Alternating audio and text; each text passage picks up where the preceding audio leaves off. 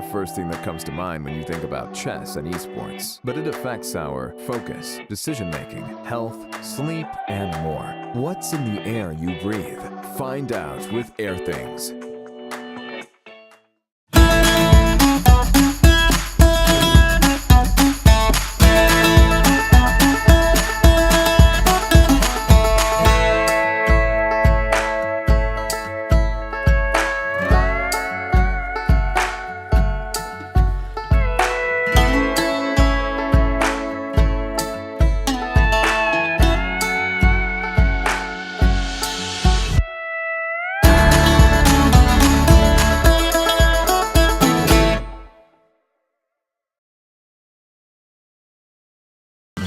This is John. John loves to study chess. This is David. David loves to study chess as well, but efficiently. John spends more time setting up the board and figuring out what's on the page of his book than he gets to study. David likes to take it easy and use his time wisely.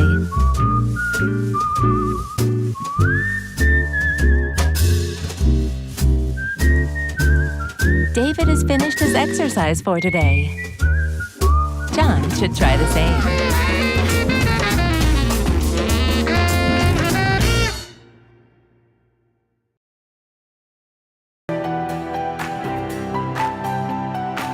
Okay, so let's send a challenge.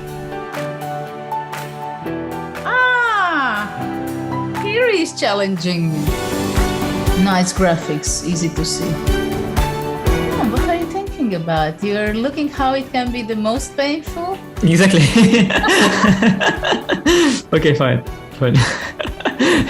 That I give him up a phone. He wants to be even rude. Chessable, the definitive solution for studying chess. Choose from one of the largest online chess libraries in the world, with hundreds of titles ranging from classic books through to our exclusive Chessable courses. I'm ahead of the game.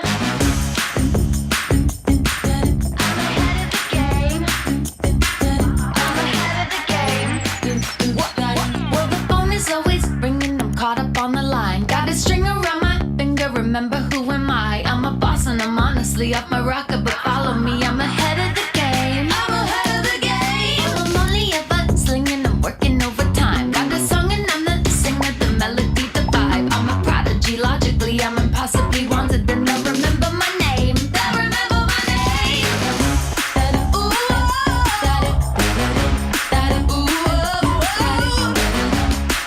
I'm ahead now. I'm ahead of the game. I'm ahead of the game. Ooh,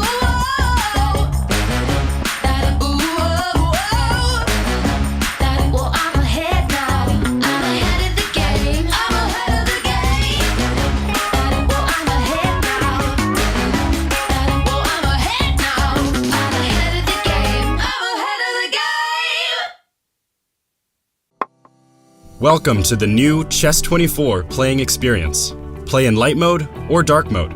Choose from a range of time controls or create a custom game and get paired with players from around the world fast. Enjoy a polished playing experience while making moves on a fresh, responsive board to claim your victories. Train and improve with over 80,000 puzzles. And that's not all. Download now and discover what more you can enjoy in our brand new app.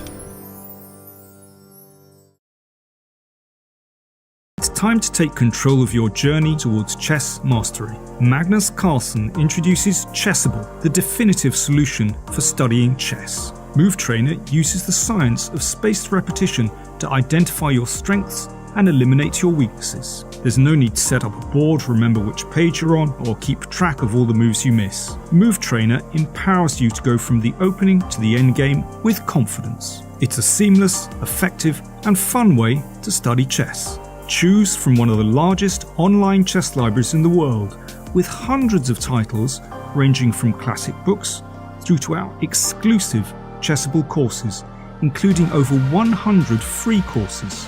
Get expert insights from International Master John Bartholomew, Grandmaster Sam Shankland, International Master Krzysztof Sulecki, Grandmaster Simon Williams, World Champion Magnus Carlsen, and hundreds of other instructors. Get started now and join our growing community of over 100,000 chess enthusiasts at chessable.com.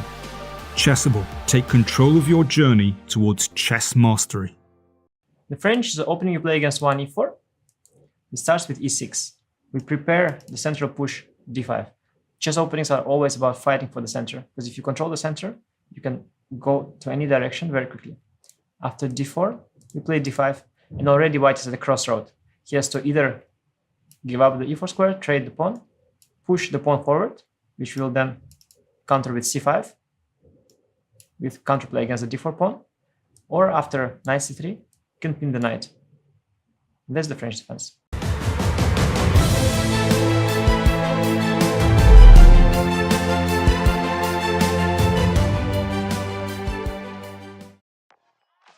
And then there were two. Everyone, welcome back to the Champions Chess Tour. This is the Airthings Masters Final.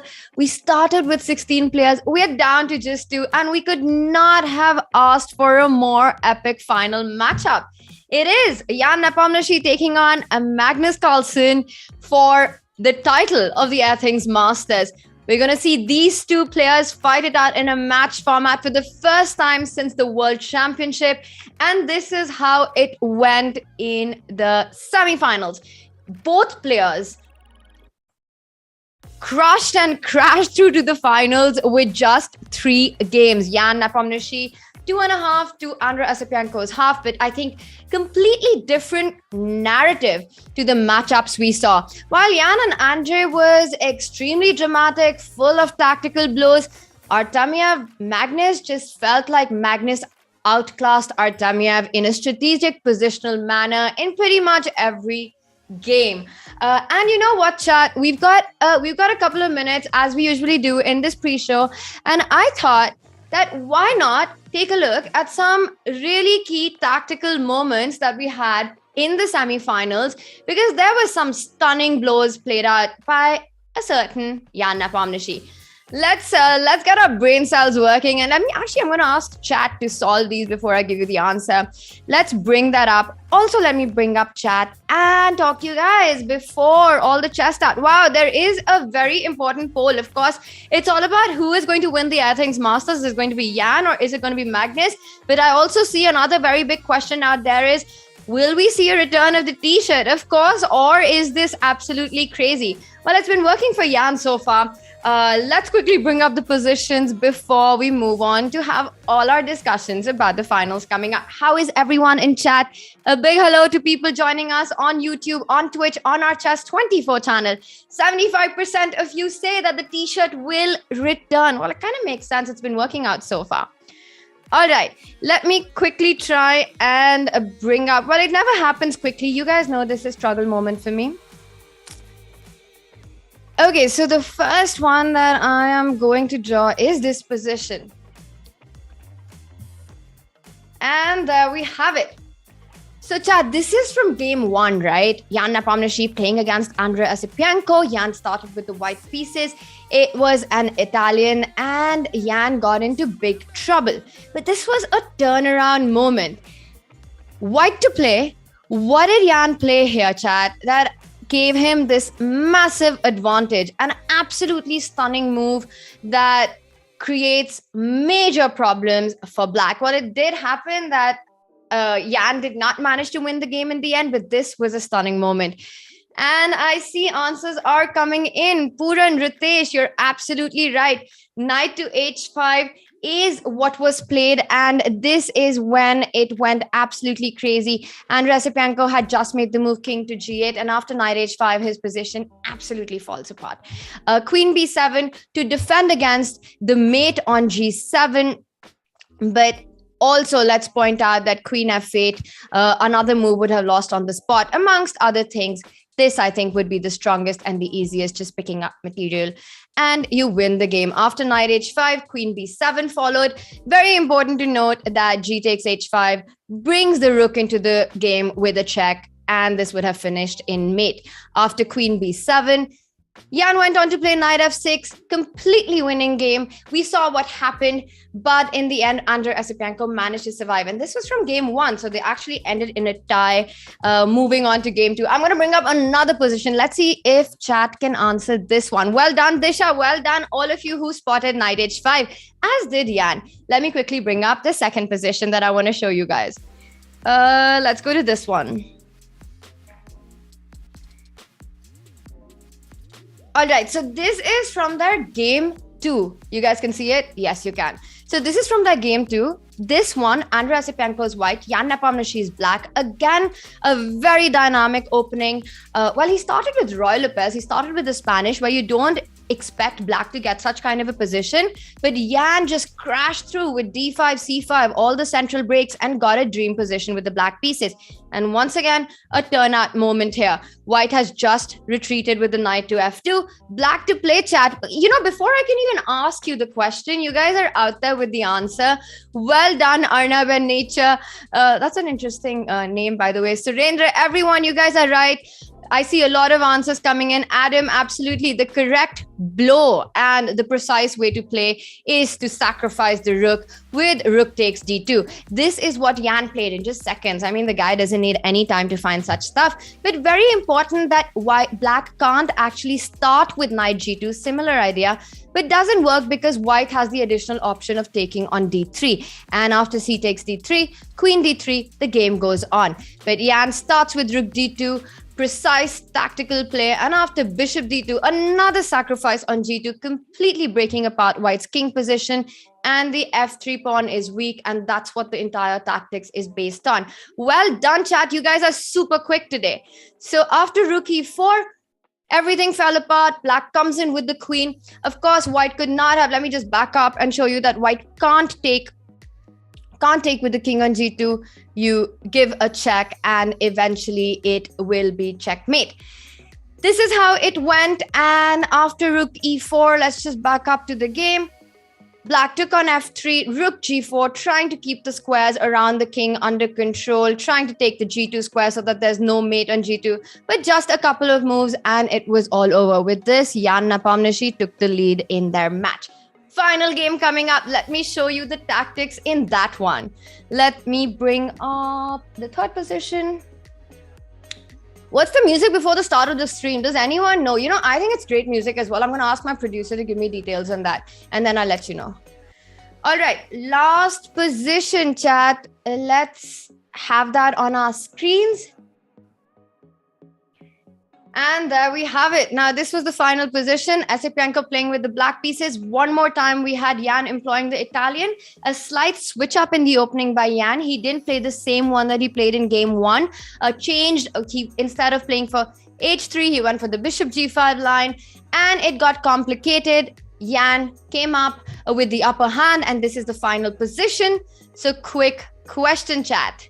What happens after Asipenko's move knight to e4? How did Jan wrap up the match here? Oh, wow. And I think we've already got another poll running today. Who wins the finals today? Magnus, 70%, Jan, 29%. By the way, I've noticed with all these polls, and I can just never understand, where does that 1% go? Why is it not 70-30? Why is it 70-29? It's one of those questions that even science can't answer.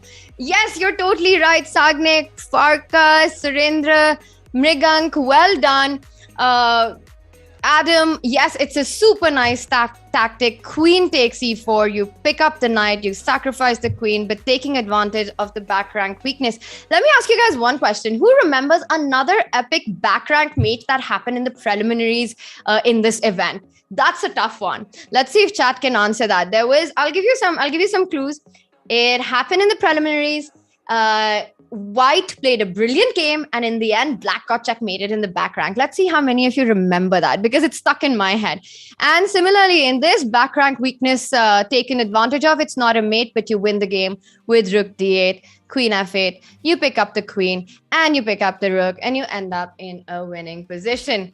Wow, you guys are very sharp today. I see all of you do remember. It was, in fact, Eric Hansen playing with black, and it was Alexandra Kostyniuk who played a brilliant game with the white pieces and beat a very in-form Eric with a stunning blow, sacrificing the queen and then delivering checkmate. All right, let's come back and just give me a moment. There we have it. So this is the kind of form that Jan Nepomniachtchi is in. We saw all those tactics that he was producing on the board yesterday, while Magnus also completely outclassed Artemiev, but in a very positional style. These are the two players who finish at the top of the table in the preliminaries as well. Let's take a look at their road to the finals. Let's start with Jan Nepomniachtchi, who was absolutely unstoppable in the finals. And we had him take first place with a lot of wins. He did suffer 2 losses, but that was on the final day when he already had clinched his place in the knockouts. And what a performance he had.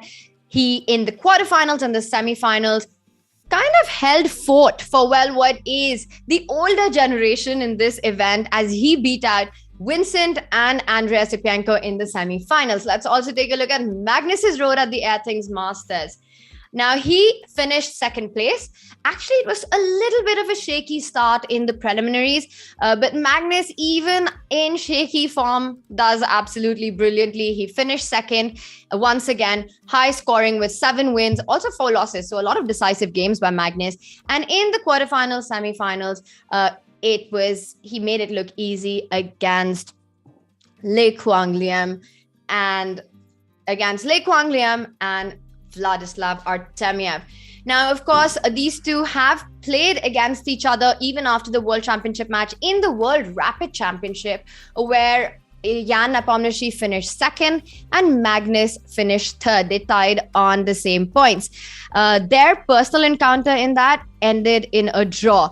But they'll be facing each other. And it was very interesting because Jan was actually asked about how this match might be a grudge match, a bit of a revenge match. And he said the only way to avenge oneself for the World Championship is to win it again. So he's definitely looking at that qualification. He's not the only one. Peter Leko also mentioned that he hopes that Jan does win the candidate next time and challenges Magnus one more time.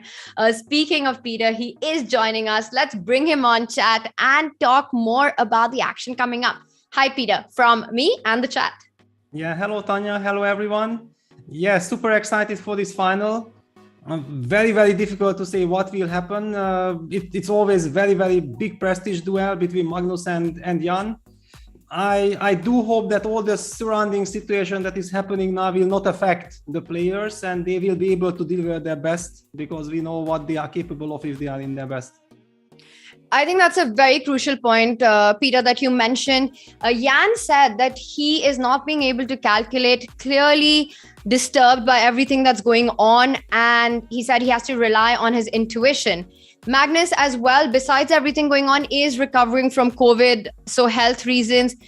But these two players have to do what they can, because neither of them will give the other chance if they have a slip up today.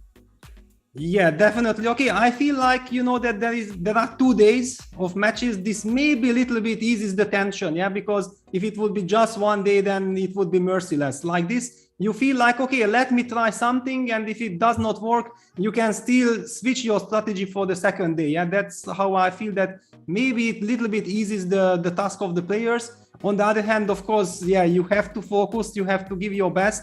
Because as Jan mentioned, yeah, that so far it has worked out, yeah, that he wasn't able to calculate, relying on the intuition. But I think he said like it can't last forever, and I think in his mind he was meaning that that the coming final against Magnus, I mean, he has to be more sharp, I mean, more precise. His intuition works well, but if your calculation is not up to 100%, then of course it's very, very difficult to fight Magnus. 100%, Peter. And as you mentioned, the finals have a different format from what we've been seeing in the knockout stages so far. The players will play over 2 days. We're going to have 4 rapid games today and 4 rapid games tomorrow. Tomorrow will be the final day of the finals, and only if it's a tie after day 2 will we move on to playoff, which will be blitz 5 minutes with a 3-second increment, and if that's a tie, then we move on to the Armageddon. Also, because Jan Nepomniachtchi finished pretty much outclassed everyone in the preliminaries and finished at the top of the table, he gets the right to choose colors, and he has chosen to start today with the black pieces. So 4 big rapid games coming up, and very important for the players to see how they start, because if things don't go well for one of them, it is difficult to come back, but at least they have a day 2 as well. Peter, we've got some very fascinating stats by Aim Chess, and I want to bring them up because they really go on to show where the players have been performing and what has been their strength. All right, I'm struggling a little bit on my screen because they're really tiny, but let me try and get this. So their opening accuracy pretty much similar.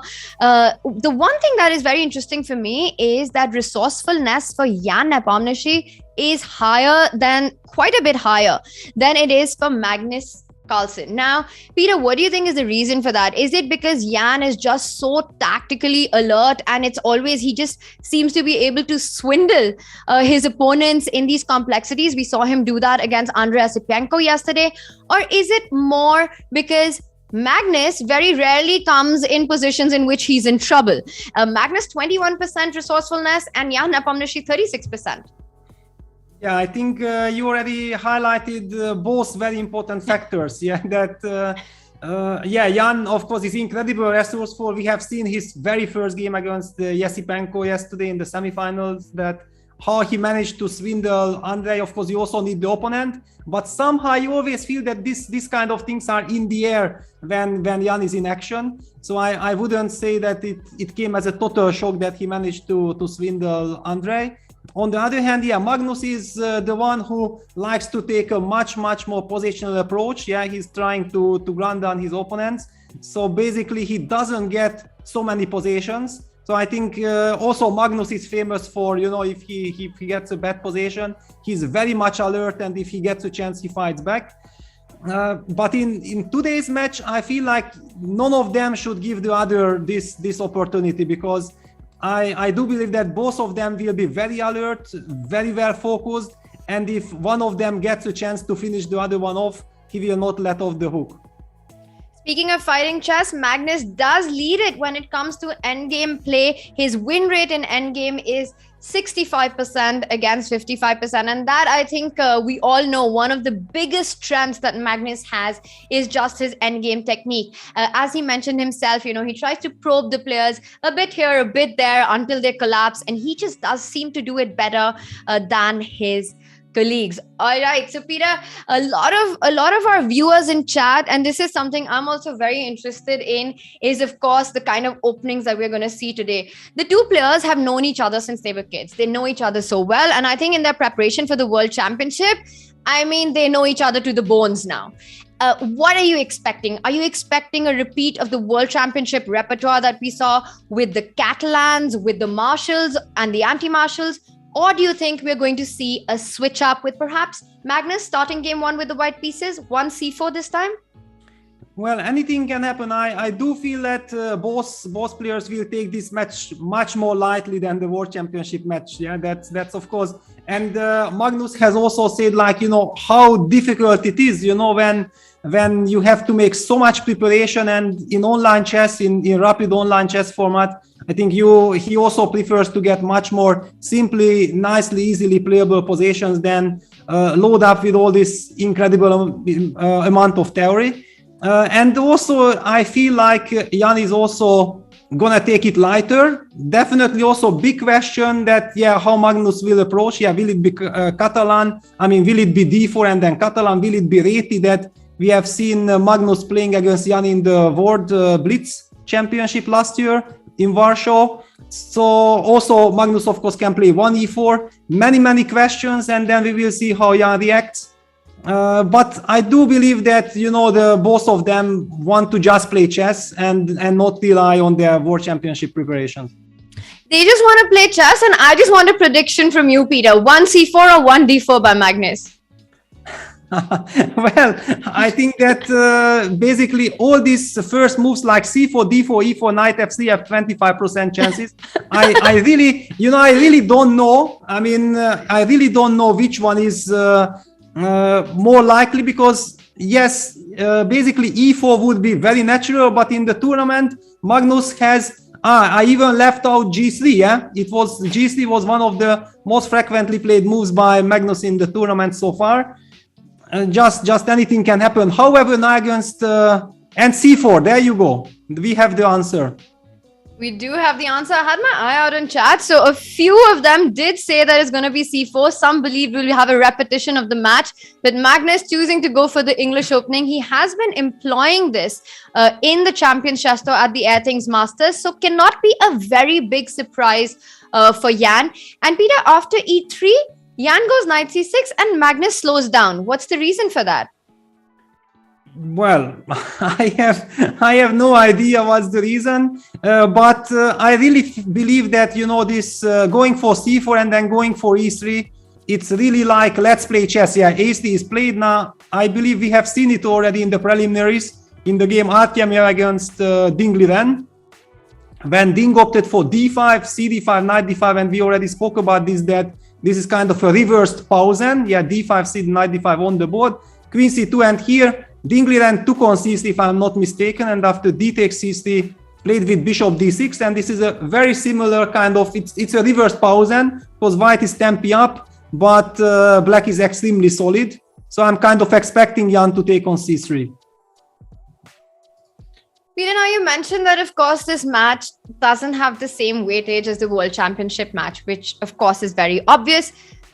But still, somewhere, the fact that these two players are playing, it must be important for Jan to really give it his best. He also knows there are a lot of circumstances going on outside the board which are affecting him. But this is his moment to also sort of, in some way, take revenge for what happened in November. How much do you think of an aspect is that in his mind right now? Well, I think that he wants to forget about this, because he needs to focus on the game itself. I mean, the games itself. Very, very important. I mean, if you carry too much emotions, what happened in the World Championship match, yeah, queen takes c3 on the board. So the first deviation, and I do believe, it's like very funny to mention that Jan had been playing the Pausen himself with the black pieces, also against Anish and against Magnus in last year's tour, I believe, when he was kind of hiding his main opening repertoire. And now Magnus says, you know what? I'm willing to play Pausen against you with the white pieces, and I have the extra tempo. Yeah, it's psychologically a very interesting moment in my mind, that Magnus is kind of trying to play like this. He wants to get bishop b2. It's the typical Pausen stuff. Develop the knight, get rook to c1, and put pressure on the long diagonal. Yeah, because that's the point that once, for example, after some castles, bishop b2. You can easily play then knight f3, because e5, e4 is never possible to do to queen takes g7 checkmate. Yeah, that's the battery that white is building along the long diagonal. So black will certainly, because playing from the black side, will not be ambitious. Yeah, black will just try to stabilize, make stabilizing moves, and signal that, yeah, Pausen is great, but if I'm not forced to play for, not obliged to play for an advantage because I'm black, then actually, okay, you have normal position from the white side, but you never have any advantage. Very interesting that Magnus has actually gone for this opening that Jan plays himself, but with reversed colors, offering an extra tempo. Peter, b4 on the board. And of course, this also has the ideas of trying to go b5 sometimes. Jan replies with bishop d7. Bishop b2, as you're saying, is something that you expect.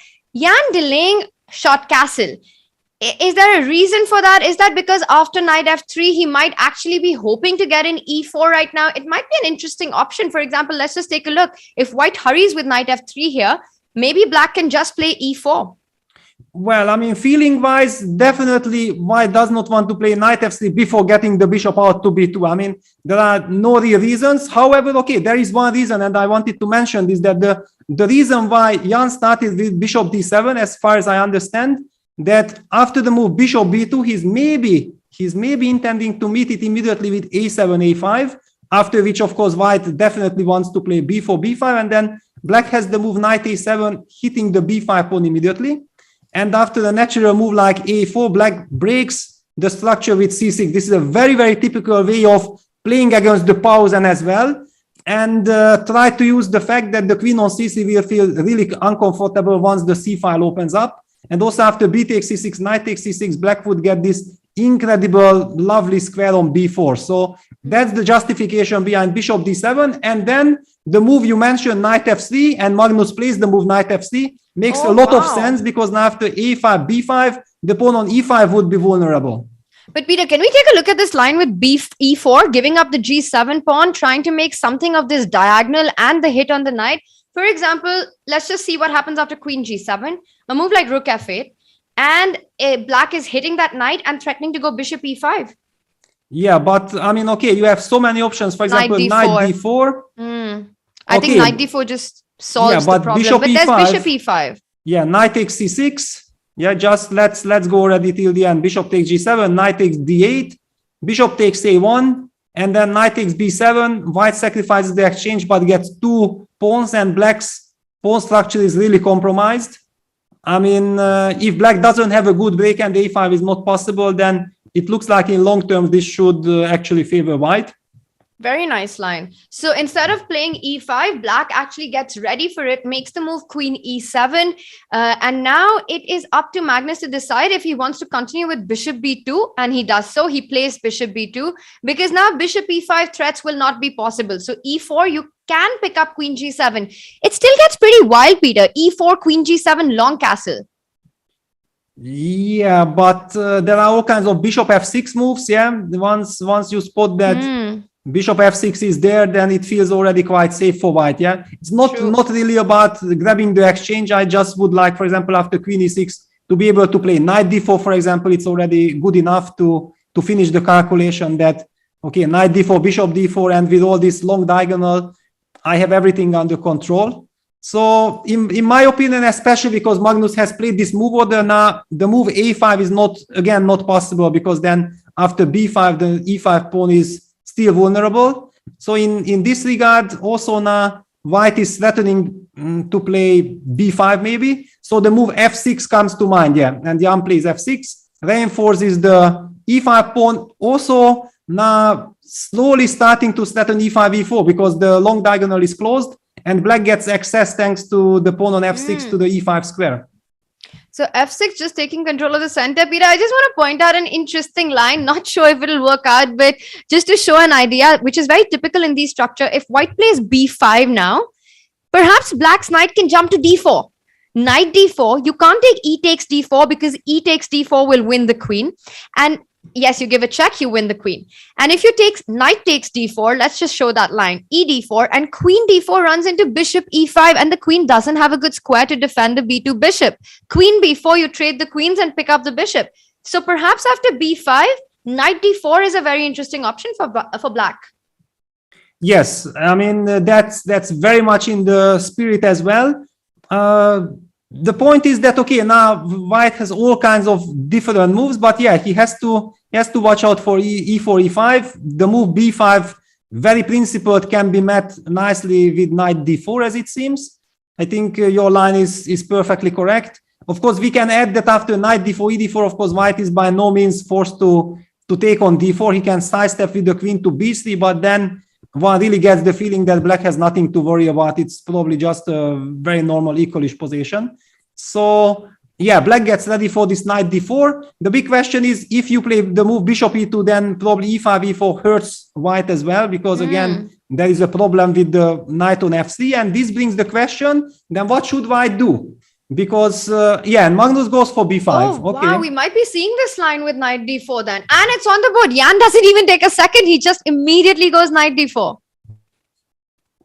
Of course, I mean, even if it would not be the best move, Jan, I think, would be tempted to play it. But here it seems like it's the best move, so it's a very easy choice. Also, it's so Yan style. He wouldn't consider going knight d8 when knight d4. Well, if you don't lose it on the spot, you always want to play the move knight d4. Peter, you were pointing out a very interesting thing that after f6, let's just back up the position one move when the knight is on c6. We were thinking that f6 is against the idea of b5, defending e5 pawn, but it also threatens e4 in the position because now queen g7 is impossible. So b5 was played anyway. We've had the trade on d4. This is a position we were looking at. Once again, white can't take it with the queen. Bishop e5 wins on the spot. Magnus is, of course, not going to go for that. He falls back with the queen to c2, as you were mentioning. And now bishop d4 is a threat. So black trades on e3 and d takes e3, d takes e3, short castle. Is that the way for black to go? I think that now is the right moment to slow down because the position has simplified. So one really gets the feeling that the next couple of moves will be very, very crucial. If black reacts well, I think that white will not be able to have anything in the position. But if black hurries and makes a wrong decision, then actually white might get a nice advantage. I'm not sure if I want to castle short because it might give you the chance to develop the bishop to d3 or to c4 with the tempo. Of course, we are talking about the structure after d. Yeah, d is on the board. That do we go short castle or do we go long castle? Yeah, there is this two big options. Besides, also there is the chance to simply trade the dark square bishops with bishop e5 and staying very, very flexible, not yet committing the king where to go and first wait for white to show where does he develop this bishop from f1. And after the trade of the dark square bishops, then white queen would move to b2, which would also ease black's task in case if he castles short, because there will be no more pressure on the h7 pawn. And the backward pawn of c7 can always be solved by a push like c7, c6 with a very stable position. My feeling is somehow that actually I prefer the move bishop e5 the most, being the most flexible. Also the most direct. I mean, you play bishop e5, you're basically saying you want to trade off everything and try to equalize at the earliest. Peter, after bishop e5, can white play a move like bishop d3? At least for now, then you have to trade on b2 before you go castles. Yes, exactly. But this was the line that I had in mind, like takes. And now the big question is, do I start with c6? It might also be possible. But wow. Okay, Jan, true to himself, goes for long castles. I mean, he wants to keep the most dynamic in the position, but okay, long castle, bishop e2, of course, blitzed out by Magnus. The big question is if both sides castle opposite sides, who will be the one who will ask the first question to the king? You gotta love Jan's energetic way of playing and his style, and look how direct he is. He goes long castle in a position that would be a little scary. The c file is already open, white's pawns are advanced, but he says that Magnus is behind in development and he's going to try to seize the initiative. Long castle, bishop e2, queen e8, hitting that b5 pawn, not yet giving time for white to go castle. And with queen e8, not and exactly, Peter, queen g6, the move trying to trade the queens and taking advantage of the fact that white hasn't castled yet, so g2 is hanging as well. This to me feels like he's forced a queen trade. Yeah, this long castle, queen e8, queen g6 was a brilliant idea. I mean, very nice. And that was the justification behind Jan going for long castle. He was not interested in trying to find out in long terms whose king will be more vulnerable. He spotted this wonderful direct idea with queen e8 hitting the b5 pawn. So white had to lose the tempo on a4 and immediately uses the fact that white has not yet castled. The pawn on g2 is vulnerable. And it will be very, very unpleasant for Magnus psychologically to take on g6 and after queen g6, h6 to think about this position, because it's obvious that white has no chances of fighting for an advantage. I think that white is definitely not risking anything, but draw will be the most likely outcome. Black has solved all its problems. Very nice play by Jan Nepomniachtchi in the opening. Queen g6, h6 opens up the h file, and we do have the trades on the board. Once again, Magnus cannot castle as the h2 pawn was under fire with that rook on h8, bishop on d6, h4 played. But now, Peter, with h4 on the board, it also means white still can't go castle. So the rooks are still not connected. A few development problems here for white. Does this give black enough time to perhaps try and create something? Well, there are all kinds of moves. Yeah, for example, bishop b4 check is very, very natural, making sure that white will not get castle in. White will play king f1. I think this is also the reason why Magnus pushed the pawn all the way to h4, because he already foresees that he will need to play g3 and get his king out to g2. So it perfectly makes sense, and it's the justification behind h4. But black is very comfortable now. Peter, this line that you're looking at, bishop b4, king f1, and even a move like bishop to e6, for example, here. And I really want to jump in with the other rook to d2. It looks like it's, black is trying to create something. Bishop b4 on the board. Yes, bishop d4 would be the way to block this idea out and make sure that black's rook doesn't penetrate into the second rank. King f1. Yes, king f1 on the board, and yeah, it's I think that we should also not underestimate white's position, because white has a very healthy pawn structure. Yes, his problem is the king, but if actually white gets the chance of somehow getting this g3, bishop f3, king g2 construction, then white is the one who will be better and be able to pose questions. So the reason why I'm claiming that black is very comfortable, because it feels like he has the momentum and he should be able to use the momentum to solve all these issues. Yeah. Also, one thing we have to speak about, that the typical break of g6, g5 using the pin is probably very nicely met by h4, h5. And it's also a big question that whom does this favor, because eventually later white will have the break with h6, and suddenly the f6 pawn will be vulnerable from white's bishop. So I'm not a fan of going g5 unless it works by force very well, and I don't see really a way how it can work so perfectly. So let's keep the pawn on g6 for the moment. So some really nice ideas, and Jan, of course, knows that he's doing well out of the opening, but trying to see if he can create something, pose some problems to white. I think the opening battle has definitely been won by Jan in this game. King f1 on the board. Is Jan going to move that bishop from d7, opening up the rook file, which can be met nicely by the move bishop d4, as you're pointing out. g5, Peter, I completely agree with you. Allowing g5, h5 just feels like black isn't ready to make that kind of a move yet. Bishop e6, bishop f5 are the two moves that come to my mind. Interesting to see how Jan will choose to continue here. Yeah, one of the lines I was actually calculating was something like bishop e6, bishop d4, and now there is the nice move like, for example, bishop a5 with the idea of bishop b6, trying to dislocate this bishop from d4. But after bishop b6, you will always have the chance of going retreating with the bishop to c3. So it's not the final word challenging this bishop. And Jan goes for the move c5, a very, very nice move. Actually, I was kind of thinking about it, that c6 or c5, is it possible? c5 shows a lot of courage, and it's a very ambitious move. I'm loving it.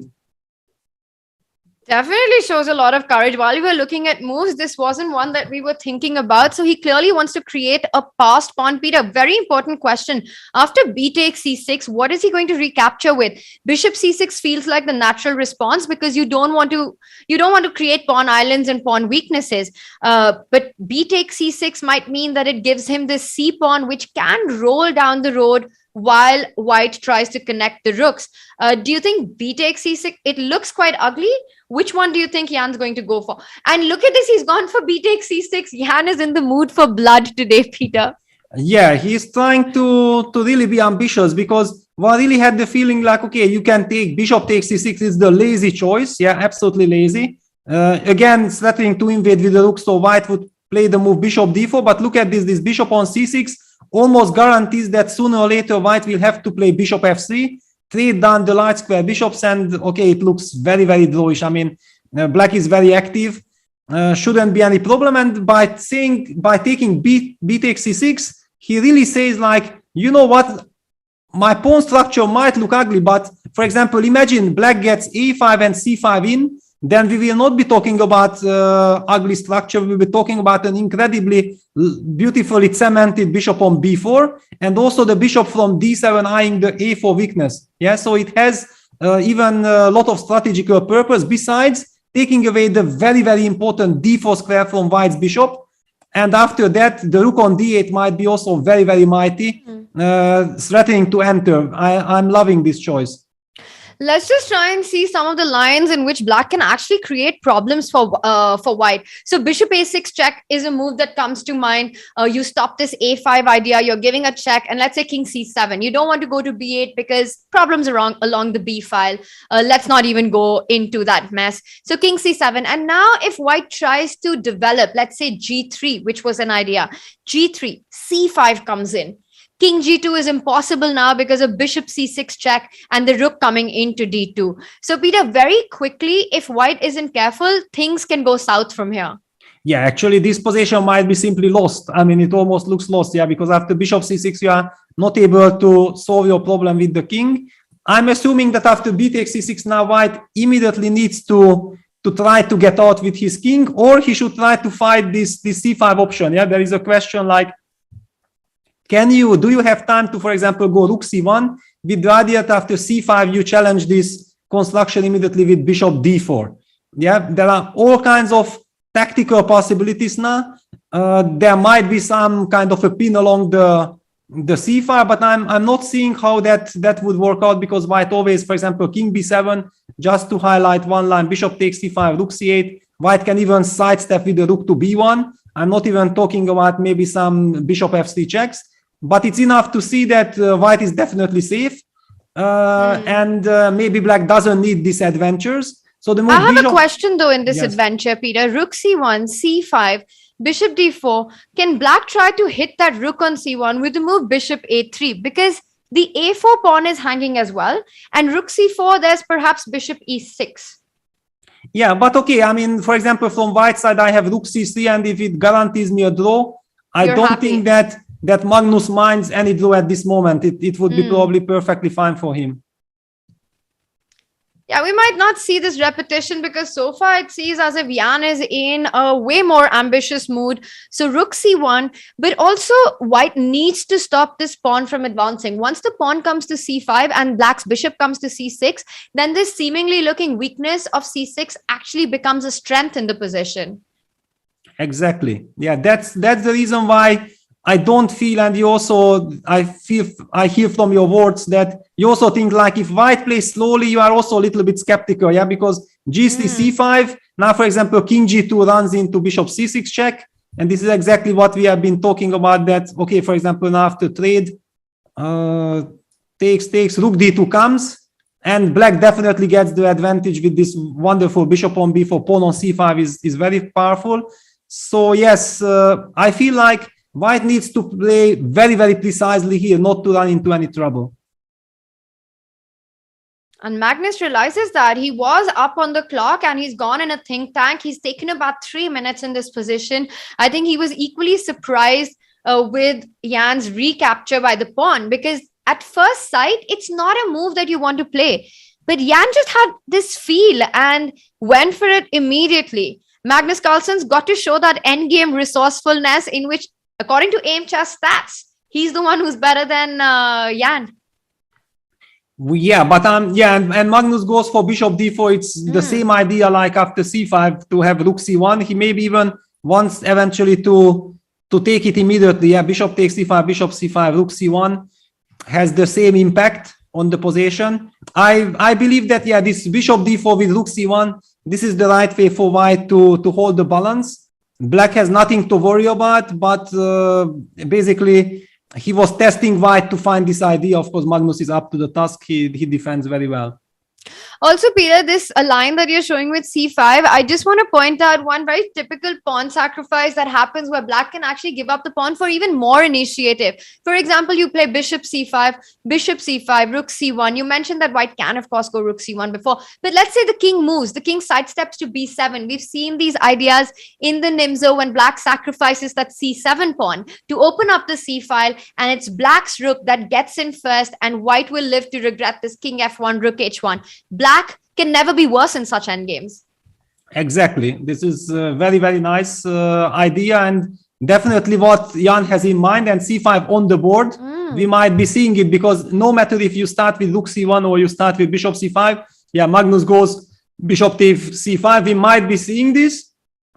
This And is all actually- Magnus's attempt to bail out in this game. He knows he needs to find a way to neutralize Black's activity. Peter, Rook C1 on the board. Are we expecting King B7 now?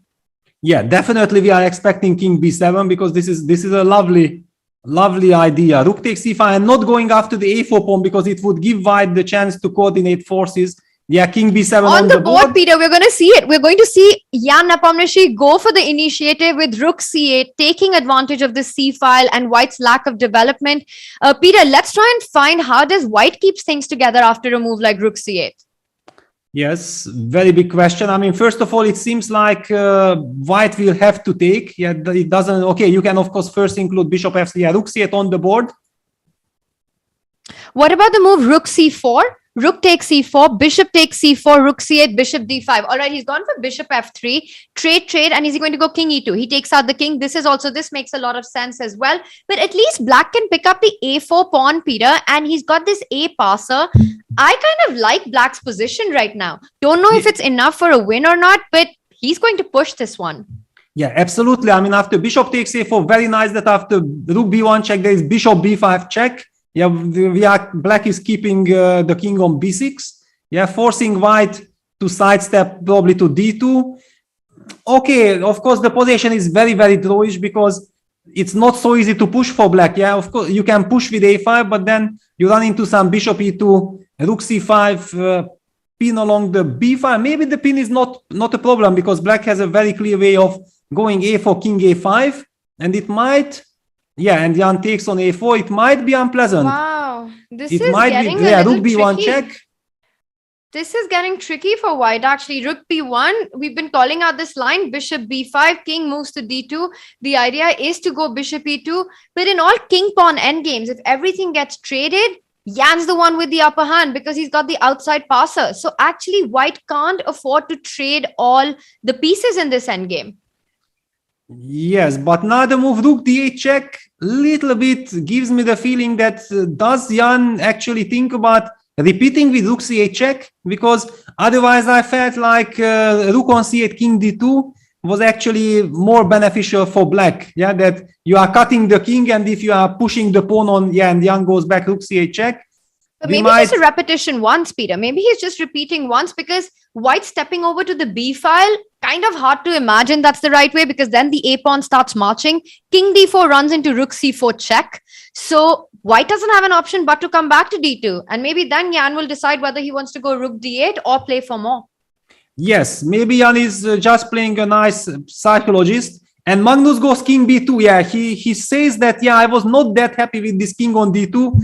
I might have been afraid of you, Jan, pushing A5.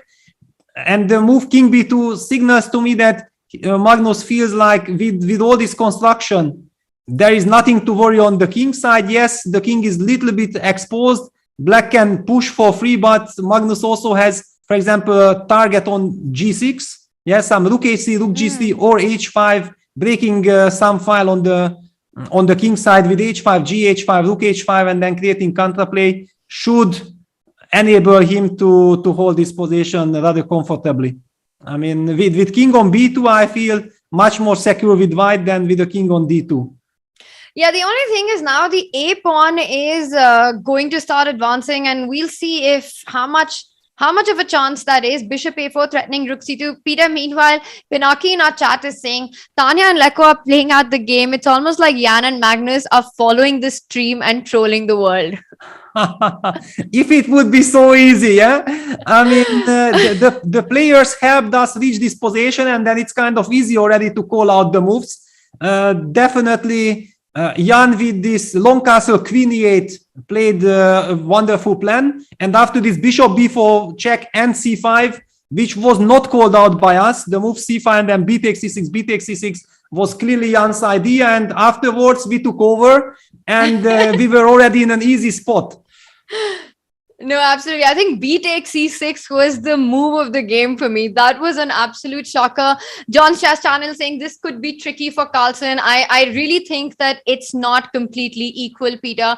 And Magnus still needs to show precise endgame. He's the one on the back foot right now, and he's still got work to do before this one equalizes. But hang on, can I ignore? Yeah, exactly. And Magnus goes H5. I feel like thanks to this lovely bishop on f3, which protects the g2 pawn, I can sacrifice the f2 pawn because I'm So getting... rook c2, let's be greedy. And now bishop, where do you fall back with the bishop? Do you go to e8? Bishop e8 runs into a rook h8 though. Well, one of the things that I feel like Jan is trying to actually set up a mating net. Yeah, if black's bishop, for example, somehow reaches the diagonal and gets e5 in, then we are talking about rook a2 checkmate. Oh, yeah. wow. And one of the things that the weakness is on g7. Yeah, so white has a very clear way of trying to hit the pawn on g7. Just to highlight this, what I'm showing, like bishop d7, the move rook h7 would be played. Then bishop e6, rook takes g7, a5. Still, there is rook b7 check. Yeah, that's otherwise it would be a simply unavoidable mate on a2. But white has this rook b7 check, and after king moving somewhere, black can. But now there's rook c3, c3, and bishop d7. Exactly, it runs into mate, and yeah, Jan goes bishop b5. It's the same idea, bishop c4, a5.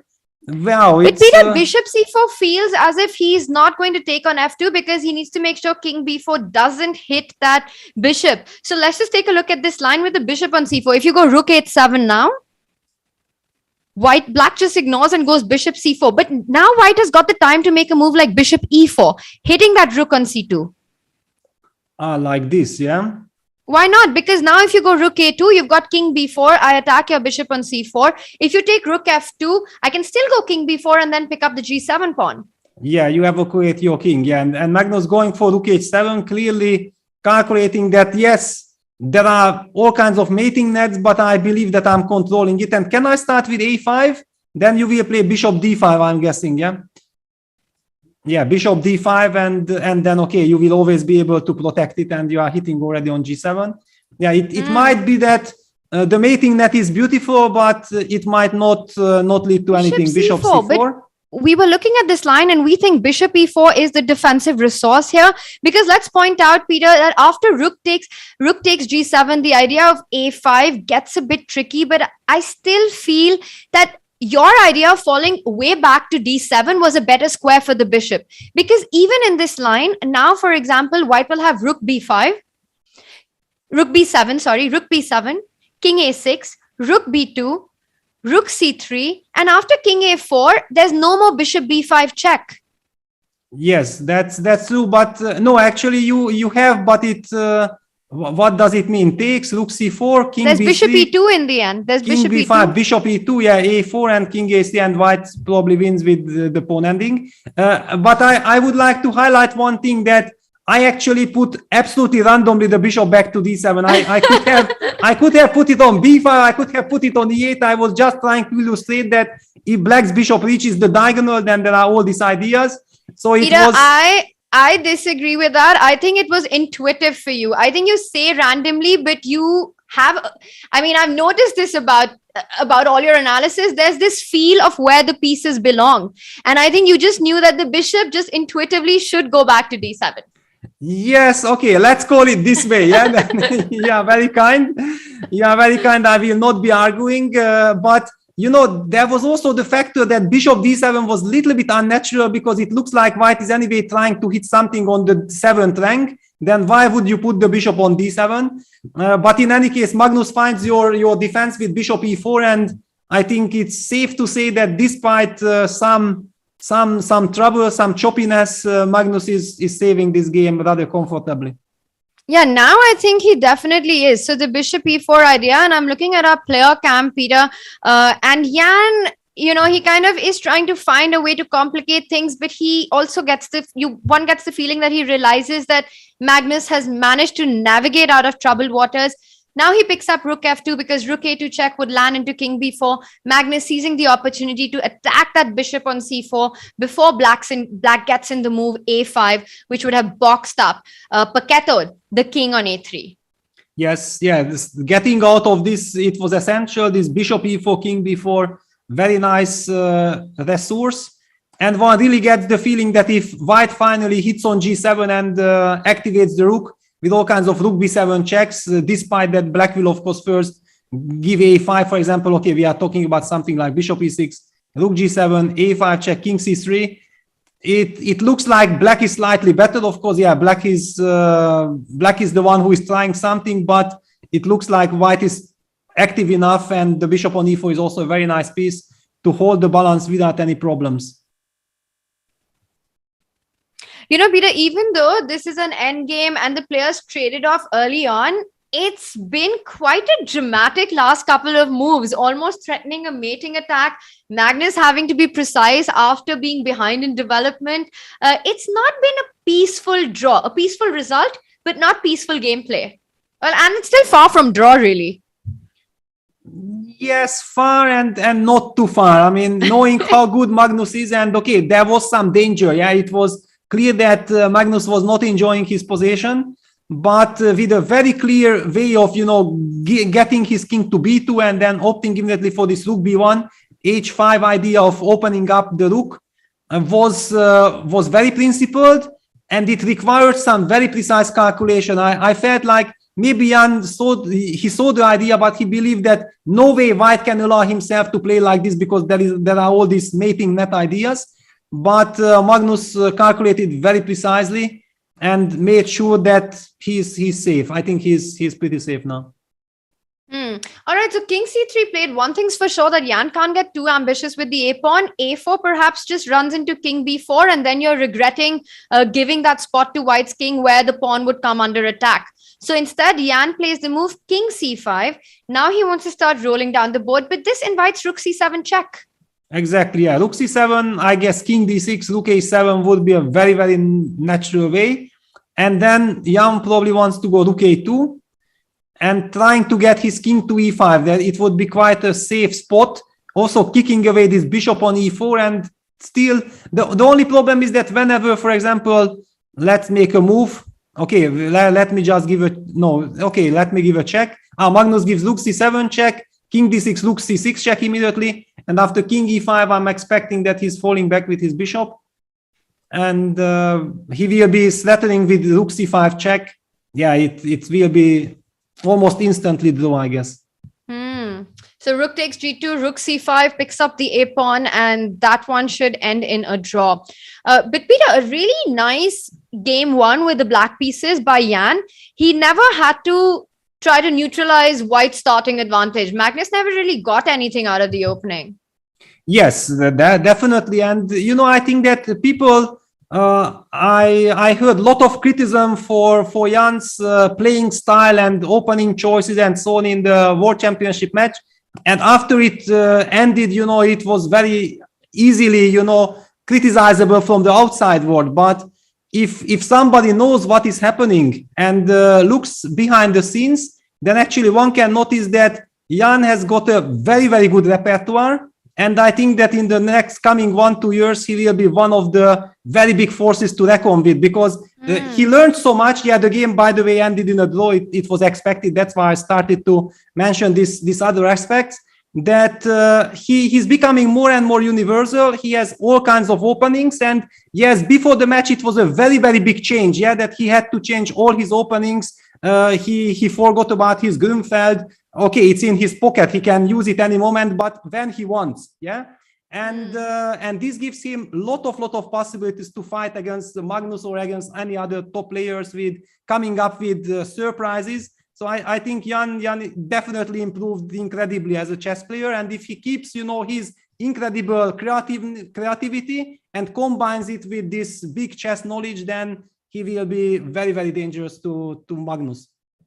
I completely get what you're saying, Peter. I think before the World Championship, the entire chess world was talking about this stability aspect that Jan had found in his games. It's clearly something he had worked on and improved on. We saw it at the candidates, the second half of the candidates when they resumed, and it went on to working on for the World Championship. We saw him fight in the long games as well. Peter, I think about the World Championship, it's very fascinating because it's such a difficult place to get to. When you win the candidates, you play the match, and in that scenario, match experience is everything.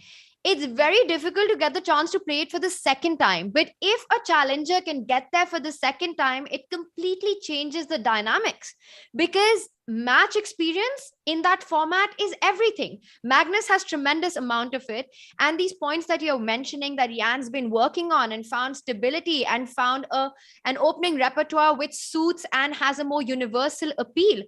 It's all about getting that second shot at the title. Yes, I mean, okay, we know exactly how difficult it is to use this chance, but yeah, definitely then your chances increase. The very, very big challenge, of course, first to use this possibility to get there, as you mentioned, yeah, winning the candidates. First of all, being in the candidates, it's already, we see how difficult, I mean, all these incredible guys are fighting for the last spots in the Grand Prix series. But Jan, as the challenger, he's guaranteed a spot. Yeah, this is kind of the big advantage. So he can count on this and carry on. And I think this also gives him a lot of motivation. Yeah, that he knows that the next candidate is coming. And all this incredible amount of work that was invested in the last 1.5 years was not a waste, despite not becoming champion, because he gets another chance. Very interesting stuff. And these two players, especially with their backstory of starting playing together, playing in the youth championships, I think it's truly fascinating to see them fight for the biggest titles in the chess world. Peter, we finished the first game of their 4 rapid games for the day. And starting with the black pieces, I think Jan Nepomniachtchi has reasons to be happy with the way things went. Magnus, perhaps not so much, didn't manage to get much out of the opening. So his second white, which will be in game 3, we're going to probably see a bit of a tweak. Talking about the opening that we witnessed in this game, Peter, this C4, the English, and how Jan approached it, can you tell us a little bit? Is this coming from the opening preparation of the match? No, I mean, unfortunately, I can't reveal everything, because then Jan will be going completely mad at me, like, okay, Peter, you are in the broadcast. I tried. I just feel like, definitely Jan showed a lot of confidence in this game. So if we go move, pan, move, for example, that this knight c3, e3 move order, Jan was acting with knight c6, a3, d5, takes, queen c2, and after takes, bishop d6. It could be that it's part of preparation. It could also be that simply he has so much knowledge of all these pause and type of structures that he feels them perfectly. And after b4, bishop d7, I feel like, this was an incredibly high quality move.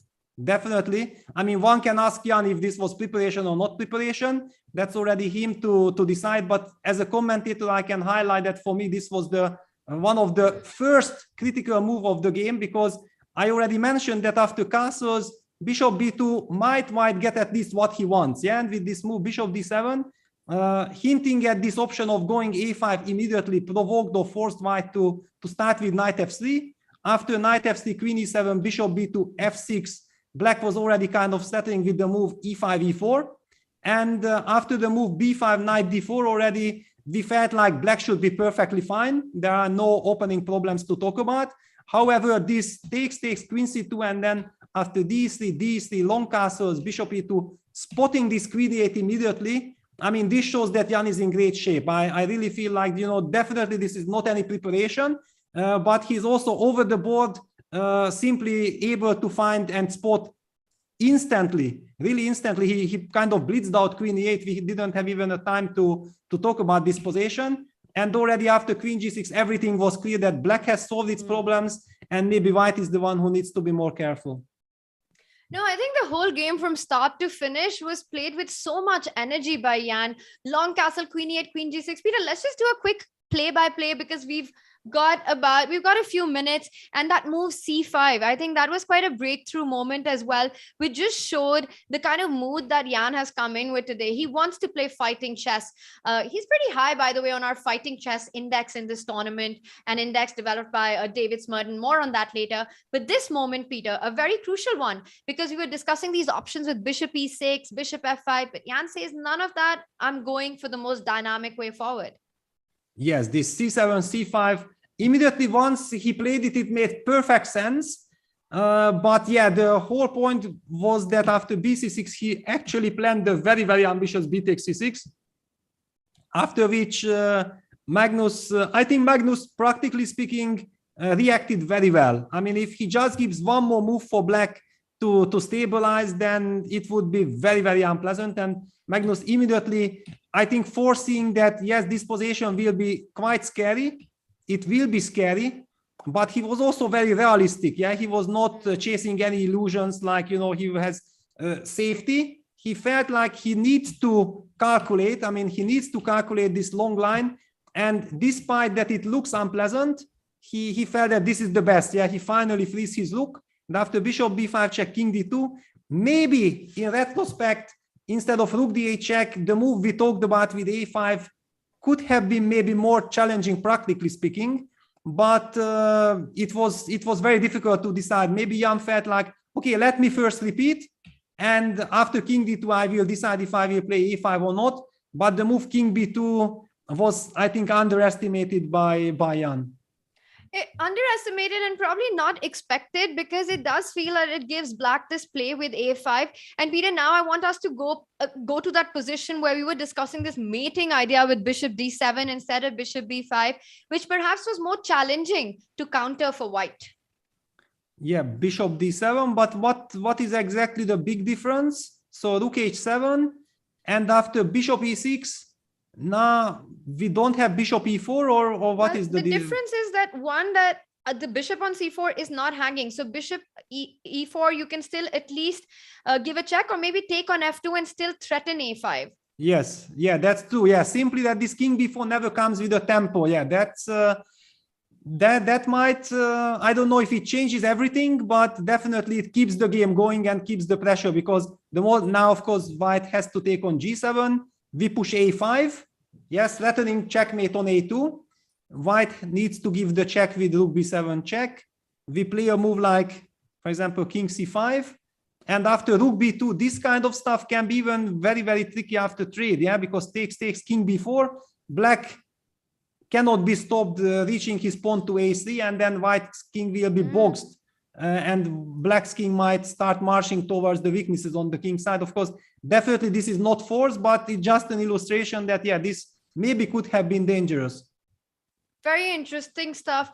Peter, we've got game 2 action starting very soon. And I think we've seen the first game really sets the tone for the match. One gets an idea of the kind of form the players have come today in, what is the kind of chess that they're looking at, and just the kind of risks that they're ready to take. Jan Nepomuceno started with the black pieces, and we saw that without much trouble neutralized any of white's advantage, and actually went on to try and play for more. Now, at the beginning, we did a poll, and Magnus was a favorite, as he usually is in match play. But I want to run another poll for our chat, Peter. Their prediction for game 2. Jan Nepomuceno starts with the white pieces. The moment I say prediction, Peter, you start smiling. Yeah, I'm smiling. Yeah, because okay, now also if you ask about the overall match situation today, after Magnus has drawn with white, maybe the poll will already move a little bit towards, I mean, maybe it will not equalize yet, I guess, according to the poll, but it might get to 55-45 or something. But I would not, I don't want to run away so fast, because yes, in this first game, Jan definitely got very comfortable and had zero problems. In fact, he was the one calling the shots in the end game. But now the big question is that will Jan be able to pose any problems to Magnus with the black pieces? Because if actually Magnus gets a very smooth opening and we'll have no problems at all, then immediately we cannot talk about any kind of psychological advantage for Jan. If on the other hand, Jan managed to squeeze something and will be also setting the tone for game 2, and the opening will work in his favor, only then we can talk about that Jan is having some kind of an upper hand, which can immediately turn if Magnus in the third game puts the pressure himself. So we know that every single game is completely separated. Very interesting. So, Peter, I do see we've got our poll running. Let's see everything that you just mentioned. Magnus with Jan's play in the first game. Jan starting now with the white pieces. what's the difference that our audience is feeling and our viewers are feeling in the way this match is going to proceed? Who will win game 2, or will it end in a draw? So chat, do tell us. Peter, what about the opening? Are we expecting Jan to go 1 e4 and Magnus to take it on with the marshal? Well, I think that in Jan's case, in Magnus's case, you remember I mentioned that somehow I'm giving 25% to each of his first moves. In Jan's case, I think e4 is like 80-90%. Yeah, it's clearly his main opening. And the big question is, well, to be honest, I would be very, very surprised if Magnus would not play e5. I mean, I would say like 80-90% for e4 and almost 100% for e5 from Magnus's side, after which definitely we're not going to see the King's Gambit. I don't believe Jan will... Peter, you're breaking our hearts here. No King's Gambit?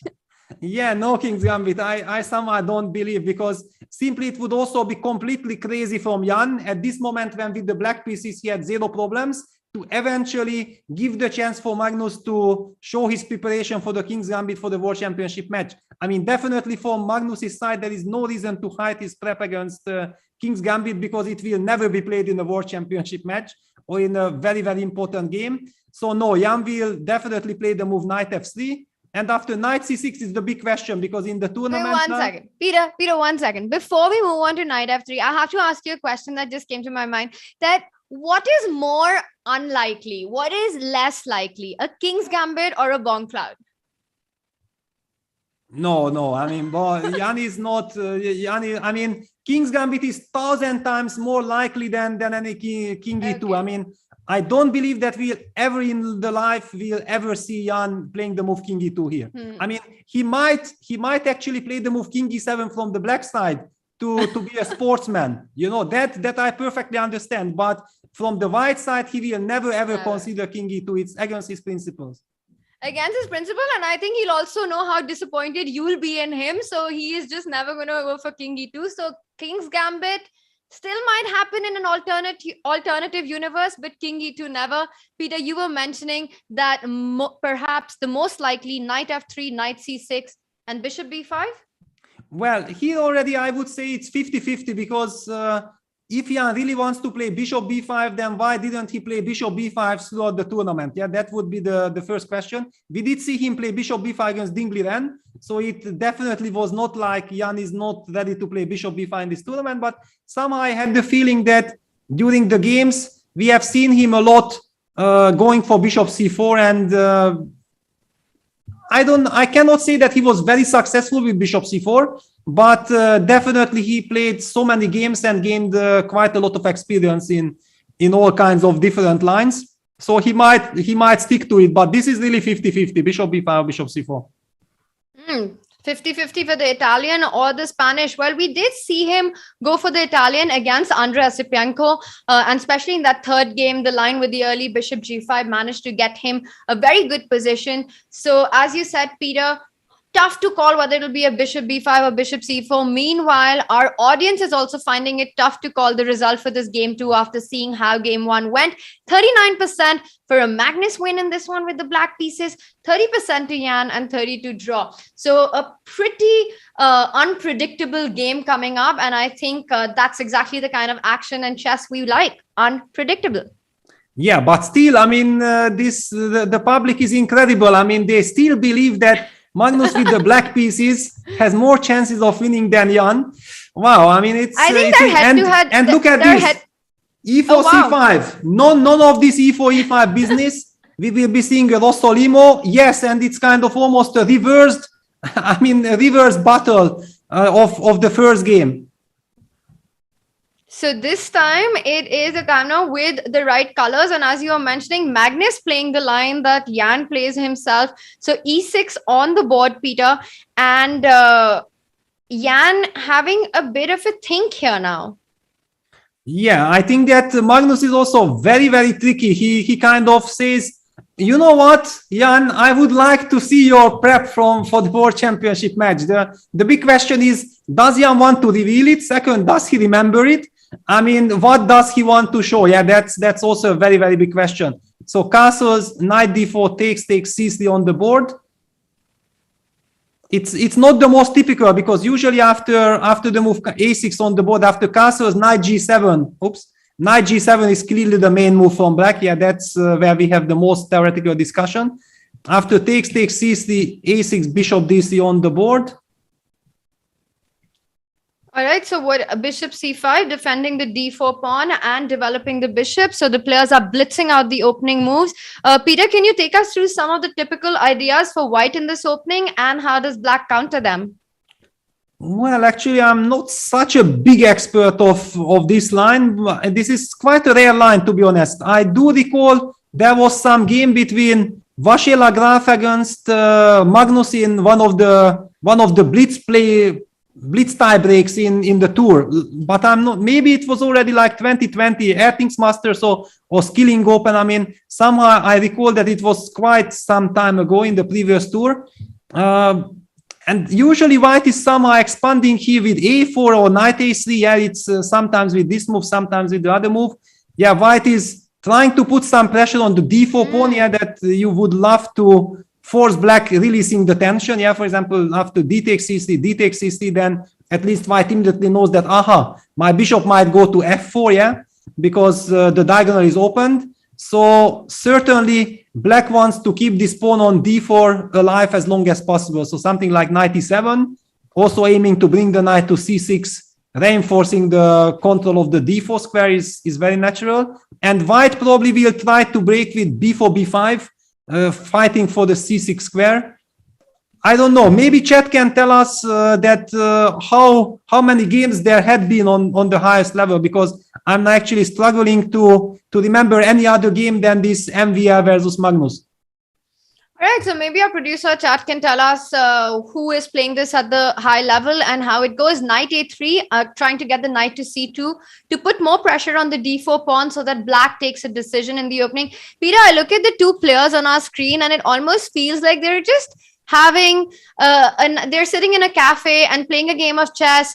Jan Nepomniachtchi sipping on his coffee, Magnus eating a meal while playing this high tensed final at the Airthings Masters. They look a bit too relaxed. Yes, I mean, maybe they will remain relaxed till one of the players will win a game. Yeah, then this relaxation will finish immediately. Yeah, this is the typical stuff when the status quo is still kind of even. You feel like things are more or less under control, and then you tend to take things eventually a little bit lighter. But at the moment you lose a game, then you forget all this lightness. Yeah, then all the stress is coming. Then all this energy of trying to bounce back at all costs comes, and then no more eating or no more enjoying coffee will happen for sure. Well, knight c2 on the board, which means Magnus Carlsen has to decide what he wants to do in the center. He trades on c3, which means that white gets to activate the bishop. Queen c7, immediately putting pressure on the c3 pawn. Peter, how big a threat is that? Does white just simply ignore it, continue with development with queen e2, and says if you go queen c3, then that gives him more time to develop with bishop d2, rook c1? Or does he need to defend the c3 pawn? Yeah, well, actually, we are getting information from Tadeusz that the last trace is 9 bishop b2 in Aryan of Prague Biel from last year. So the move, what it was, instead of knight a3, the move bishop b2 was played in Aryan versus Prague. So this is quite a fresh position, a very fresh position. Now we see that Jan actually pushed the pawn to c4. Black has castled. We kind of get a very, very untypical Maróczy structure, yeah, because all this pawn e4, pawn c4 chain is typically Paulsen. I mean Maróczy, and it might come from different Paulsens, but the fact that white's knight on c2 and not on c3. However, now after bishop e3 takes, immediately white activates his knight, and I like that. Yeah, this is very knight nice. Better on e3 than on c3? Yeah, it's the question now how Magnus wants to set up his pieces. Yeah, he goes b6, bishop b7. He wants to stay flexible. I mean, okay, white has a very, very little initiative. But of course, black is very solid. I mean, also the knight on e7 is quite a nice piece. Yeah, it's very mobile, ready to go to g6. It might also support some d7, d5 break. The move rook c1 also very nice. already making sure that whenever you try to play d5, it will always be hindered by cd5 hitting the queen on c7. So both sides are making all the natural useful moves. So rook c1, bishop b7 feels like the way for black to continue development. And Peter, I'm trying to think how white can continue to build on this slight initiative that we're talking about. And my first thing was, can white try to create something on the king side with queen g4 or queen h5? But then I think white needs to be super careful of the idea of queen d6. For example, a move like queen g4 or maybe queen h5 could, not anymore, but in that situation could have run into queen d6, hitting on the b4 pawn and the d3 bishop. Yes, this idea that you mentioning with queen d6 in different circumstances actually still applies after a5 ac. Nothing had been changed. Magnus just felt like, you know what, you move the rook immediately, let me try to activate this rook on a8. And after the moves a5 ac, and for example after some trade on b4, exactly the same narrative that you mentioned and highlighted very nicely, that after bishop b7, for example, if white goes for some aggressiveness with queen h5, he needs to consider queen d6, because all these tactics like queen h7, king h7, e5 does not work, because black can take the bishop and suddenly says more than thank you. And then already if the bishop moves, then the pawn on b4 is vulnerable. White should, in my opinion, try to stabilize his position first before really thinking about any attack, because black is very flexible. Now that black is in time to open up the a file, the rook is coming into play immediately. Also, some rook a3 moves are always possible. I feel that white probably needs to play queen d2, rook fd1, and then try to look for some, for example, okay, yeah, you play bishop b7, I will play the very simple queen d2, and maybe after rook fd1, I just want to go bishop b1, putting some pressure on the d7 pawn, and then ask you also that, do you push this pawn to d6, and then you will try to defend the d6 weakness, but there might be some little questions. So a takes b4 on the board, and as you're pointing out that white perhaps should try to connect the rooks with the move queen d2, rook d1. Peter, let's take a look at some lines there. So bishop b7, queen d2, trying to find moves for black. One plan that comes to my mind is knight g6 and jumping in with knight f4 or knight e5. Is this something that black can consider? I don't know whether from knight c6 or knight g6, but knight c6 always runs into these knight d5 ideas that I find very unpleasant.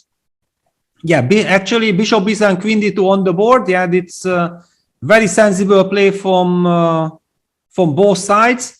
Yeah, and also knight c6 somehow blocks the bishop. Yeah, maybe actually now exactly here this typical knight d5 is not a big issue, because after ed cd, it contrary to all these Marozzi positions where black's pawn is on d6. Yeah, and then this is always terrible. Now with pawn on d7, this shouldn't be scary, but just simply this knight does not seem to belong to c6. If you have a chance to do exactly the same thing with knight g6, then of course you do it like that.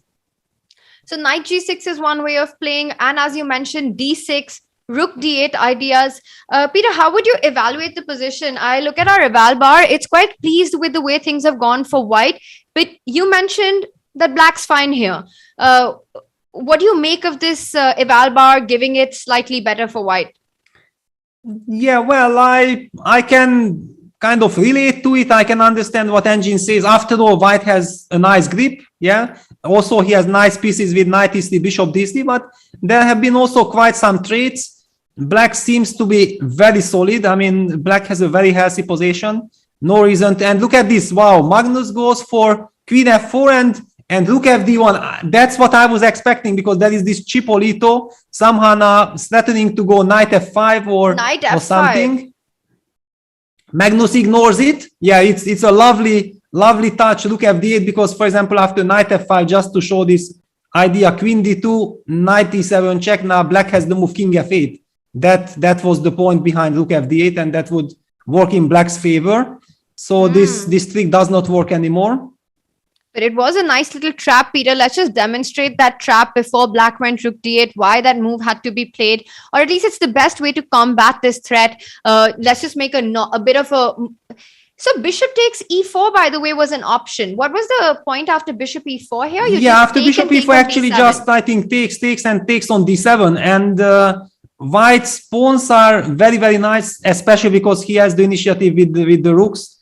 It might be kind of playable for black, but it's not so much fun when you know that your opponent will get a really serious, nice pass pawn on the c file and also controlling the d and c files. So I think it's absolutely understandable for Magnus that he does not want to give this freedom for white. That because e4 is kind of a headache. Yeah, this weakness is not running away, and also white does not really want to play the move f3 because it slightly weakens the dark squares. But if there is no other way to defend the pawn, he might have to.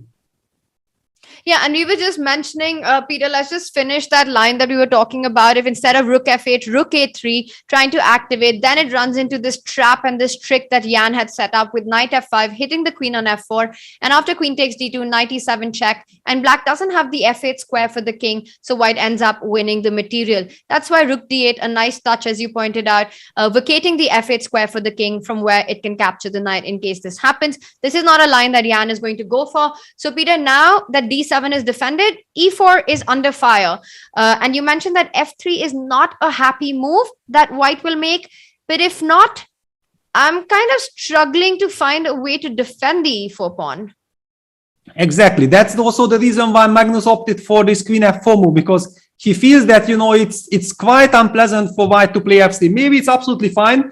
Those are the things, you know, that usually really disturb a human player. Yeah, that you have all this, you are carrying these emotions that I don't want to weaken my dark squares just by feeling. For example, a computer might look at the position and say, you know what, I have to play the move f3. There is nothing wrong with it. Wow, is bishop b1, that doesn't defend, but after bishop e4 is his idea to go queen d4, taking advantage of the pin and hitting the b6 pawn. Yeah, that's what I'm guessing. Yeah, that bishop e4, queen d4, and we have to take a look because still you have the move f5. It's not that you are losing the bishop. You also have d5, by the way.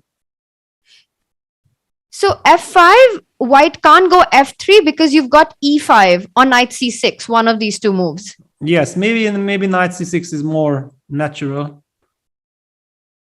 Yeah, and then suddenly you're regretting f3. But bishop b1 is such a combative way to counter the threat on e4. Peter, after bishop e4, queen d4, f5, let's take a look at what happens if white snaps up the b6 pawn. Yeah, maybe just that's the way. Yeah, queen takes b6. After all, okay, it's a very, very messy and double-edged position because knight on e3 is on one hand nice that it protects the c4 pawn, for example, yeah, bishop b1, rook b1. But I do feel like black also has a lot of dynamic possibilities. Now, of course, he would love to play rook a2, but rook on d8 is hanging. Yeah, that's the problem. And maybe Jan feels like, you know, I might be able to go, for example, for queen d6, trade the queens and put some pressure in this endgame. Interesting, yeah, because if not for bishop, I mean, not bishop takes e4, then what should black do? But Peter, you mentioned that f3, it does support the e4 pawn, but it's a move that white is not happy making because of the kind of weaknesses that it creates. So from that way, bishop b1 doesn't create weaknesses and manages to support e4. So it's a move that that perhaps was the best option here to defend the e4 pawn. Yeah, humanly speaking, I mean, if you spot all these bishop takes e4, queen d4, and you feel like, okay, I even have some chances to fight for advantage, then you don't want to deal with f3. I mean, you just don't want to weaken. Bishop b1 is so natural. You have now all the ideas like to going invade with the queen to d6, yeah? And after queen takes d6, rook takes d6, squeeze some slightly better endgame. Bishop b1 is also a move now we see. Magnus slows down. He has to evaluate that which slightly better position he's willing to enter. I mean, it doesn't look like end of the world. They all look more or less reasonable. But if it's tiny bit more comfortable and Magnus goes just h6, makes a neutral move, a useful move, but a neutral one. One just gets the feeling that Jan is a tiny bit sharper than Magnus. He's finding all these resources as well as up on the clock in this one. Magnus makes the move h6, Peter, and we were looking at the ideas of queen d6. Can we take a look at this line? Can white try to create play. He goes queen d4. Jan doesn't want to trade. He wants to keep the queens on the board. He's hitting the b6 pawn. Magnus forced to take back the queen from where it came. Peter, I don't know how much of an advantage, but one gets the feeling that something hasn't gone according to the way that Magnus had wanted. Queen f4, queen c7 seems to imply that. Yes, certainly it implies, and we also see how nice reaction it was from white to play bishop b1. It really had an impact on Magnus, because if we go back, we see that we reach this position, and here Jan, after queen d2, kind of after queen f4, simply ignored the stat on the pawn on e4. And the way how the game continued actually gives the feeling that Black has lost tempo with this whole queen f4 operation. And let's see, Jan immediately pushed e5. What that move is about. I mean, it's quite an aggressive move. I didn't have it on my radar automatically. Like if going e5, you have to calculate, you have to make sure that, of course, knight c6 runs into queen e4. That's the point. And but is that no? It's not the point. So hang on. What happens after knight c6? But why not queen e4? Yeah, queen e4. I just wanted to actually look further that I might be able to take on e5 and queen h7. But there'll be check. some knight f5 check somewhere, no? Or knight f5 now, for example. Yes, yeah, knight f5 now. This one is very, very nice. Knight f5 or knight d5, once again, as usual, confused. But I think knight f5 looks stronger because d6 is coming in as well. Yeah, and let's show the point. Yeah, that after ef, then rook e1. And Black will have to give up the queen because otherwise queen h8 checkmate comes. So yeah, this is kind of the justification. e5 is on the board, and now Magnus will have to answer some questions. I mean, really, he needs to answer some questions. The knight on e3 is a very mobile piece. Eventually, even white can consider some knight g4 also for attack. But for the moment, knight on e3 is wonderful because it guards c4 and it guards the g2 pawn. Yeah, for example, any kind of counterplay with queen c6 against the g2 pawn can be simply ignored because knight protects it. Peter, Magnus is looking a little worried about his position. He realizes that after e5, white is creating all this battery along the b1, h7 diagonal. And once again, Jan Nepomniachtchi pushing for the initiative, playing fast. e5, a very energetic combative move here. Peter, let's take a look at this line with knight c6 because it attacks the queen, the pawn on e5, the pawn on b4. After knight c6, we were looking at queen e4.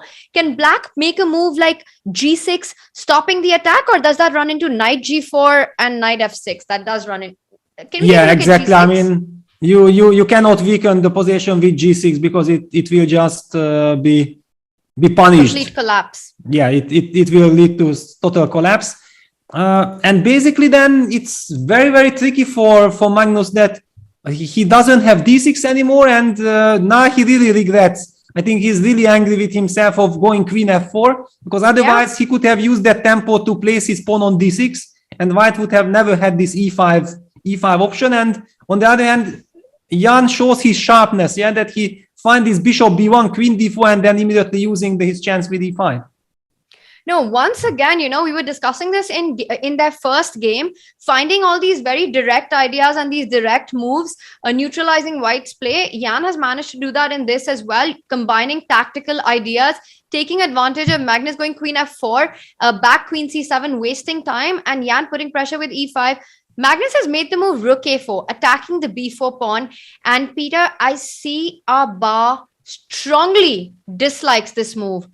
Is there something happening on the spot? What is happening after rook a4? Is it the move queen d3, threatening to come with queen h7? And if g6, there's knight g4. How do you respond to queen d3 here? Yeah, I will respond with knight g6. I will be very, very relieved, yeah, if the knight joins the battle, and I would be very, very happy. But maybe you have queen b3 and it's still tricky because you hit the rook and you might be able to take on g6 and play positionally. Maybe it's possible. Maybe it's possible that knight g6, queen b3, hitting the rook. e5 pawn and bishop g6 after you move back the rook, yeah? Yeah, if you, or for example, you double the rooks, yeah, it's very logical. I might take and then try to go for some blockading rook d6, building up some incredible construction there, because suddenly the queen and the bishop don't seem to be able to fight very effectively against this knight and pawn construction. I'm just very Interesting. happy to see that Jan has slowed down here and he's having a think. He clearly has a feel for these positions and knows that this is a critical moment. Rook a4 played, Jan taking his time. Peter, we're considering queen d3. Any other moves that you see which perhaps really gives a jump to White's initiative in this position? Honestly, I was thinking from the black side in this position, and I also felt like if there are no direct moves like knight c6, then what happens after the move rook a4? And I was not yet able to answer it like how I would like to play. Yeah, there is also this other option of eventually pushing the pawn to b5. Yeah, b4, b5. It does weaken the c5 square. At the same time, it takes away the c6 square from black's pieces, and then the idea of eventually also going queen d6 and then trying to put real pressure on the weaknesses in endgame might also be a serious candidate. I was at least definitely considering it. But it's a big choice for White. Yeah, you feel like there might be something in the position. On the other hand, it's not so easy to spot any real ideas. E5 and then go b5, really just clamping down on black space and taking all of it for yourself. I like that move, Peter. He goes queen h4 instead and hitting the knight on e7, but for some reason, it's not very good. Yeah, queen h4, I mean, it was also one of my candidate moves, but I felt like, I really enjoyed the control. But I also don't really get it that why suddenly the evaluation bar says that black is not perfectly fine. After all, queen h4 puts quite some pressure on. There might be some. Could it be that black just sidestep with the rook on e8? Is that a move? And then the pawns are hanging, but still the pawn on d7 is hanging as well. Also, Peter, ideas like knight g4, knight takes h6. I mean, it just looks quite like a move that you want to make. Knight g4, knight h6, knight g4, knight f6 coming in, creating an attack. Queen h4 looks like a very scary move, actually. Yeah, queen h4. I think the main idea is that, for example, Jan believes that after knight g6, bishop g6, f g6, he might even have the move queen e7. Yeah, I think this is the real attraction for White, that suddenly the queen protects the b4 pawn, puts pressure on the d7, puts pressure on the rook on d8. This is the position that Jan has in mind. But that's Magnus a beautiful square for the queen, Peter, that you're pointing out. The queen on e7 completely paralyzing black's forces. Yeah. We are getting told by Tadeas that, and look at this, how the human brain works. I spotted the move rook e8, but our brain did not spot king f8, and apparently this is the computer move. This is the reason why the engines did not like the move queen h4, and it's so easy to miss this king f8. It's so easy and it's so difficult to understand why is king f8 so great. Peter, can you explain to us what is it about king f8 that makes it such a great move? Well, it's very concrete. I mean, it's a terrible move, but it's a very effective one. Yeah, it protects the knight, and compared to king f8 on the board. Yeah, Magnus plays like a computer. Wow, and look at this. Jan is very, very unhappy. He has missed this move because the difference between what I mentioned, rook e8, after rook e8, queen takes e5 is not a threat because the d7 pawn is hanging. Yeah, White has rook d7, so White can make some move like b4, b5, like I mentioned before this idea. But after the move king f8, suddenly it's a very, very concrete stuff, and Jan might be kind of encouraged or forced or provoked to go for this knight g4, knight h6 business, but it doesn't feel like this should be so good. Okay, this is unreal that king f8 is so strong. And what's even more unreal is that how Magnus just spotted it in less than a minute. He just made the move king f8, and it's not the most natural move to come to someone's mind. I think it's just amazing to see this kind of chess. And Peter, now these two threats, queen e5 and rook b4. Let's take a look at some of the lines that you're pointing out. Knight g4, rook takes b4, this sacrifice that we were looking at. Why is it not good, or how does black counter it? Let's start with the move rook b4 and take a look at the most direct line. Well, one of the problems what I don't like in knight g4 is that the knight on e3 was such a lovely piece protecting the g2 pawn. Yeah, so by going away, I might risk also at some point to be hit by queen c6 when I will have to play this ugly looking move f3 that I've been talking about that I'm just not liking. Yeah, this disturbs me already. And for example, in the line, rook takes b4, knight takes h6. Of course, black cannot take on h6. Yeah, knight g4 on the board. Knight g4 on the board. The idea is on the board, Peter. We might be seeing it. So rook b4, knight h6. Let's continue that line. First, let's just show what happens if black does accept the sacrifice. So g8-6, I think, just loses on the spot. You go queen h6, king g8. There is the tactic of bishop 8. King e8 runs into queen h8, as you're pointing out. And after king g8, bishop h7, king h8, bishop g6, queen h7, king g8, queen h7, and queen f7 checkmate. Yes, yeah, this is the point. But the problem is that after rook b4, knight takes h6, I have the feeling that first of all, black can capture on e5. But my kind of feeling is always that black can even maybe include some queen c6, f3, queen c5 check, and king h1 captured on e5. And then I don't know now who benefited. Maybe this f3 is actually nice now that the bishop is closed. Maybe I'm taking back this judgment. Yeah, knight takes h6 on the board, and we might be seeing how Magnus reacts to this. Also, let's not forget that queen takes e5, knight g4, queen h8 will not be a checkmate because black has knight g8. Yeah, that's also very, very important. That's and we are also getting the message that after knight takes h6, apparently rook takes b1. Rook takes b1 is incredibly strong. Oh my god, yeah, this really hurts. It can actually put the whole match upside down. Rook takes b1, knight g6. So easy to miss.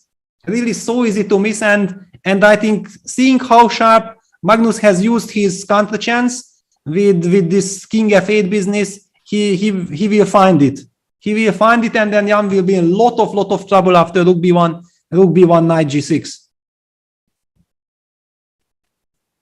Wow, knight h6 on the board. So rook b1, knight g6 hitting the queen. And what happens if you move queen g5? You simply snap up the knight on h6? Yeah, you can simply take, and now already you just move the king to e8 or to e7, doesn't matter. And pawn on e5 is also vulnerable. It just suddenly black's lights, minor, and rook b1 on the board. Magnus, of course, not missing this chance. And look at this, Jan. Very, very angry. I think one can see the disappointment. I mean, he had played such a nice game. He had everything under control. He was calling the shots. And then this queen h4, missing this king f8. After king f8, he felt that he needs to go for all in with this knight g4, knight h6. And it's countered by rook b1, knight g6. So that's some insane precision by Magnus, spotting king f8 as the move and then going for rook takes b1, knight g6 on the board, as you're mentioning. Peter, how bad is this for white? And are there any ways Jan, according to Aim Chess, does have a very high resourcefulness? How can he put that to use? And what are the kind of threats that Jan can create in this position? Or is it busted? Yeah, that's the problem, that he's very, very resilient, but this position doesn't give him any chances. Yeah, it's black with the minor pieces and this incredible stable construction. If, for example, white's pawn would not be compromised on e5, it would be on e4, and then white plays f3. I think that white could really fight on and hope that things work out. Of course, black would be better, but white can fight. But with this terrible weakness on e5, and with black's bishop completely opened on the diagonal, and also having this lovely square on c6 to sit on, protecting the d7 weakness, I just find it so hard to believe that there will be any chances for white to really fight here, to survive. He tried to put pressure on the b6 pawn. The idea, rook d6, you were looking at it in a different position. But if he goes rook d6, knight e5, take on b6, try to create some play. Knight e5, there might even be queen h8 actually. But queen h8, there's still king e7. Let's just show that line first, Peter, that if knight takes e5, queen h8 still doesn't work because there's king e7, and after queen e5, you pick up the rook on d6. But perhaps after knight e5, you just get greedy immediately and snap up the pawn on b6. Yeah, I also feel like something like queen takes c4 is very, very tempting, just activating the queen. And this b6 pawn means absolutely nothing. I mean, I'm ready to depart from this pawn. You have to take rook db6. I'm getting even some tempo with bishop e4, but I can, just as mentioned before already, put the bishop on c6. Now I'm having all kinds of Queen g4 threats, immediately putting incredible pressure on the g2 pawn. It's just looking very, very badly. I don't know how Jan will put up resistance here. It's rook d6 on the board. He goes for it, but it's not a happy choice. It is a bleak position, and white has got to find every single way of activating those rooks. So rook d6 played, queen c4, perhaps knight e5 would be an inaccuracy, because I think after rook b6, then the ideas with queen h8 check, even still very difficult to make them work. But knight e5, rook b6, at least black has to be a little bit careful here. Yes, exactly. I mean, there is just absolutely no reason for black, because here now the black's queen is kind of passive. Yeah, after the move bishop c6, then there are much better positions for black than this. I simply feel queen feel h8, queen h4, and repeat. He's gone for your line of queen c4. Yeah. And Peter, Magnus just playing the best moves in the position that you're pointing out. Queen c4, rook b6, hitting that bishop. Bishop moves to e4, hitting that rook. Like you mentioned, it's a tempo. White and that knight on g6 is doing such a brilliant job of taking away the checks on the 8th rank, because now even the move rook b8 isn't possible because you don't have queen h8 check. So bishop e4, white has to keep the back rank under control as well as defend the rook. yes, this knight on g6 is a monster. Basically, one has the feeling that this knight wins the game for black. It's also quite typical with this pawn structure, yeah, that a minor piece on g6 and also this light square bishop is an incredible combo. This gives this typical pause and spirit. Yeah, how many games had been won like this? And another big problem, also some back rank issues for white. Yeah, that's another problem. Like, you can't really keep the control. Probably the move rook c1 comes to mind because queen on h6 is there, but I mean, then you give up all these chances of eventually trading with rook b8 and getting access to black's king via the idea rook b8. Here black would just sidestep with the queen d4, queen d5, and he would have the strategically or technically winning position. It's just quite incredible that Magnus played that move rook a4. And we saw the bar, it didn't like it much, and it felt like white has everything under control. Jan had done everything right with bishop b1, queen d4, completely refuting black's idea of queen f4, queen c7, clamping down with the move e5. It seemed to go according to plan until this one slip of queen h4. And ever since then, Magnus has flawlessly taken advantage of this misplay by white. Yes, this is such a big turnaround. Yeah, it's such a big turnaround. Yeah, another move rook b6 to b4 had been played. It was also the move that kind of was the main move that I was considering, but it just doesn't bring white any happiness at all. It's a very, very sad position. But in this position, after rook b4, can't black go queen d5, hitting that g2 pawn as well as the rook on b1? Or is Magnus you just continue? Yeah, I guess, you know, after rook b5, you have the chance of going bishop takes b1 and rook d5, e d5. But I don't think that black wants this, because then white will get immediately counterplay with h4, h5.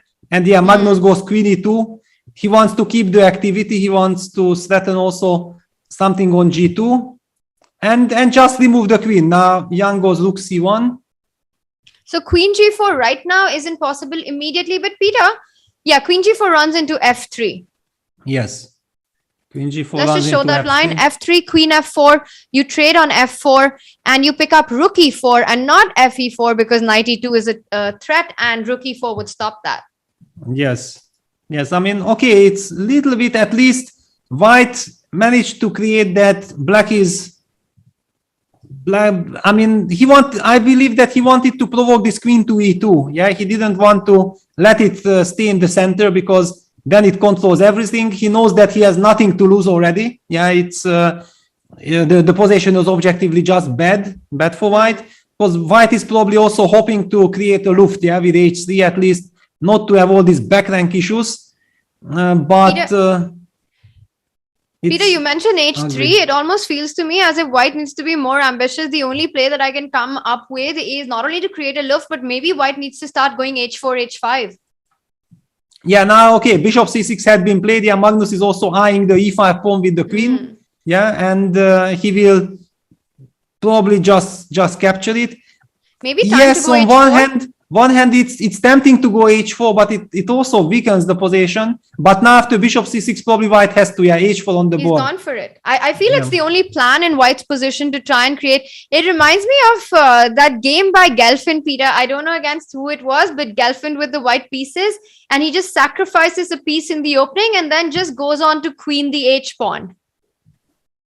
Yes, but there he had the initiative. Here now this h pawn is moving forward just to create some confusion. But yeah, now with the queen on e5 taking over the control of the h8 square, now the knight can reroute. Yeah, Jan goes rook g4, protecting the g2 pawn plus eyeing the g8 square so that black's knight will not feel so comfortable moving to f5, allowing rook g8 check.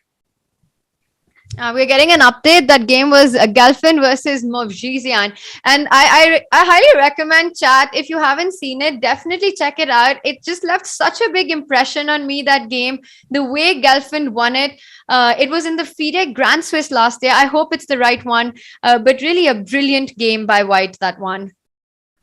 Yeah, it was an incredible game, but I did not recall it if it was the h4 idea that made it so incredible or just the whole game itself, because I think The whole game. Yeah, it was a brutal performance by Gelfand. When you mentioned this piece sacrifice and then pushing the h pawn, the game that came to my mind was also played by Gelfand against Ragger in a symmetrical English. You know, there was this incredible h4 idea and then sacrifice on with h5. I mean, black played h6, white played h5, g5, and then some knight takes g5.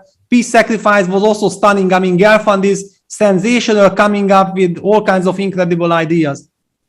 Yeah, no, I think in this one, what was amazing was that Gelfand sacked a piece and then just forgot about the piece and went on to queen the h pawn as if nothing's happened. So definitely these two games, chat, do check them out. Meanwhile, Magnus has got everything under control. Rook 8 played rook g7. Jan really trying to create threats, but it's just so hard to imagine. And now, What? one Hang second, on. what? Hang on, king d8, and Rook takes- we see the engine bar jumping because some craziness is, why did Magnus give up the f7 pawn? Rook f7. Rook f7, you can't go king c7 because the knight on e7 is hanging and f8 is coming in, and Magnus has let this one slip. Well, what a turnaround, and he's down to 50 seconds on the clock. I mean, this was an incredible lapse because rook g7, yes, there was the idea of queen h8 checkmate, so it was very resourceful play by Jan, just as you mentioned. Yeah, all this resourcefulness, but now also queen f8 check is threatening. Peter, now is the moment that Jan needs to make sure he doesn't do that thing where he plays super fast and super rash and just misses that moment and lets it slip. King h2, how does black continue? He goes knight f5, and what is the winning idea for white here? You just go check and start pushing the h pawn. Well, he goes queen g5 check, and it's a very, very logical move, very natural move, and we see immediately the evolution by saying that the position is far from clear, and I'm having the feeling, you know, that since the players don't have access to computers, they don't feel that such a big dramatic turnaround had happened. Definitely, I mean, Magnus couldn't have missed rook takes f7. I don't know, maybe he panicked with little time on the clock. Maybe for very little second we can come back to this, because white was already threatening queen h8 check, and according to computer there is everything under control for black, but in a practical game with 1 minute on the clock, it's so easy to maybe feel that, oh my god, I have to run with the king, and he feels like still with this bishop on c6, knight f5, and the queen on a1 covering the h8 diagonal, it should be kind of more or less normal, but it's very sharp. But even this looks super dangerous for black. And Peter, you say that, of course, the players have no idea what the evaluation of the position is, but we saw Jan Nepomniachtchi sit up and suddenly be completely alert in that moment, king d8. He knew that this is the moment for him to try and create something. He's gotten that opportunity to come back into the game. Rook f7 snapped up, things completely changed, but now it feels as if black has everything under control. I still don't see how. Queen e5 played, and let's say white doesn't want to make a move like g3 because there's queen e4 threatening all kinds of checks. And Peter, you're pointing out the move that I'm thinking, f4. How does black keep the balance in this position? Well, I don't know if he keeps the balance, but after f4, of course, he will have all kinds of counterplay. Yeah, for example, queen b2. Now, Let's go h7. The f4 move, of course, comes with the cost that the second rank is weakened. And after h7, I don't know all kinds of knight jumps. But watch out for queen e5, Peter. Yes, yeah, that's why maybe I have to come from d4, but Let's just point that out. Let's just point that idea out, that why knight d4 is important. By the way, Jan has gone for king h3, so not the line with the f4 hitting the queen and probably not liking the weakness it creates around the king. Instead, king h3 played. Yeah, king h3, of course. Magnus down to 8 seconds. I mean, also how to control this position with few seconds on the clock. 4 seconds on the clock. He needs to make a move. He goes queen a1, threatening queen h1, check. So after h7, queen h1, king g4, queen g2 would happen. Yes. Wow. I mean, queen a1, Magnus spotted this. Jan goes queen f4 check, guarding the h2 square, but that will be met by bishop takes g2. So it's not the end of the world. Knight d6 played.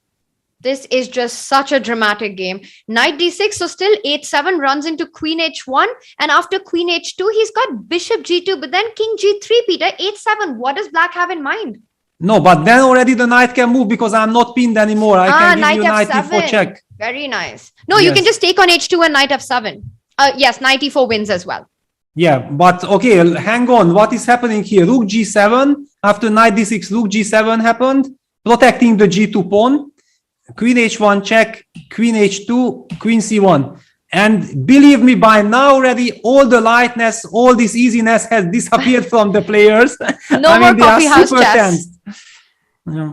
No more coffee house chess. Peter, queen c1 hitting the h6 pawn. h7 runs into queen h6 check, which will pick up the rook on g7. So white still cannot push that pawn. How is he trying to? Because h6 is, like you often say, the soul of white's position. Yes, now probably the move rook g6 comes to mind, protecting the pawn, but then bishop e4 comes. And then I will have to, no, I don't know, yeah. King g4, wow. Oh my God, Peter, I can't contain this. I mean, what is this move? Yeah, the only move that brings harmony, and Magnus blitzes out queen c4 check, but hang on, now queen f4 is possible. Peter, you just said king g4 brings in harmony. I mean, black has got two minor pieces. The queen, the board is wide open, and white is marching down with the king. What is going on in this world? Yeah, but there was simply no other way of coordinating the forces. Yeah, my rook g6 would have run into bishop e4, which was very unpleasant. King g4 was the only move. And look at this after queen c4 check. According to the computer, again, white has the upper hand, but I mean, good luck figuring all this out or understanding it. Of course, queen f4, you want to play. Queen e2 check played as well.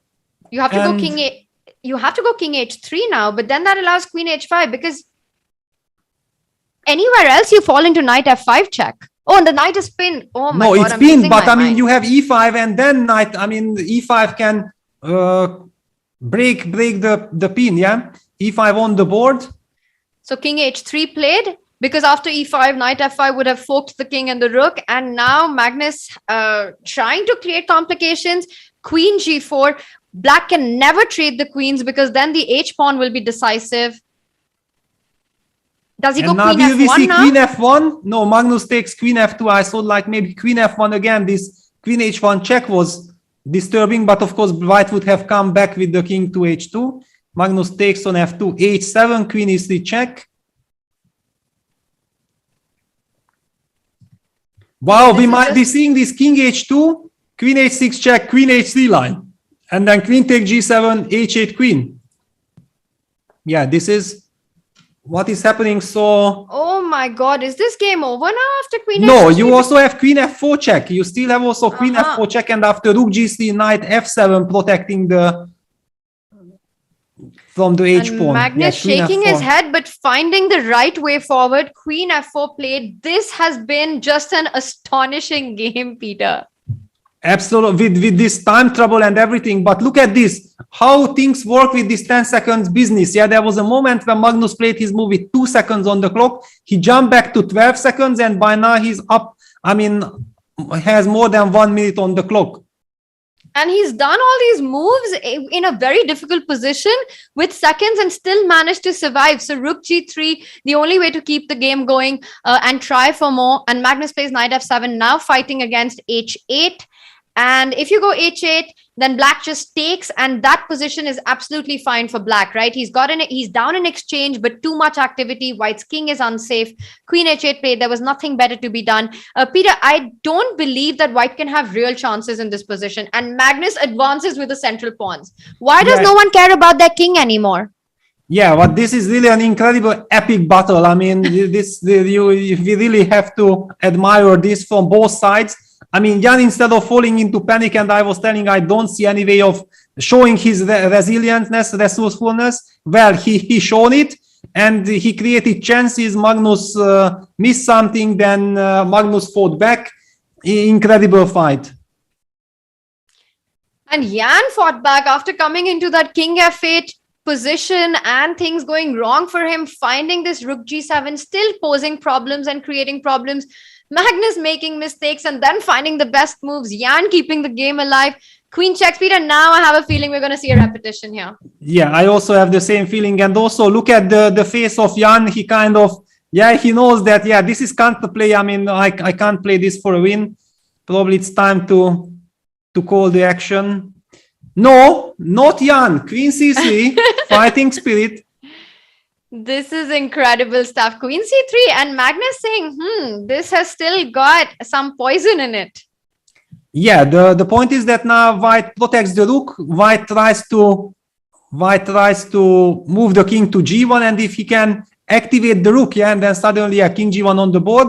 If the rook can be activated, Magnus goes immediately queen e4, protecting against rook g6, eyeing the pawn on g2, protecting the bishop on c6. It's a wonderful queen.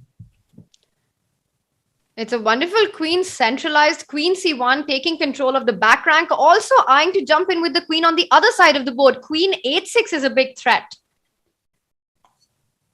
Yeah, but after queen h6 check, still black has kind of king d5 move. Yeah, that's still a possibility.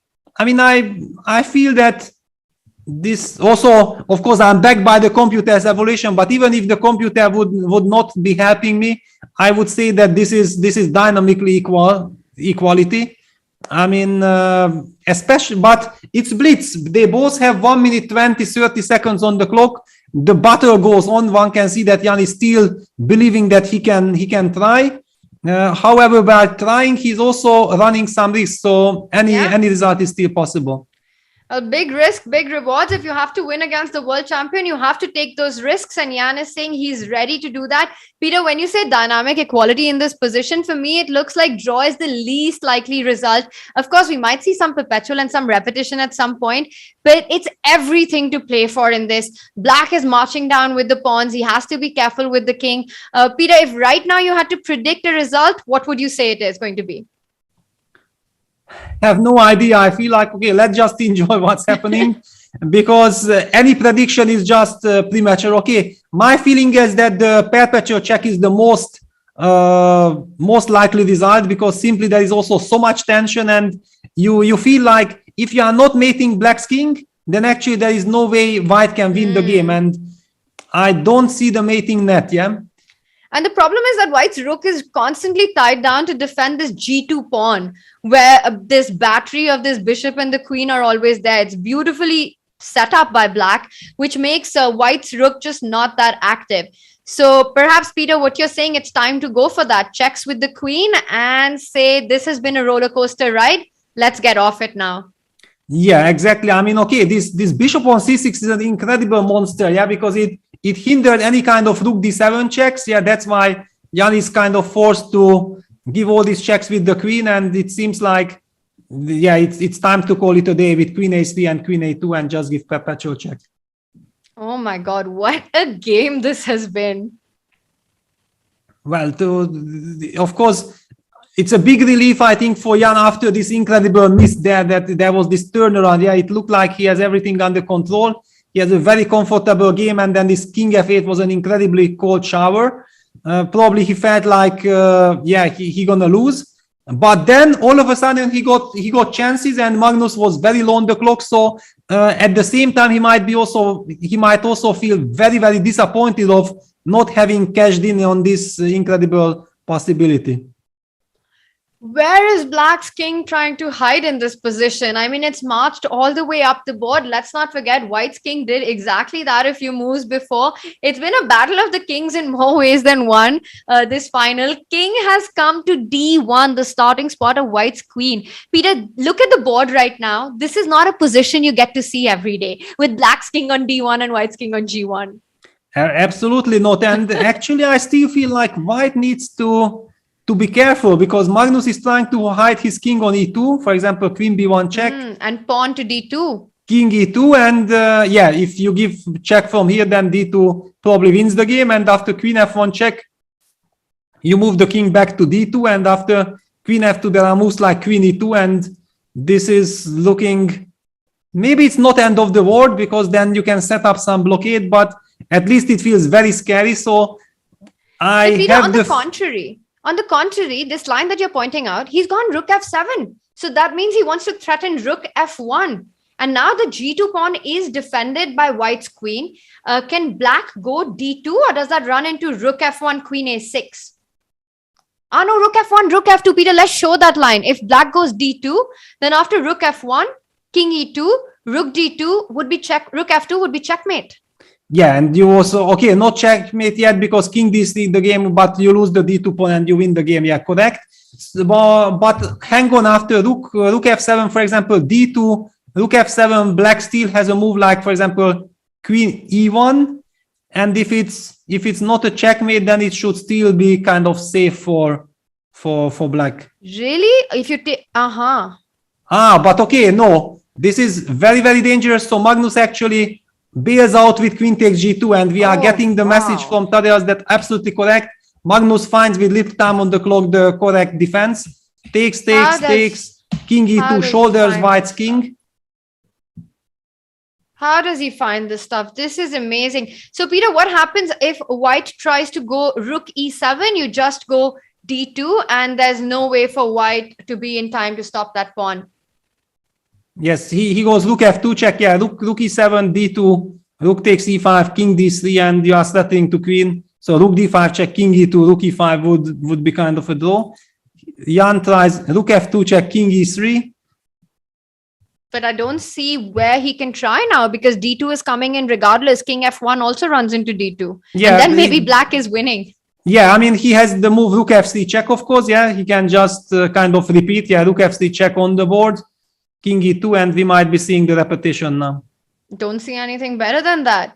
But Magnus finding queen G2 in those seconds. I think, Peter, this game ending in a draw with this kind of repetition, with Black's king marching all the way to D1, and we're seeing the repetition happen on the board. What a game the two have played. An absolute delight for the viewers and for us as well. Yeah, absolutely. We see Jan still constantly shaking his head. I mean, he's very disappointed. He feels like there should have been some win, but I think it was all very, very complicated. I mean, Magnus always had this counterplay, some crazy kind of fight there, and I think the draw was the most fair result, actually, after all this craziness. A massive fight. Yeah, when the game is so up and down and both players have chances and then miss them, and there are brilliant moves played on either side, some sort of poetic justice when the game finally, after all the drama, ends in a draw. Peter, with that, we've had two very fighting draws. In the first one, we saw Jan get something slightly, a slight push out of the opening with the black pieces, but never too dangerous, and Magnus kept things under control, played precisely, and that one ended in a draw. But we felt that psychologically a slight victory for Jan drawing that with the black pieces. The second game was such entertainment, ended in a draw, but Jan Nepomniachtchi had the upper hand out of the opening. Magnus going slightly wrong with the queen f4 idea. Peter, do you want to do a play-by-play of this one, because it happened so fast at the end, and I think we would all love to see the drama, a replay of the drama. Yeah, well, actually, I think all started with this knight d4 move that, first of all, both sides kind of exited the main theoretical discussion. It's a very fresh position. And b4, bishop a7, knight a3. So it's like let's play chess approach from both sides. Everything went fairly logical. I mean, we have been discussing this position. White is stable with the pawns, but black is very, very solid. Rook c1, a5, a3 takes, bishop b7, queen d2. Queen f4 turned out that it was maybe an unfortunate choice by Magnus. Maybe a simple move like rook fd8 would have been better, but we are not talking about the drama, so I will try to highlight the critical position. Queen f4, rook fd1, rook d8, bishop b1 was a very, very nice move. After bishop takes e4, queen d4, white probably still asked some questions, and Magnus was not so happy to let that happen. He opted for h6, and after queen d4, he fall back with the queen to c7. Now, white pushed e4, e5. It was an incredibly energetic move, and we felt like, wow, actually, since this knight c6 move, queen e4, queen takes e5, queen h7 check, king f8 runs into this stunning knight f5 idea. It's very difficult for black to find a good move, and white keeps the pressure. Magnus went rook a4, and that was the moment when we kind of see that the evaluation bar says that white is better now, everything is under control. You mentioned the move queen d3, I mentioned the move b4, b5. I think both moves made a lot of sense, but maybe Jan felt like, okay, maybe I can cash in. This is the moment I can play queen h4, and after the most natural move, knight g6, after trade, I'm entering with queen to e7, and I'm getting a very dominant position. So it was too euphoric, and missed this incredibly cold-blooded move, king f8, which had a stunning turnaround to the game. Tell me, what do you think after king f8? What happened here? I think it's so easy to miss this move. And what stood out for me in this moment was just how quickly Magnus found it. Peter, we were looking at some of the other lines after queen h4, and everything else was not working out for black. A move that clearly even Jan missed. But the moment Magnus made it on the board, you could see the shift in Jan's expression, because he also realized just how powerful this little king move is. And the point is that both e5 and b4 pawn are hanging. Black ends up taking one of them, and very importantly, he hasn't moved that rook from d8 to defend the knight, as you were mentioning, Peter. Otherwise the d7 pawn would have been weak. So very precise play, and this is where everything changed, but not for the last time in the game. Yes, exactly. We were also speculating that, yeah, there is no way Jan will not play the move knight g4, because he has to create something, because otherwise he just loses a pawn. Knight g4, rook takes b4, knight takes h6, and the big question is that did Jan actually miss king f8, or he simply assumed that this will be very dangerous and he missed rook takes b1? I would go with king f8, Peter. I would go with king f8 here. Yes, I perfectly agree with you that I think he missed king f8, because this rook takes b1 is already very, very trivial for this caliber guys like Jan and for Magnus. And Magnus opted for rook b1, knight g6. And here I was very, very skeptical of white ever creating any chances for counterplay. Takes, rook d6, queen takes e4 also was very, very good. Rook takes b6, bishop e4, rook b4, queen e2, rook c1, bishop c6, h4, yeah, creating the counterplay. Queen takes e5, h5, knight e7, and when actually Jan got the chance to put his rook on g4, it was the first moment when I felt like maybe it's lost, but at least he has an active rook. The rook protects the g2 pawn, and it supports white's counterplay on the king side. We have seen that according to engine bar, black is kind of winning here. But after rook g7 came the incredible big turnaround that Magnus's move king d8 apparently was a very, very unfortunate move, after which white could take on f7. And Peter, I really want to point out that, you know, despite it being a difficult position for Jan, and our eval bar saying that Magnus is doing great here, for Jan to find these resources, going for the h pawn with h4, h5, transferring his rook from the b file onto g7, spotting that as the square that will cut off the queen on e5 from defending queen h8. It just goes on to show that how at this level, the players, they are so good at fighting difficult positions. Their resourcefulness, as we call it at aim chess, is just so high, because getting a better position or a winning position, it's it's the job isn't even half done. You have to beat them at every moment in the game, which is what makes it so difficult. Exactly, and here we are told by Tadeusz that according to computer, instead of rook a8, knight f5 would have been the much stronger move, but very difficult to move. First of all, you have to calculate a lot, like rook g8 check, king e7. What is this? You don't want to allow all kinds of checks, but actually this is fairly simple because black has the move f6, and probably everything clarifies and works in his favor. But after knight f5, there is also the move queen g5, which might have really disturbed Magnus, that now his king is stuck on g8. White has a very clear idea of pushing h6, and here the stunning queen h8 move was the very powerful move, after which black gets harmony according to computer. But I mean, we are no computers. Peter, queen h8. I mean, Yeah. you can't fault the players for not finding queen h8. That's just an impossible move. Yeah, exactly. And I mean, how do you understand with queen h8 that you create the harmony? I mean, it's just a mess, no? I mean, You have your queen at this beautiful spot on e5, and you never want to move it away from there, and then voluntarily falling back to h8. It reminds me of that thing that Dubov said in one of the tournaments, that, you make, and that move was also knight to h8. I don't know if you remember, Peter. It was also I remember, a move to yes. h8. I remember, And he yes. said you make such a move and immediately you need to be checked for engines. Exactly. I mean, you should be banned and disqualified immediately. Yeah. I mean, if this with a smiling face you are doing in 5 seconds, knight f5, queen g5, Playing on queen h8, seconds. harmony, yeah, and even show the sign harmony, okay, then everybody was crazy. But after rook g4, of course, but that's why we are also loving these games between human geniuses, because okay, the game has just started. After rook a8, rook g7, Jan immediately used his chance. He's creating counterplay. Now ready after knight f5, this tactical chance like queen h8 check, king e7, rook takes f7 is in the air. Yes, black is not losing. Black still has king d6, but this already feels very shaky. Then rook d1 probably wins the queen. In any case, Let's just show that. King d6, rook d1, bishop d5, rook d7. yes.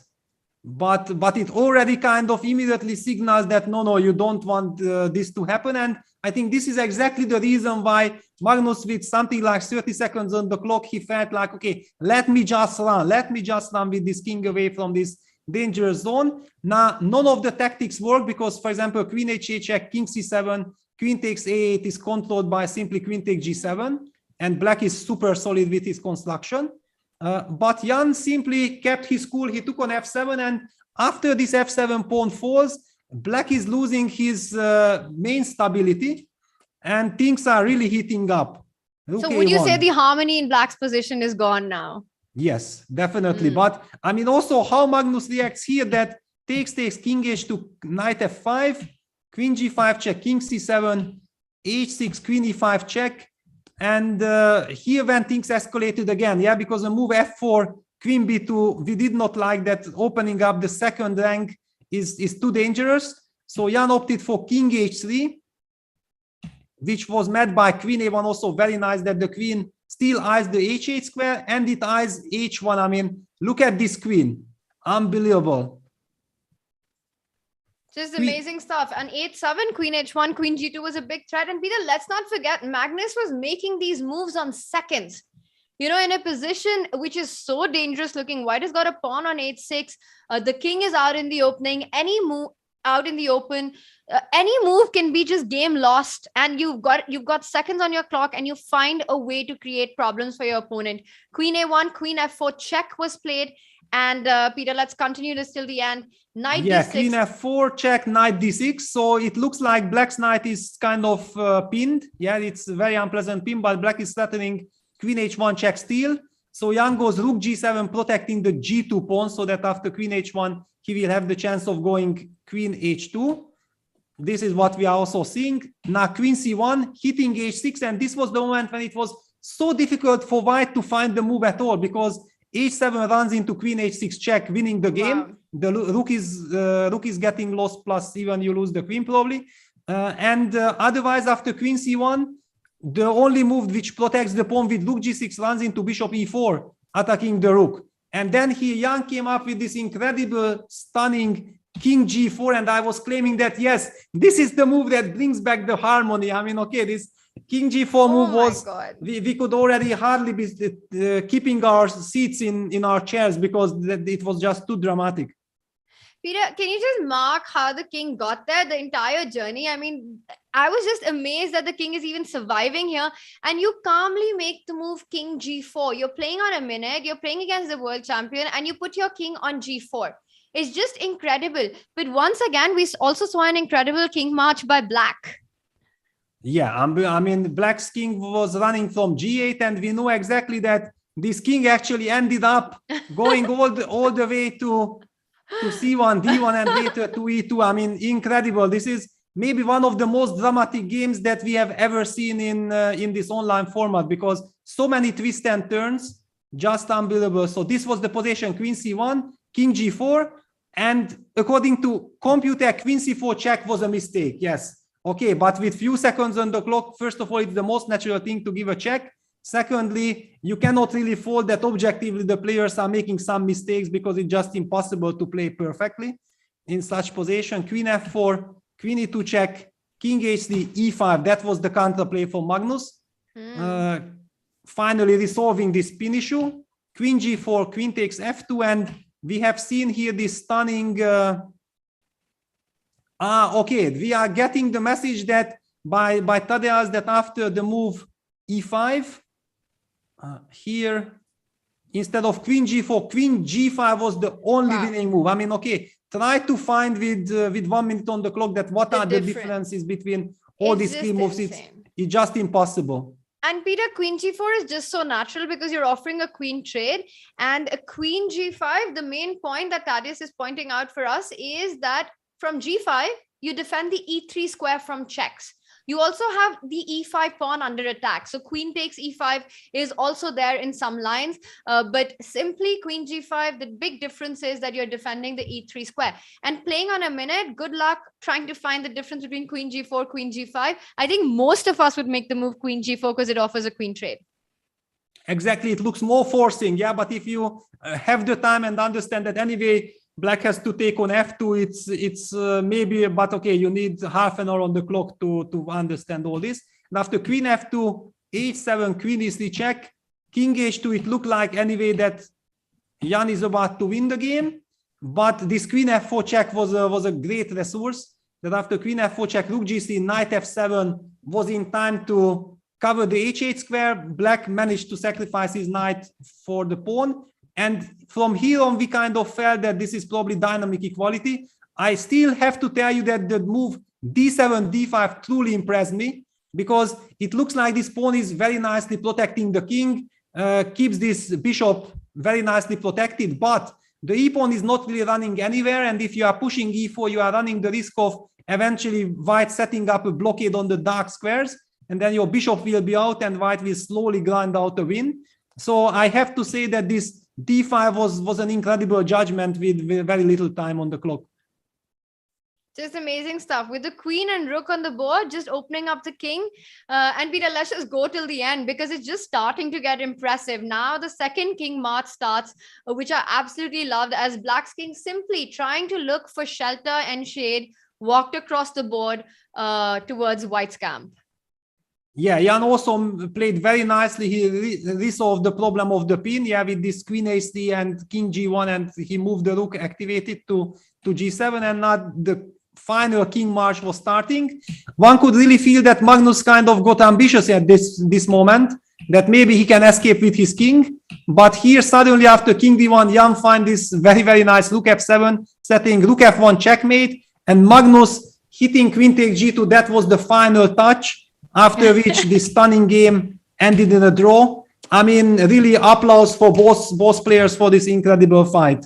Just amazing stuff. A very stylish finish to a very stylish game by both players. Ended in this repetition. What a fight. And Peter, we've run a poll, I'm being told, asking our viewers what they think will happen in game 3, where Magnus Carlsen takes on Jan with the white pieces.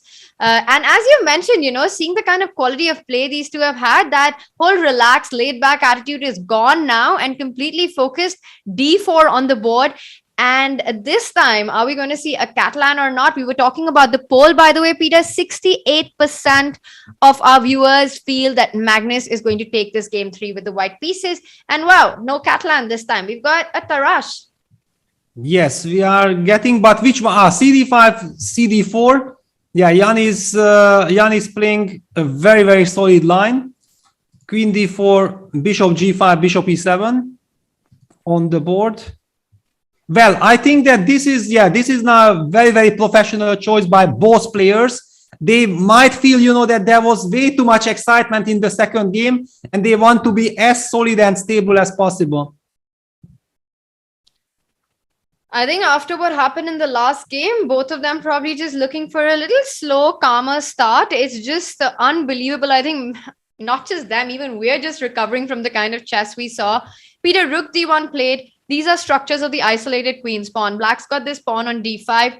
While White tries to put pressure on this pawn, Black's main idea is to play for activity. Any side that does have the IQP plays for activity. White still hasn't finished development. And we remember game 1 between these two players. That didn't end well for Magnus, who didn't manage to castle. Can Jan try and create similar initiative here? Yeah, that's the big question. I think that this line that White is playing is kind of called almost like the Polish variation, because this Rook D1 move, I think, was played by Radek Wojtasek and also maybe by Duda. I do feel like this Rook D1 is the Polish specialty, trying to defend the pawn with Rook D2, and Jan opts for Queen B6, attacking the pawn on B2. Now the big question is, White can of course play the move Queen B5. It's a very tempting move of trying to trade queens, and it looks like a very, very natural way of dealing with this, that you have an isolated pawn. Then why not to trade the queens? But there is also this, if I'm not mistaken, I have seen a game. It was in Vaikanzi between Radek against Jordan Fanforest. I think we have been commenting on it with Jan together, Gustafsson together, and it features some Rook D2. That's the game that I'm recalling, Radek versus Jordan from 2021 Vaikanzi. Very interesting. We know that this is a dynamic opening. Peter, now there are some direct lines possible in the position, and I want to take a look at that. You mentioned Queen B5, very solid option, but we know the D5 pawn is weak and it's hanging currently. Can we take a look at what happens if White gets greedy with the pawn? Let's say starts with, we can look at knight D5 first, and then we look at what happens if you take on F6. So the line knight takes D5, knight takes D5, Rook D5. Now in this position, is Black going to simply capture Queen B2, or you go Queen B4 check? Well, I can take on B2. I can also maybe first take on G5 and then take on B2. But okay, I can just capture on B2. I feel that with this king on E1 stuck in the center, you don't need this opening up of things. Absolutely. So this is why going for the D5 pawn makes no sense. And I think similar ideas, if White first takes Bishop F6, Knight takes D5, and then once again Queen B2. Yes, you give up the central pawn, but you pick the pawn back, and this cannot be in any way dangerous for Black, because White's development, White is really behind in development. Yeah, absolutely. And look at this. But this is a big question, that what does it mean that Magnus is now spending a lot of time? The most natural move, Queen B6, was not expected by Magnus. So does it mean, and we also see the evaluation bar showing that White has chances to play for advantage here? Was it a slight inaccuracy, or is it still kind of part of Jan's preparation? So Queen B6, but it's kind of hard to imagine it being not part of Jan's preparation, considering just how quickly he's blitzed the moves. But that's always a difficult call with Jan. That's his usual style of play. But Queen B6, Peter, you're mentioning that there could be a way for White to try to get the initiative. You're attracted to the move Queen B5. Should we take a look at some of the lines that happen after Queen B5? Yeah, interesting to see how we Black fight against Queen B5. That do you trade? Intuitively, I don't want to trade, because then I kind of let your bishop develop immediately. And maybe Queen takes B6, A B6 anyway is not a desire. Yeah, it destroys my pawn structure, but I'm getting some momentum. I'm getting some initiative, like often in the Tarash. So I find it hard to I find too hard to say that which move maybe I can just play bishop e6. Maybe I ignore everything. But then you're allowing white to take on b6 and the double pawns that it creates. Queen b6, a b6, let's say a move like a3 to, or I don't know, a3 is not important because the knight is defending the pawn. But you also stop bishop b4 with a3. So yes, maybe yeah. he goes rook d2, Peter. That's a move that we wouldn't have considered. No, this is the move that Radek played. This is what I told you, that this is actually the Polish move, rook d2. I just was kind of surprised that Magnus spent so much time. Like, if you know this line and it's clear that he has worked with Jordan, yeah, also it's kind of clear that they definitely must have analyzed this position very carefully. a6, bishop h4 on the board. It's a very typical position. It's very solid for black, but tiny bit better for white. If white can stabilize, then actually, okay, after all, we are talking about an isolated pawn, yeah? So now Tadeusz is saying, yeah, it transposed after h6, bishop h4, yeah, but this transposition will happen anyway in this type of positions. h6, bishop h4 can be included basically at any given moment. And now this is a direct transposition to that game. Oh, so this has been played before, and Magnus did have a 2-minute thing, so he's down to 13 minutes. And Jan Nepomniachtchi really just going for it. Peter, g5. Is this what happened in the Radek game as well? No, g5 did not happen. I think in that game, black simply played very solidly with rook d8, yeah? With rook d8, yeah. I think black just played rook d8 and then rook a8, a6. Those kind of natural, typical moves of the position. But Jan tries to play it very, very concretely. g5, bishop g3, bishop b4. So Jan, I've noticed in all the games, Peter, so far, is just trying to get Magnus out of Magnus's comfort zone and into Jan's territory of these complicated, tactical, full of, well, madness, for a lack of better word to say. And he's just trying to pull Magnus into these kind of positions by going for these very direct moves, very, very tactical, combative options early on, rather than taking the more stable, solid approach that we saw him take at the match. Well, it's also rapid online format. It's very logical, but also Magnus is, after all, playing here a very, very solid line. And now knight e4, okay, this is now everything else than solid.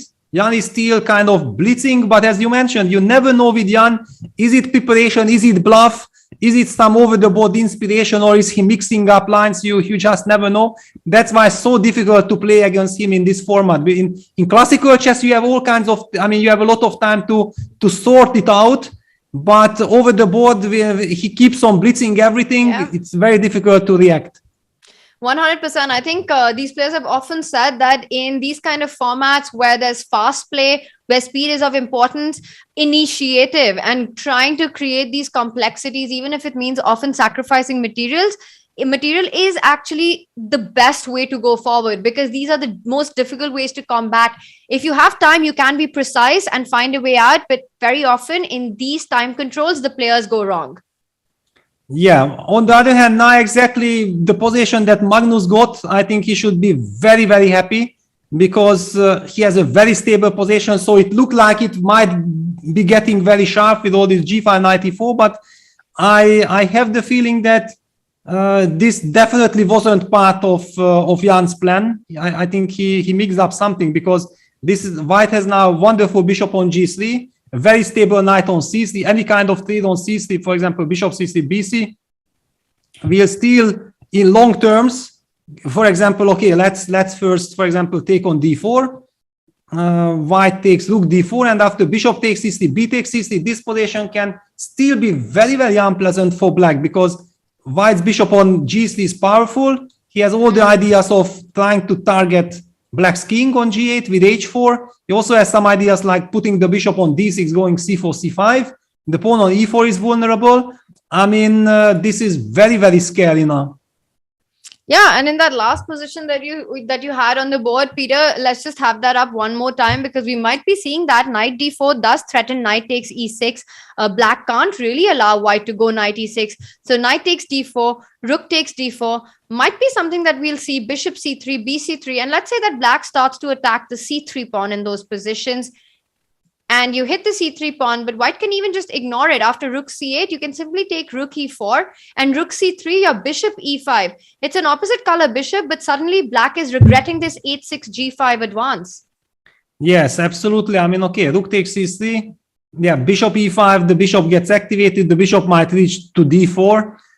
And we know how dangerous Magnus is in this type of positions, yeah, when he feels that he has the grip. Yeah, and this is the reason why Jan has slowed down now. The big question is, isn't it too late? Yeah, because if Magnus really got this dream structure for himself, then it will be very difficult for Jan to defend this.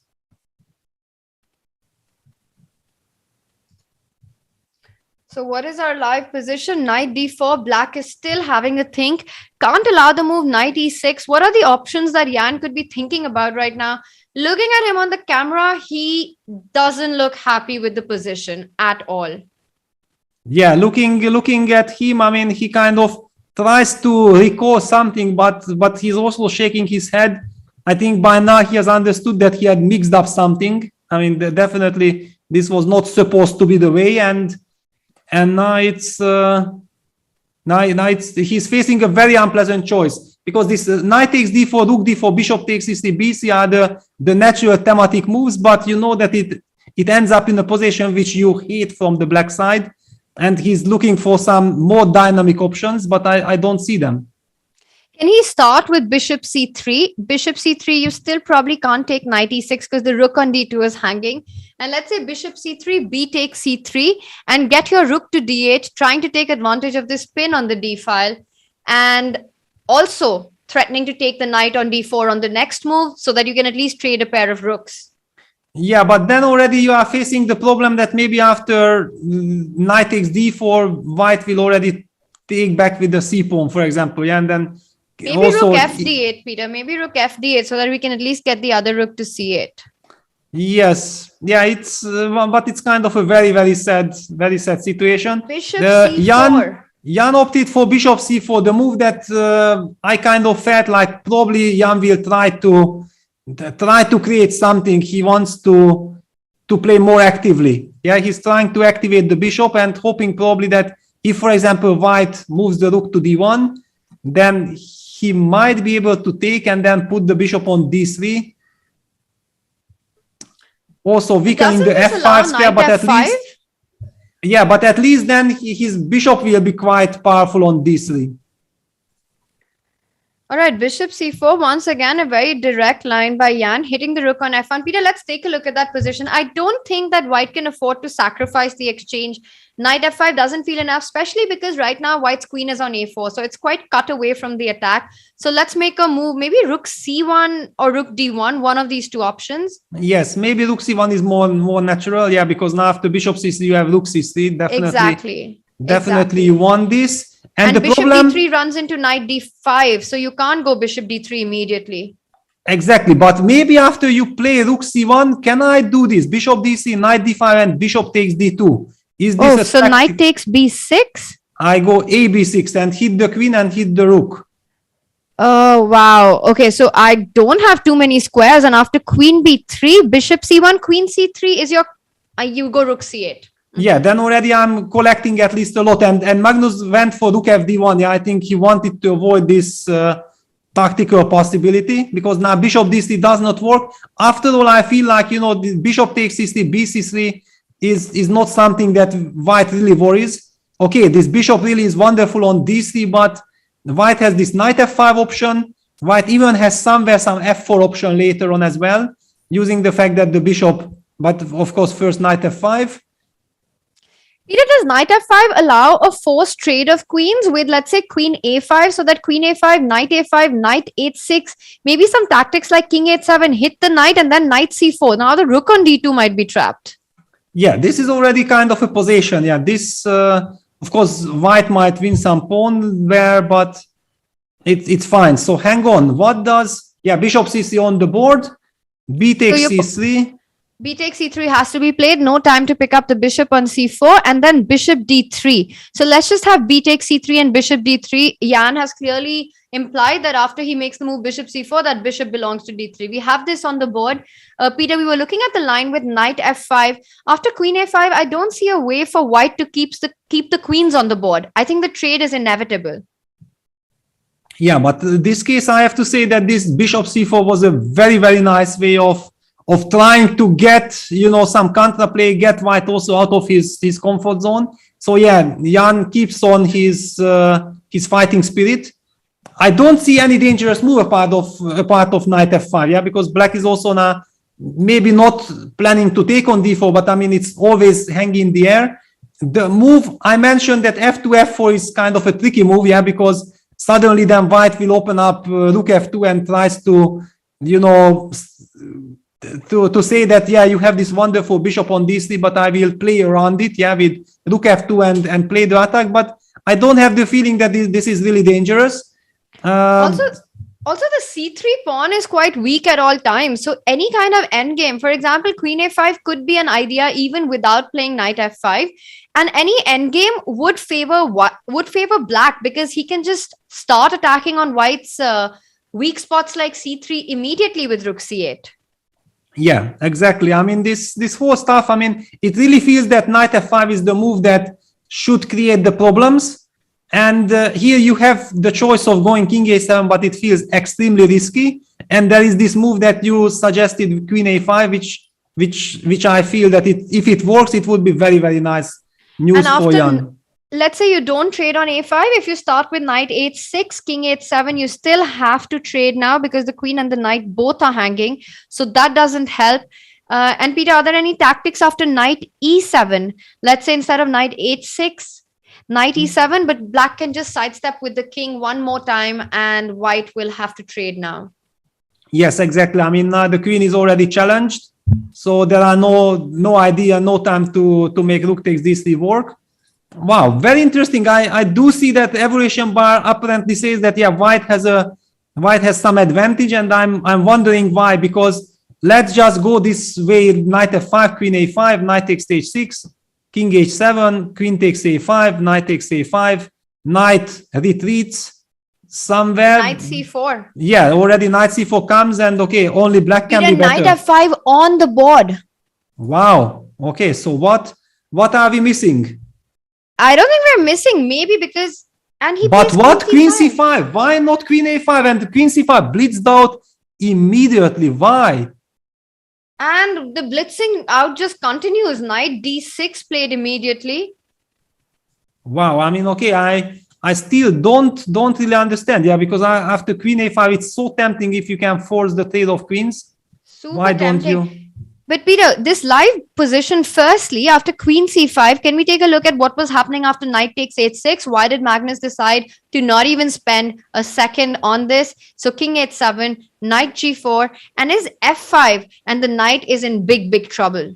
Yes, of course. No, this was the clear idea of Jan. Maybe he's also getting more ambitious, but I mean, I don't think that he can really be that ambitious in this position. He should be quite happy if he consolidates. Queen C5, knight D6. I mean, usually in all these adventures, if the player is blitzing all the moves and everything works out in his favor, we know that it's preparation. But since Jan has slowed down and spent so much time and he was shaking his head, it's I think clear indication that we cannot talk about preparation.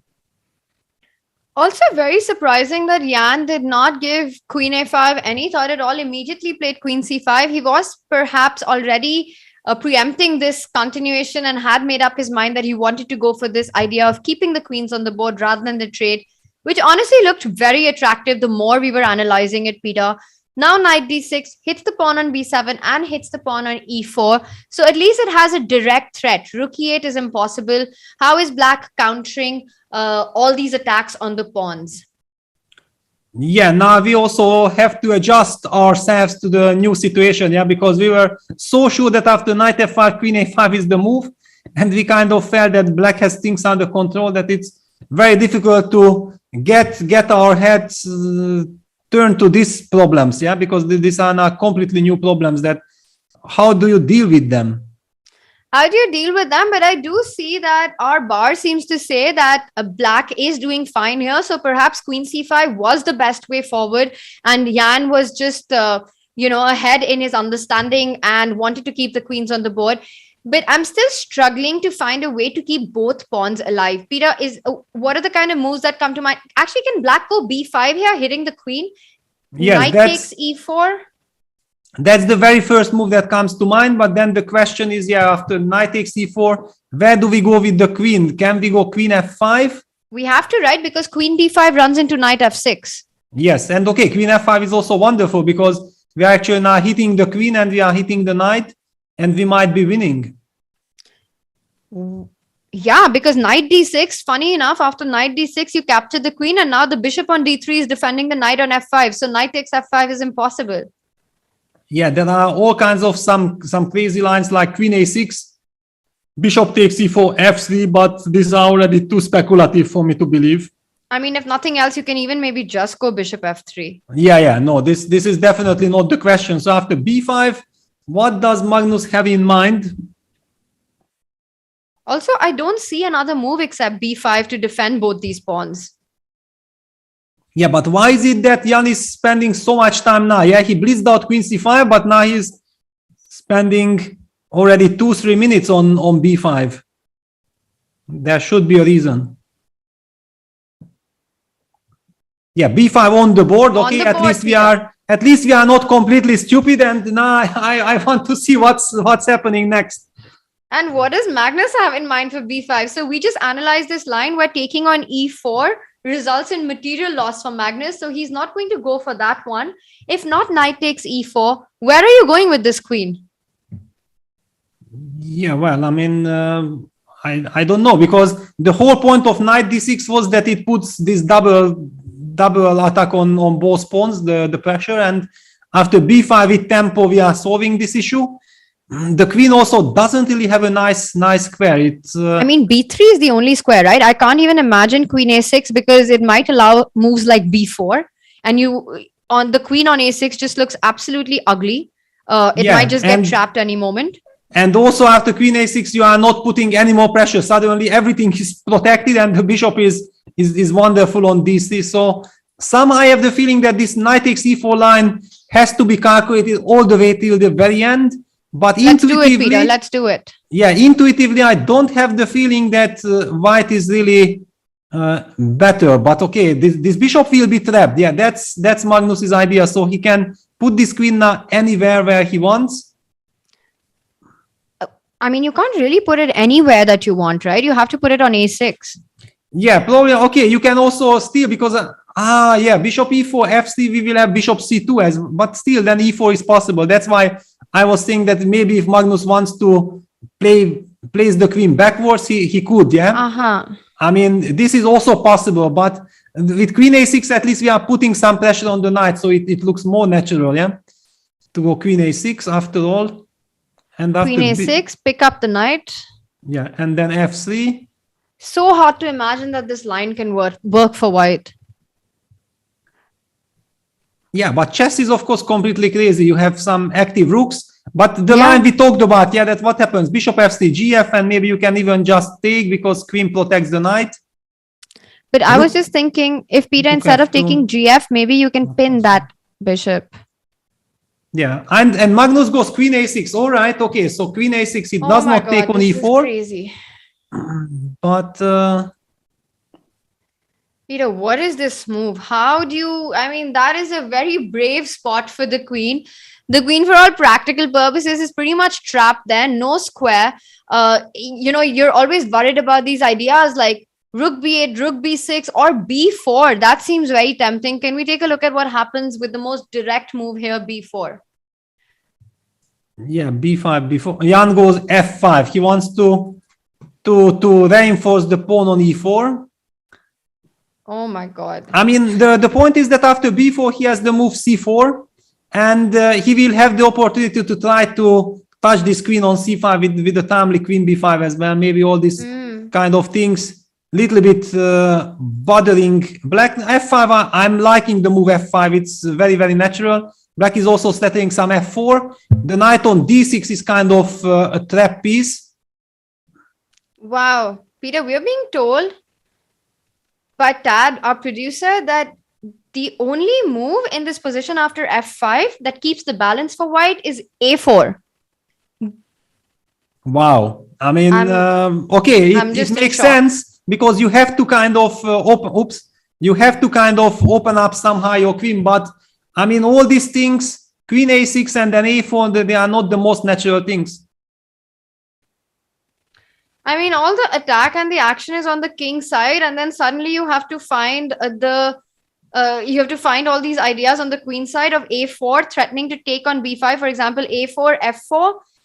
I'm guessing he wants to just take on B5. Maybe take on B5 now. Take on B5. Okay, then we take on G3. We take on C6. And you take with queen on C6, yeah. But and EF2, GF2, and then queen E3 is coming in. Yeah, very scary. But then you have knight F5 and you are in time with queen G6 check. And okay, total madness. I mean, completely crazy. And by the way, after A4 also, black has the option eventually just to take BA4, avoid all these things. Yeah, the bishop is still incredibly powerful. And now actually I understand why Jan, maybe with queen C5, he was being ambitious. Yeah, the reason he did not want any of these queen trades because maybe he's ambitious already. All right, we know that A4 is the move to go because Tad mentioned it. Peter, do you think Magnus is going to find this move A4? Well, maybe he will find out of desperation, but if he would have planned the move A4, he would have blitzed it out already. Yeah, it's but he's facing this problem that F4 is setting to win the game, and all kinds of exchange sacrifices don't seem to bring anything. Yeah, because suddenly then white lacks any kind of. By the way, rook takes D3 might even run into knight before winning on the spot. Oh my God, this back rank trouble just continues. Yeah, it's a very, very scary moment. And in this regard then, but you have to calculate so much, and with little time on the clock, you also have to believe that A4 is the right move. Yeah, because you don't want to start calculating a direction which you feel that it might not work out or it has too many flaws. Yeah, that's the problem with human brain. It's going to be next level impressive if Magnus plays A4 with such little time on the clock. Making a move like A4 when all the actions on the king side, your queen stuck on A6, F4 is coming in, and you calmly play A4. Chat, tell us, what do you think? Is Magnus going to play A4? Will he find this move? We have been informed that it's the only move that keeps the balance. Otherwise, the game swings in Jan's favor. What do you think, chat? Will Magnus spot A4? I think that definitely Magnus sees the move A4. The only problem for him is that it's so hard to believe that that's the right move. Yeah, it's but how can you understand what is the right move here? Yeah, that's I think the biggest problem, and why in rapid chess and A4 on the board. A4 on the board. Unbelievable. Peter, I was looking at chat, too late for the poll now, but it was mixed feelings and mixed emotions. Some of our viewers were like, of course, only Magnus can find A4. Yes, he will. Some were like, there's no way, no chance at all. And Magnus does it. He finds the only move that keeps the position in balance. Unreal stuff. Yeah, he needs to. I mean, he really needed to, because he put his queen on A6. He probably relied on this A4 move, but there was so much calculation involved that he needed to spend a lot of time. He's, by the way, down to 3 minutes on the clock in this incredibly super sharp positions. Black has tons of moves. Yeah, black has moves like B4, black has moves B takes A4, black has moves like F5, F4. I mean, all of them critical, all of them crazy and super sharp. It's the big question, how quickly will Jan react, or will he also go into a big think tank? Okay, Peter, let's look at some lines here which are seeming forcing. I want to take a look at F4 because it feels like the most attractive move for black. And here you were mentioning, we were looking at A takes B5. And it completely slipped my mind that the knight on D6 is also hanging, which keeps your G3 bishop attacked. Let's take a look at this. So if you take A B5, and we were we were thinking about f takes g3, which had this crazy idea. Do you want to just show that one more time? Queen c6, g takes f2, rook f2, and queen e3. Seems like black is going to win this game, and then suddenly you came up with this absolute blowout move by white, knight f5, and who's winning? Not sure anymore. Yeah, it seems like maybe white is winning. That's why black also needs to be very, very careful of how he's dealing with it. And he goes for f4. So we might be seeing something along this line. Of course, Jan will try to... Peter, we have to look at queen d6. After a takes b5, what happens if black simply captures the knight, keeping the g3 bishop trapped? Yeah, a4. Yeah, a b5 on the board. Big Queen moment takes, will... And Magnus, his and expression, he's knight not e5. happy. Knight e5, that's a shocker. Wow, yeah, but this is really a very good question, that what would have happened after queen takes d6? No idea. I mean, b takes c6, f takes g3. The queen is hanging, Peter, on a6. Okay, without yes. queen on d6, yeah? Yeah, No, but the queen on d6 is hanging as well. yeah, it's hanging, but I mean, it's completely shocking. But okay, the action goes on with knight e5, but it's shocking that Jan was blitzing out this knight e5 as well, almost instantly. I mean, two pieces are hanging. Your opponent's two pieces are hanging.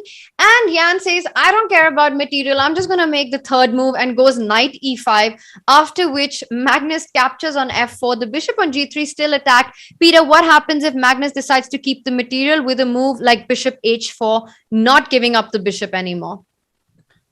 Yeah, well, probably he has to, but there is so much tactic. Yeah, now this queen on a6 actually has all kinds of potential squares on g6, h6 to join the battle. This knight on d6 is quite flexible, but of course, yeah, you don't want to lose this bishop. So if you can move it, then why not to move it? It's but, once again, but e4, e3 as well in the air. Yeah.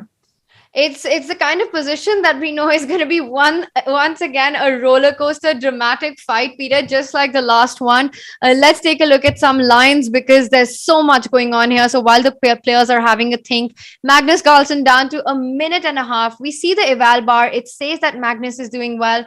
But of course, this kind of a position, anything can happen. Bishop h4, Peter, you're mentioning the move e3. Super attractive, hitting that rook. And if white trades on e3 and Magnus says no, he goes for knight e4, immediately giving back the piece. Yes, I mean, knight takes e4, I think, is the very human reaction. I felt like white simply has no time to move this bishop. Yeah, knight takes e4, sacrificing the knight, and what we spoke about, that suddenly white has so many squares there to activate the queen. Queen e6 check played. Now also suddenly white's rooks are wonderfully placed on the d5, ready to join the battle, and black probably needs to be super careful now. So queen e6 check, Peter, what are the kind of moves that are coming to your mind? I mean, moving the king, or do you just intercept the check with something on f7? Actually, what is on my mind, that maybe at this moment Jan will regret big time of jumping knight e5, because we were told, and I want to just very quickly, okay, no, we have no time to come back, but after the move queen takes d6, Ted was saying that ef4, gf4, bishop h4 was the only way for white, but then black is super solid. Yeah, instead of this, now we are getting this completely crazy position, after which one has the feeling queen e6 check was met by knight f7, and queen takes e4, f takes g3, h takes g3. I feel like white is not risking anything with 3 pawns and these lovely centralized pieces. And black's king is just super unsafe. It's king safety is everything in these kind of positions when the opponent has all the major pieces on the board. H takes g3 played, Peter, and you're mentioning that despite being a piece down, he's got enough compensation with the pawns and the placement of the pieces. But it also feels like the knight on f7, it keeps everything under control, especially defends the h6 pawn. So the ideas like queen g6 are not something to worry about. What happens if black makes a move like rook e8, hitting the queen, and after queen g6, just sidesteps to h8? Yeah, this is the most natural way of playing, and also it has a trick that, for example, if you play some rook d5, rook d7, I have queen takes f2 check. F2. Wow. Yes. Amazing stuff. And then you pick up the queen. Although even this, after knight takes g6, rook takes a7, I don't know what's happening. Yeah, probably it's perfectly fine for white, but black should also not be worse, I guess. But yes, super wild stuff, and both sides. And Jan going queen takes c3. Wow. I mean, you have to admire the nerves of Jan grabbing this pawn, but he also wants to bring back his queen to g7 in case, yeah? Yeah, it also takes away this queen g6, queen f6 idea. So controlling this very important diagonal. And now after queen g6, he's just going to fall back with the queen and offer a queen trade. Jan just super brave right now. 1.5 minutes to Magnus. How can he continue building the pressure? Peter, what happens if he enters with the rook now with rook to d7? Yeah, that's kind of the most natural move. Yeah, rook d7. And still also from black side, somehow rook a8 looks very, very tempting. Yeah, you want to bring the rook with a tempo. You have to play that move at some point. Yes, definitely. Because also after rook d7, ideas like rook takes f7 are hanging in the air, and it might be just game over immediately. I mean, using the fact that the queen is very, very active. So rook d7 on the board, I'm expecting rook a8 to follow immediately. Jan up on the clock, and in this position, that matters a lot. He needs to think, but Jan shaking his head. He's not happy with his position. I think he's the kind of player who wants to have white here, have the initiative. He doesn't really care about the material as much. Yeah, that could easily be. There are also some other candidate moves, like going back with the queen to f6. Just because I don't know how to evaluate this. For example, rook a8. Does white want to go for the endgame or not? And how would we evaluate something like this? I think you have to keep the queens on the board, no? Yeah, but look at this. For example, takes, and then you are threatening to enter with the rook, and there are some problems, but it should be drawable. Queen e5, queen g7 on the board, queen g6, queen g7. But then queen e5 feels like a bit of a waste of a move. But the pawn on a7 is protected at least, yeah? And look at this. He says he doesn't want to trade queens, and this could also at some point have ideas like jumping in with the other rook to d6, Peter. The d1 rook to d6. The knight on f7 is pinned. Queen a1 check is controlled. The a7 pawn under attack. And Magnus saying that he's going for ambitious play after queen a6. Yeah, queen a6. Putting some pressure on black, because the pawn on a7 is hanging, and if of course white would be able to collect the pawn on a7 and keep the queens on the board, it would be very, very unpleasant for black to coordinate. And he goes queen e5. The engine bar does not like this move at all. It does not. Yeah, queen g6, but maybe Magnus is also just happy to end this game. Queen a6. Queen e5 on the board. The eval bar says that there is something for white here, way better than repeating. Peter, any ideas? And Magnus says no draw. Magnus says no draw. Yeah, rook 1 d5, which however allows queen e1 check and queen takes f2, but then rook f5 comes. Rook f5 is queen f5. Oh, you mean queen g6, rook f5? Yes, exactly. I mean, maybe this was a big misbuy, and then now queen g6 back and king h8, rook f5 wins the game for Magnus. So, wow, what a miss by Jan. Maybe he felt like Magnus is done on the clock. Maybe he wants to repeat, but he got fooled by Magnus here. And Magnus just, going queen g6 and then queen a6, getting that little tempo on the clock, and then immediately blitzing out rook d5. So super sharp play, Peter. Very possible that this idea of rook f5 eventually was an oversight. But if that's not working, then queen e1, king h2 is a bad idea for black, because then that allows, wow, he goes back queen g7. That's a waste of a lot of tempos, and white has managed to activate the rooks.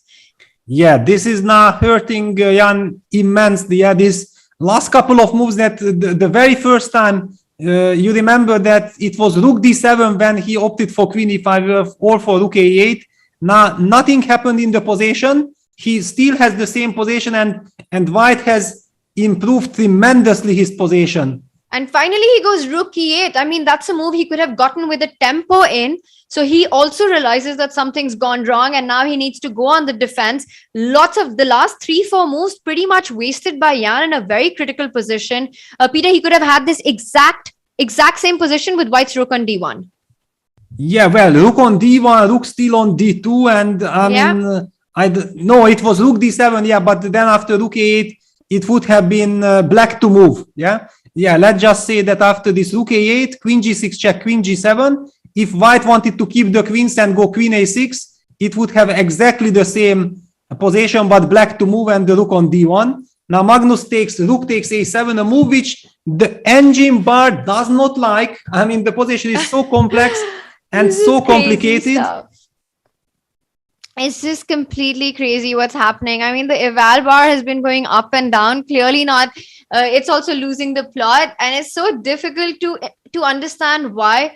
White has just picked up the pawn. The f7 knight is attacked. What is the problem with this move? Rook e1 check can be dangerous, but I don't see a follow-up after king h2. Maybe queen g4, Peter, hitting the rook on f5. Yeah, maybe. Yeah, but queen g4, I'm guessing queen f6 will be the move. I don't see any other option but queen f6 to defend the rook. Yeah, queen g4 on the board. Queen g4 on the board, and we also get a confirmation from Tad that queen g4 was the move. And after queen f6, what's the follow-up? Because rook f7 is the big threat. Yeah, that's the big. Okay, but knight e5 we have, yeah, because suddenly, I mean, it's kind of a miracle that it's not made, but it might not be made. Okay, this is just impossible. This is insane stuff. Knight e5. I mean, g7 is controlled. Rook g5 is not possible, Peter. Is this? But what about queen h6 here? But we are told that knight d8 wins. In fact, after queen f6 would be a losing move because of knight d8, and everything is protected, and white loses the rook. Yeah, because g7 is covered. God. So Magnus goes rook f4. But now you've got some checks. Now you've got more than one check. So rook e1, king h2, queen h5, rook h4. Yeah, queen h5, rook h4 is probably bad news, because then queen d1, queen g6, that's already even rook for h6. Us. Even Peter, for us mortals, it's understandable, yeah? Let's show that line. That finally there is one line that we can understand, yeah? Rook h6, and this would be checkmate. Yeah, even queen h7 was checkmate immediately, but yeah. Okay, so this is, of course, exactly what black should not fall for. And Jan is down to 25 seconds. I mean, very, very scary moment. Queen e6 is kind of a solid move, not the computer's move, but a human reaction of trying to get some stability. So after queen trades, then black can be happy because at least there's nothing to worry about the attack. And I think that should be enough to at least hold the position for black. But what happens if white decides to continue keeping the queen and makes a move like b6 here, Peter? But not an easy move also for white, because b6 then it kind of gives away the momentum. Yeah, the queen is stuck. Maybe black will play rook e5, rook h5 check. I mean, all kinds of. And Magnus also down to 8 seconds on the clock. Magnus needs to make a move, and he goes rook f6. Yeah, he goes for safety. I mean, it's perfectly understandable, because here he's risk-free and he can actually push, and he will not run any risk with little time on the clock. Oh, knight e5 runs into... Yeah, knight e5 is possible. You don't have rook g6. Peter, what about knight e5 here? Wow, knight e5. Knight e5, incredible. You can't because take of some on h6. King f, rook f8, because actually knight g4 check is threatening some incredible ideas. Yeah, knight g4 was a very big threat, and also the f2 pawn would be hanging in many positions, probably threatening actually checkmate in that position. So rooks have to be traded off, and f3 stopping knight g4. But Peter, this should be definitely holdable for black now. Probably, but still a bit ugly. With little time on the clock, white has a very clear way of trying to activate his king. So black will probably put rook to a4. Oh no, he goes knight c6 immediately after the pawn. Ah, wow, so he will play knight before a7, knight c6, and then it should be a draw. And he can kind of go for it immediately, like you're pointing out. So knight b4 hitting a6, and after a7, knight c6.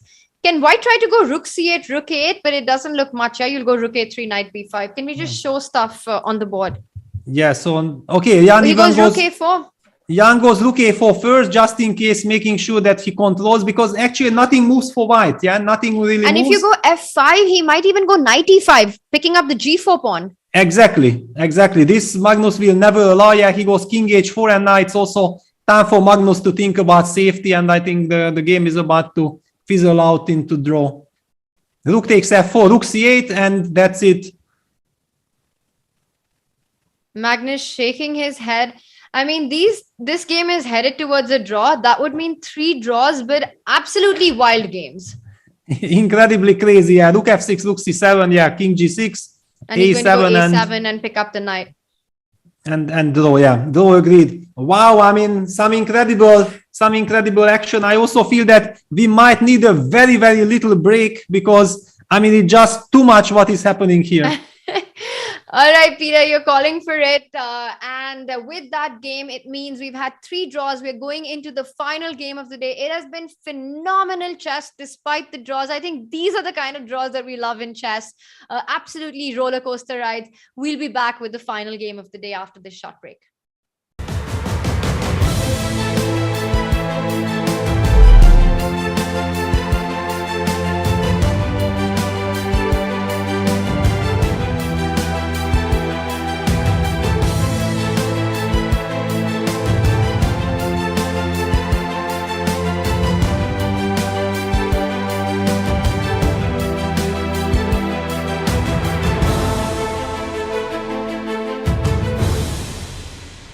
Air quality isn't the first thing that comes to mind when you think about chess and esports, but it affects our focus, decision-making, health, sleep, and more. What's in the air you breathe? Find out with Airthings. Welcome to the new Chess24 playing experience. Play in light mode or dark mode. Choose from a range of time controls or create a custom game and get paired with players from around the world fast. Enjoy a polished playing experience while making moves on a fresh, responsive board to claim your victories. Train and improve with over 80,000 puzzles. And that's not all. Download now and discover what more you can enjoy in our brand new app.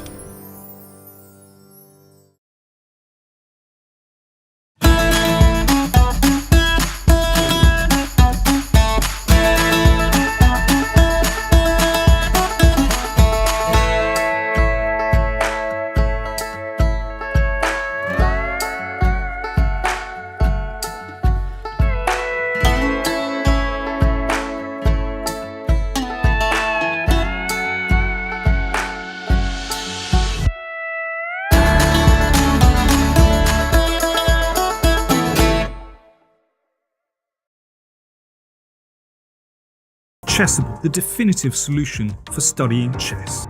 Choose from one of the largest online chess libraries in the world, with hundreds of titles ranging from classic books through to our exclusive Chessable courses. It's time to take control of your journey towards chess mastery. Magnus Carlsen introduces Chessable, the definitive solution for studying chess. Move Trainer uses the science of spaced repetition to identify your strengths and eliminate your weaknesses. There's no need to set up a board, remember which page you're on, or keep track of all the moves you miss. Move Trainer empowers you to go from the opening to the end game with confidence. It's a seamless, effective, and fun way to study chess. Choose from one of the largest online chess libraries in the world, with hundreds of titles ranging from classic books through to our exclusive Chessable courses, including over 100 free courses. Get expert insights from International Master John Bartholomew, Grandmaster Sam Shankland, International Master Krzysztof Sulecki, Grandmaster Simon Williams, World Champion Magnus Carlsen, and hundreds of other instructors. Get started now and join our growing community of over 100,000 chess enthusiasts at chessable.com. Chessable, take control of your journey towards chess mastery. This is John. John loves to study chess. This is David. David loves to study chess as well, but efficiently. John spends more time setting up the board and figuring out what's on the page of his book than he gets to study.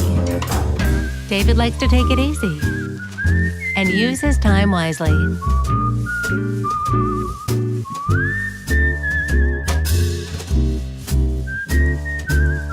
David has finished his exercise for today. John should try the same.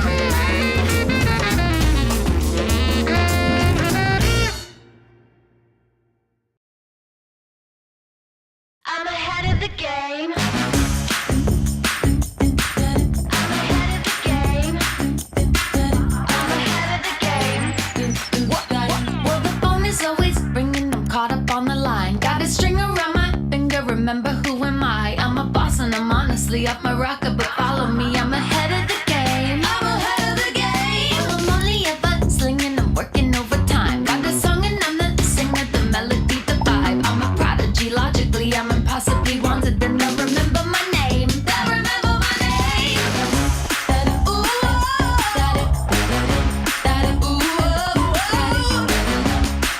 I'm ahead now. I'm ahead of the game. I'm ahead of the game. Ooh,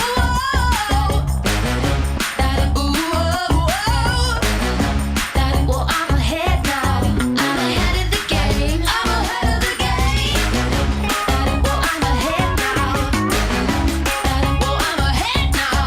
I'm ahead of the game. I'm ahead of the game.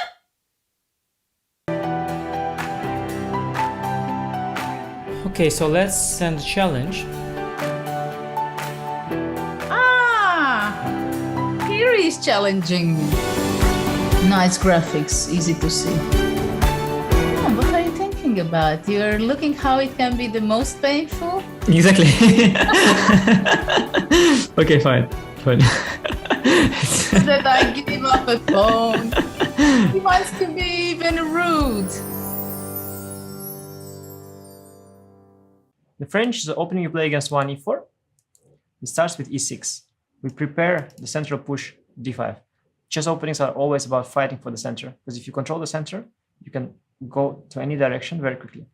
After d4, we play d5, and already white is at a crossroad. He has to either give up the e4 square, trade the pawn, push the pawn forward, which will then counter with c5, with counterplay against the d4 pawn, or after knight c3, can pin the knight. That's the French defense.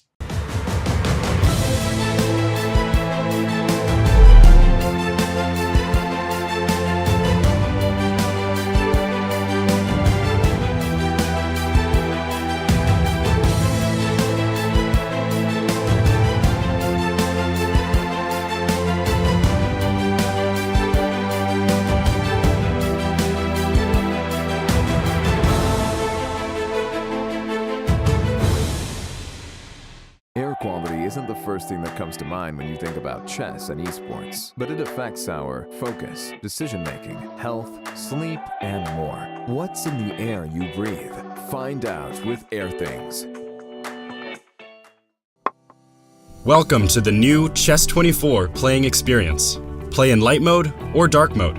Choose from a range of time controls or create a custom game and get paired with players from around the world fast. Enjoy a polished playing experience while making moves on a fresh, responsive board to claim your victories. Train and improve with over 80,000 puzzles. And that's not all. Download now and discover what more you can enjoy in our brand new app.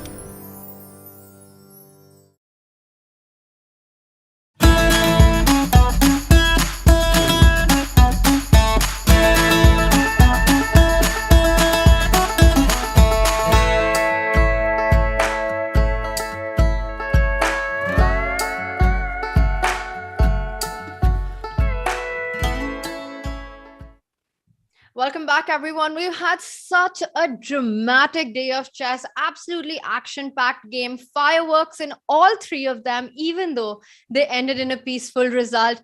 I mean, Peter, it's been phenomenal seeing these two players blow punches at each other back and forth. Yeah, unbelievable. It was such an incredibly intense and wild game. It all started with a so-called very quiet opening. Yeah, this new kind of Tarrasch and everything, but it just shows how rich modern chess is, that things can escalate from any opening. And then there are too many highlights. I just want to, because the game is about to start, go to the very critical moment after rook d7. Jan was careless. He played the move queen e5. He should have played the move rook a8. Good or bad, we really felt like you have to activate this rook immediately. Instead of, Jan believed that maybe he can force a repetition of moves, because the move queen a6 might come, you know, from a distance, like, okay, the queen moves away, my king is safe, it's my move. But here he got careless again. He played the move queen e5, and Magnus didn't use it, but both players were kind of already short on time. Queen g6, queen g7, it seemed like maybe Magnus is going for the repetition, but after queen e5 came the cold shower for Jan, because Magnus noticed the very, very powerful rook 1 to d5, kicking away the queen, and now the line queen e1 check does not work. King h2, queen f2, this we already discussed during the broadcast. Rook f5 would have been the finishing touch. So Jan had to fall back with the queen to g7, and he lost all the momentum, he lost all the tempos, and so on. Now Magnus had a choice. Magnus's move was good, but maybe it was not that practical because he opted for rook f5. He had a chance to play the move rook 5 d6, and if you notice this move, which I think you can easily notice, with the threat of rook g6. We actually spoke about this move, Peter. You remember when he played queen a6, that rook d6 would be in the air because the knight on f7 is pinned, and rook g6 would be a massive threat. Yeah, I mean, there are all kinds of problems here for black.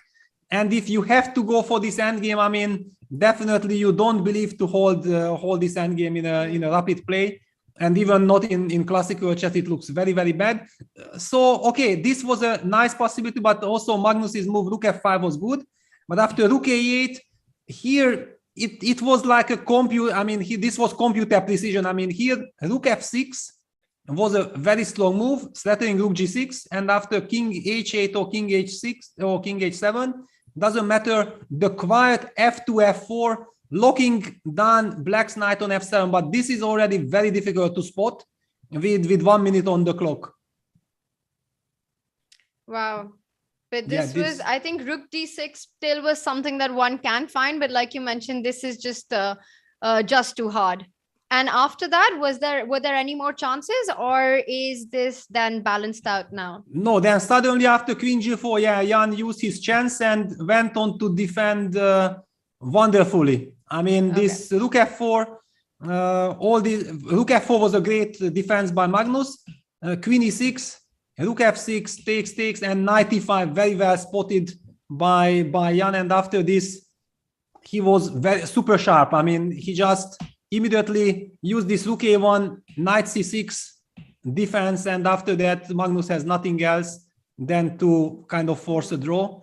Incredible save by Jan, also incredible miss by, I mean, a really big miss by Magnus. He will be kicking himself that he got a golden opportunity. It looked like he has everything under control and he could actually expect him to win this, but it also shows how much tension there is. Yeah, it's never easy, and when the clock situation is already critical, not easy to keep a cool head.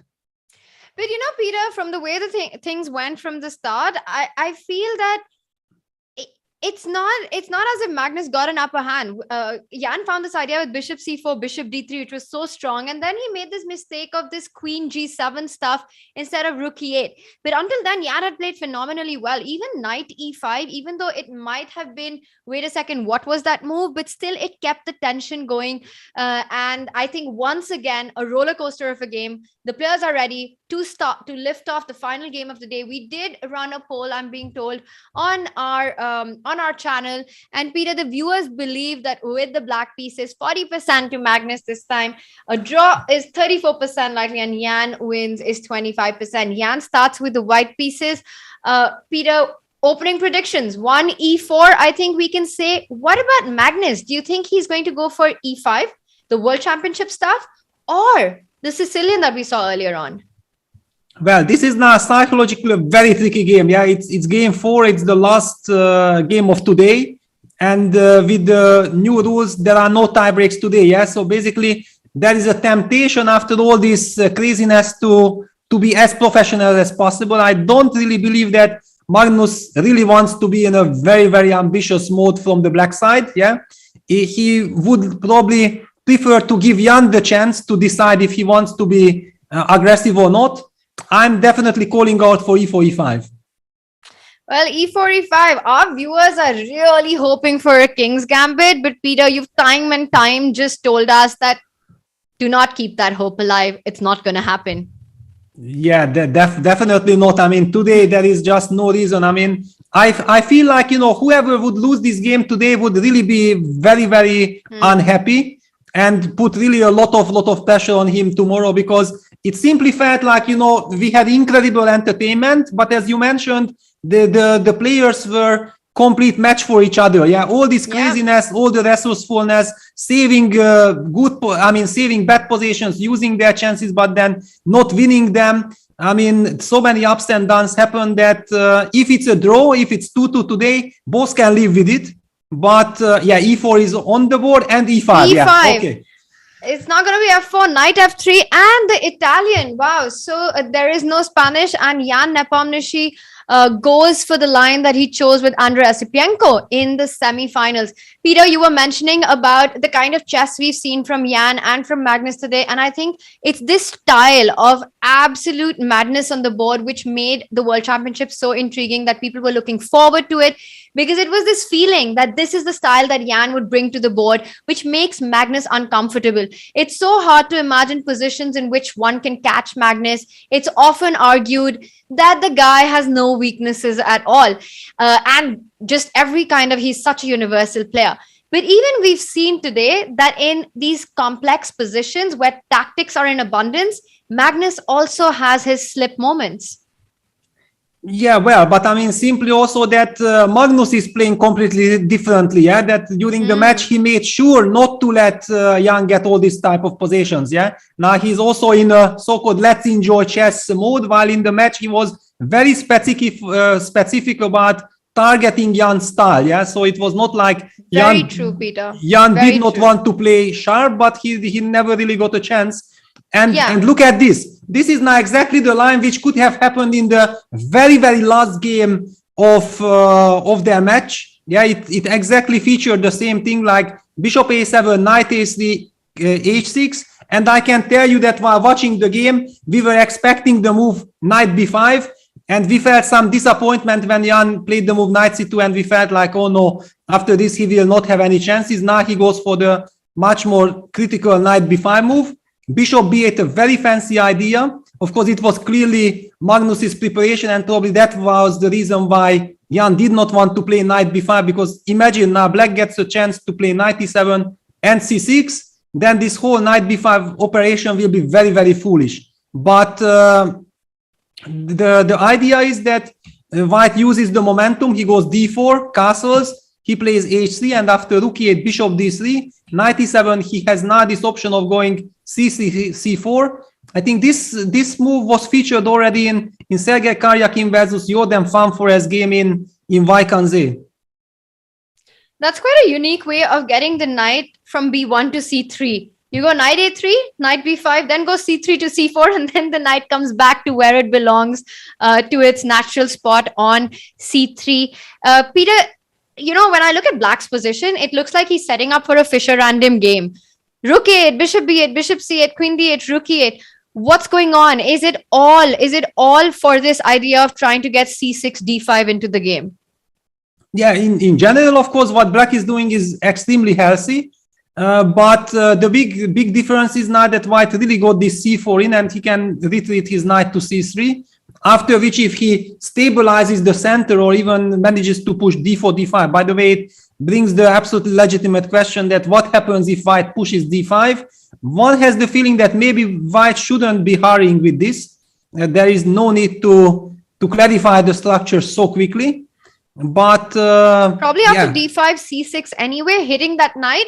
And once the knight falls back, then you bring the bishop back to a7. You know, these typical Spanish ideas that we see also of rerouting the bishop to this diagonal, sometimes bishop d8, bishop b6. So once it will be fixed, then black can try and bring the bishop back to the active diagonal. Yeah, but hang on. I mean, Jan opted for d takes e5. I mean, d takes e5 definitely would have not really been a candidate move for me. I'm a little bit surprised by this. Takes. So Magnus, but okay, maybe Jan just feels that this is, he wants to get the pawn to c5, and he wants to enjoy this position. He's looking for a small positional grind. If he gets bishop e3, and for example, black plays now the move c6, knight c3, and he will be in time to get the knight to a4. Yeah, c6 on the board. Knight Both players c3. just blitzing out. It feels like they're quite familiar with this, Peter. As you are mentioning the moves, they are playing it on the board. So knight c3, and how does it continue from here? You want to try to get that knight to b6 or bishop e3? Yeah, but bishop e6 very well timed, so that Magnus, whenever white goes knight a4, will be comfortable in dealing with that with knight d7. Okay, it's a very safe position for white, but black is also very, very solid. I understand that Magnus basically doesn't mind defending this position, but maybe it is a tiny little advantage for white. And this is the first time I see a slight shift in Jan Nepomuceno. Queen e7 played.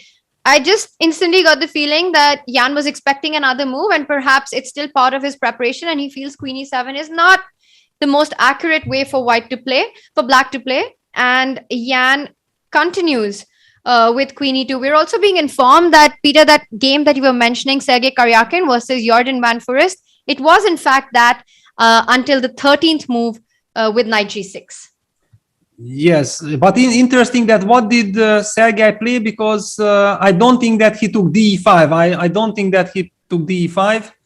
Yeah, he opted for bishop e3. Okay, so that explains it, that here Sergei played bishop e3 against Jordan, and probably Jan was expecting some preparation from Magnus. I mean, after all, Jordan lost that game quite convincingly. I mean, I think he just completely blew the idea. He didn't understood what is really happening, but Magnus definitely was ready for that. So that's the reason why probably Jan deviated with d5 and opting for this structure that basically, okay, maybe it's nothing, but for a fourth game where you know that actually safety and stability is probably the most important thing, yeah. Mm-hmm. And if you can then out of safety push your opponent, that's actually an ideal scenario. You don't need to try to give your opponent counter chances. Yeah, it is the end of the day. There is no coming back if things go wrong in this game. And also, Peter, it's still far from being a complete equality, regardless of what the engine evaluation might say, because white has got this clamp hold on black with this pawn on c5. The bishop on b8 is pretty dead. It doesn't really have a way into the game. Always knight a4, knight b6 ideas need to be watched at. White has got simpler play, it feels. You can bring the rook into the game. You could go rook to d1. You could slowly try, and maybe even at an opportune moment, you're pointing out b3, knight a4. Maybe at some opportune moment, try and create a pawn storm on the king side. I don't know, ideas like f4 or rook f1, f4, or king moves to h2, rook g1, g4.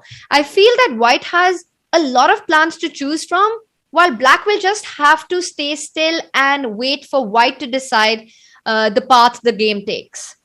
Yes, now there is also this big question for black, that does he simply wants to put the bishop on c7 and play this type of position with bishop on c7, or is he trying to target the c5 pawn by going for something like knight d7, knight a4, bishop a7, using the fact that the move rook a c1 is still not possible because of bishop takes a2. However, white could just very quietly play the move rook e1 to c1. White is in no hurry. The bishop on a7 is kind of locked, and I understand why Magnus actually preferred to just play bishop c7. So bishop c7 on the board. And Peter, what would be natural? Like the first move that comes to mind is get the rook into the game, rook to d1 here, or c1. I can't decide which square, but maybe rook d1. Well, yeah, rook d1 definitely very tempting, but also for me the move b2 b3 is very tempting, just to make sure that this pawn never hangs on a2, yeah, because I do feel that, yeah, and b3 on the board. On the board, Peter. Yeah, I do feel that, you know, you want to make sure that you are ready to meet knight d7 with knight a4, and if you move the rook to d1 immediately, then you are faced with the problem that after knight d7 there is no good way of protecting this pawn, yeah. So stability as the main importance here. That's very interesting that after knight d7 you can't defend c5. Knight a4 would run into a2, so natural looking moves like rook d1 could actually land into problem. And now, like you're pointing out, that knight d7, there's always knight a4. Yes, yeah, this gives the stability. And okay, then basically how the players are approaching snatch game in a rapid time control, you just look at easy moves. Yeah, b3, okay, makes perfect sense. I'm ready to meet knight d7 with knight a4, so nothing can happen immediately. I can after decide, do I put rook from e1 to d1, or do I really prefer rook a d1? How do I maneuver my pieces already will depend on the opponent. Yeah, you cannot make up your mind immediately with all the finesses. You keep the tension, you make sure that nothing can happen to you, and then according to your opponent, you will react. And you see now Magnus goes knight d7, knight will be very easy to to go knight a4 on the board. And what is going to be Magnus's next move? How does he continue playing? Once again, it just feels like White has got more moves to make here. Your rook coming to the center of the game. You can shuffle around with the queen to either he goes for rook d8. I'm expecting rook d1 at this moment. Yeah, rook a d1 blitzed out. And now we're sort of running out of natural moves. Now everything's been developed. Everything is on the right square. And knight f8. It's time to decide. Does White go for some trades with bishop c2 and trying to trade off a pair of rooks? Because Peter, Black has to watch out for the a5 weaknesses in such positions.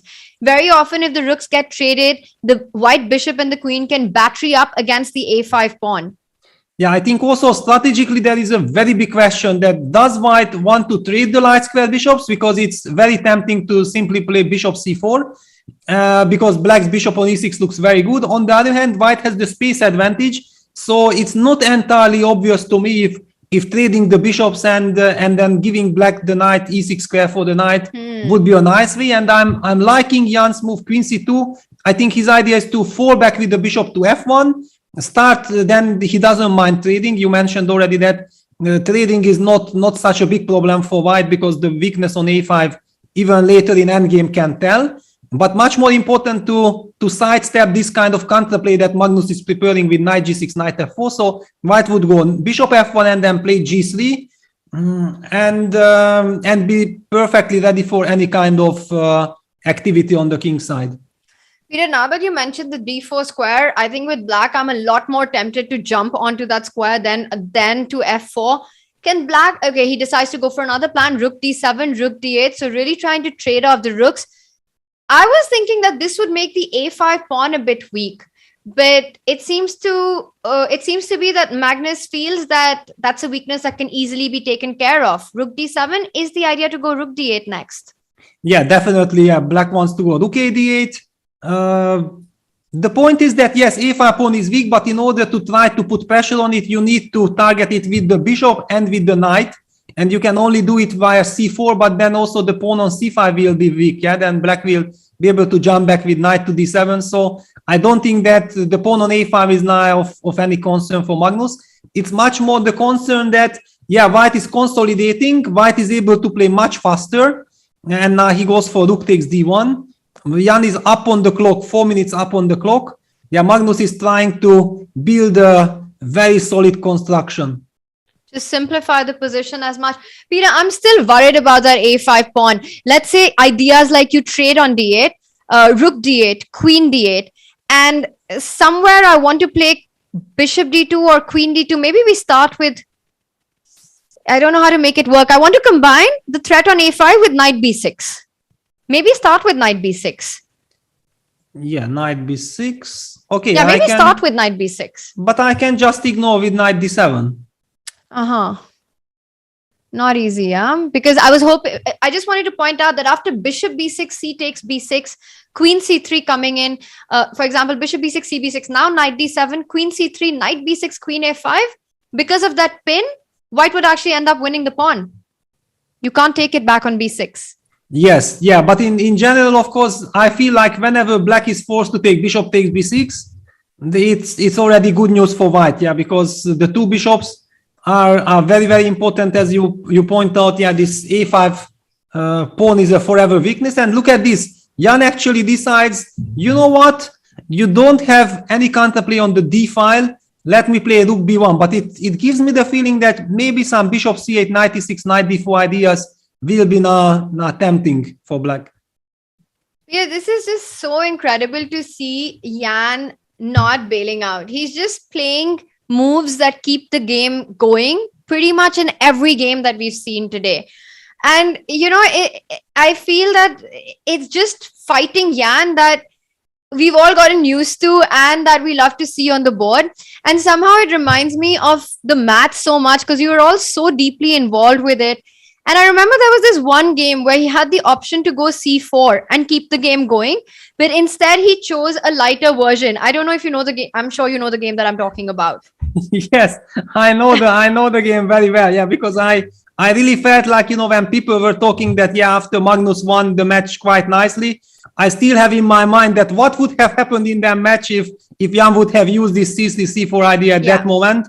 I mean, it could have been a hell of a match hell of a tough position for Magnus to come back out of it.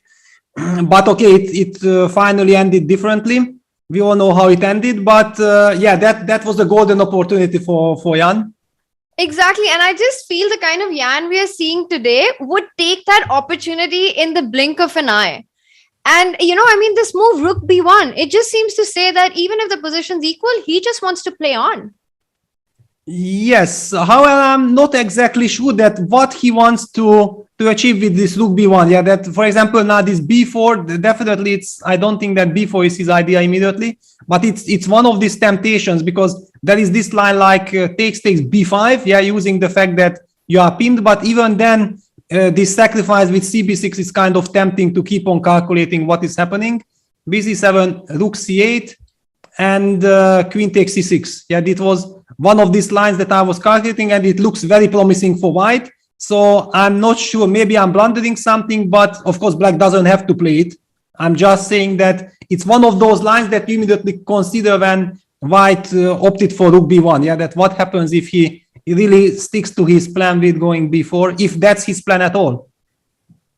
Very interesting, Peter. Let's take a look at the outcome of this structural change because, I've been talking about the A5 weakness. B4 dissolves that, but creates another weakness on B7. So after knight D7, B4, it looks like black would trade. After Rook B4, you're hitting the B7 pawn immediately. And the only way to really defend that is Rook B8, which would run into a doubling on the B file. And then I don't see a way to fight this Rook B7 threat. Yes, then, however, again, there is this idea of going B5 and after CB6, Bishop D6, trapping the Rook, yeah? I mean, but all kinds of positional exchange sacrifices are possible. For example, Rook B3, and then Bishop takes B3, Queen B3. Of course, you have the C5 square. You might be able to jump Knight C5, and who knows what is it? It's so hard to judge this. Feeling-wise, one would give me one more move, I'm winning with white, but Knight C5 changes the dynamics, and who knows what this position is. Peter, after you mentioned B5, I'm just wondering, maybe you can do B5 immediately after B4, AB4, Rook B4, because after B5, CB6 is not possible because the Rook on B4 is hanging. You already pointed that out, yeah? No, but then comes B takes C7. And Rook C8, Queen C6. Yeah, Rook C8, and I have Queen takes C6. This is exactly the line that I highlighted as my original calculation, and Queen A5 is met by something landing on B6. I don't see how you're going to win this pawn. Maybe you just win it. Maybe the best thing to do right now is take on C7 and take on A4. Wow, yeah. Maybe you are escaping. Maybe if you can make a draw like this, is this the line that both of them are calculating? It's quite a fascinating long line, and the A2 pawn is falling, yeah. I mean, if the A2 pawn can't survive, then this, despite white having two bishops, should be fine for black, right? Should be, yeah, should be. But wow, I mean, this is some insane line. First of all, I'm not sure we are not missing anything, and second, I'm sure we are 100% missing something. Yeah, definitely. But I'm a little bit surprised that Jan is taking so much time because he played the move Rook B1. It's clear that he wants to go B4, but okay, it's the fourth game. It's very good that he's spending time. He has to judge all these complications. Shaking his head right now, so something he's not liking in his calculation. He's trying to come to understand. Peter, besides B4, are there any other moves that you think Jan is considering right now? And if yes, which ones? Well, otherwise it would be kind of logical that just to play A3 and then play B4, you had a very systematic normal way of AB, and then also there is a good argument that he kept the rooks, because if white gonna push B5, then having the rook on the board is very, very important. However, this is little slow. I mean, I do feel that maybe Magnus also is looking for some counterplay, Queen H, B4 on the board. Oh, wow. Peter, let's take a look at these lines. We've been talking about B4. Once again, the most direct play, and we've got AB4, Rook B4, no B5. Magnus chooses the defense with rook b8, which looks a little passive, but once again, keeping the idea of b5 in the air. But Peter, question, can white just simply defend the rook on b4? Let's say with a move like a3, and you defend the rook, and then you want to go queen b1. Yeah, that's one of the ideas. Another one that actually you can also play the move queen b1 immediately, because compared to the move queen b2, as I said, yes, sometimes I'm making random moves because we want to illustrate that what happens if white doubles, and there is a huge difference between queen b1 and queen b2, that now this b5, cb6, bishop d6 does not trap white's rook. White can simply fall back with the rook to d2 and white should be winning. So it also brings me the question that how does Magnus plan to defend this pawn on b7 after queen b1? I love queen b1. I mean, it's just got a very direct threat, and I don't see a way to defend this b7 pawn anymore. I mean, of course, there are all kinds of complications. There is also some way, like, trying to go knight f6, and then you are creating some counterplay on the e4 pawn. But the c6 pawn hangs as well. I mean, in that line after knight f6, rook b7, queen b7, knight e4, you can take on c6. Exactly. And if you have to waste time to protect this pawn, it will definitely not work out. So I'm a little bit surprised that what the queen b2 is played, not queen b1. But Peter, we saw this, and the big difference between queen b2 and queen b1 is that the b2 square is critical to leave open for the rook to return to. What was the line that we were looking at where the rook on b4 is under trouble? So b5 now. Yes, b5, cb6, bishop d6, and here I was kind of claiming that usually I would be also very happy with just falling back with the rook to b3, but I'm not liking it that you have some knights and b5 on the board.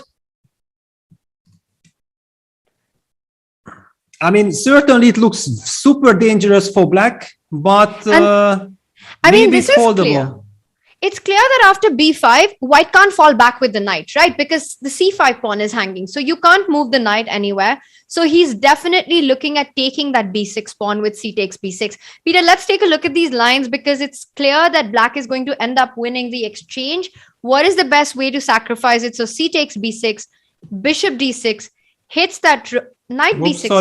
Sorry, yes. No, I was looking at Jan's, Jan was cb6, bishop d6 on the board. I mean, I'm just not getting that why Jan did not put the queen on b1. I mean, he couldn't have missed this idea. Yeah, and the thing is, the big difference, and we also, Peter, came to the decision of queen b1 after we saw why queen b2 and everything doesn't work. But Jan took his time, calculated this line, and the thing that scares me a little bit is that Jan is thinking now.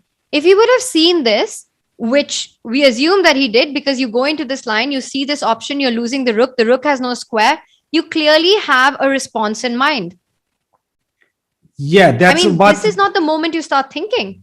Yeah, but that's why I made this mouse slip of cb6, knight b6, because I was worried for Jan. I was looking at his on the camera. He was holding his head, like he had missed something, and it's so uncharacteristic. Yeah, he's so super sharp with all these little tricks, all these little tactics, and now he's probably very angry with himself. But the evaluation bar is not so angry with Jan, Peter, and I'm kind of struggling to see why it seems to say that, in fact, white has just got a slight edge in this position. After bishop d6, I'm wondering what the response is. And looking at Jan, he also isn't very happy with the position, and he makes a move a3 on the board, which means that if black actually captures, then it doubles the pawn. Yeah, but he gets a very nice grip of the c5 pawn. I mean, c5 square, and the pawn on b6 is extremely powerful.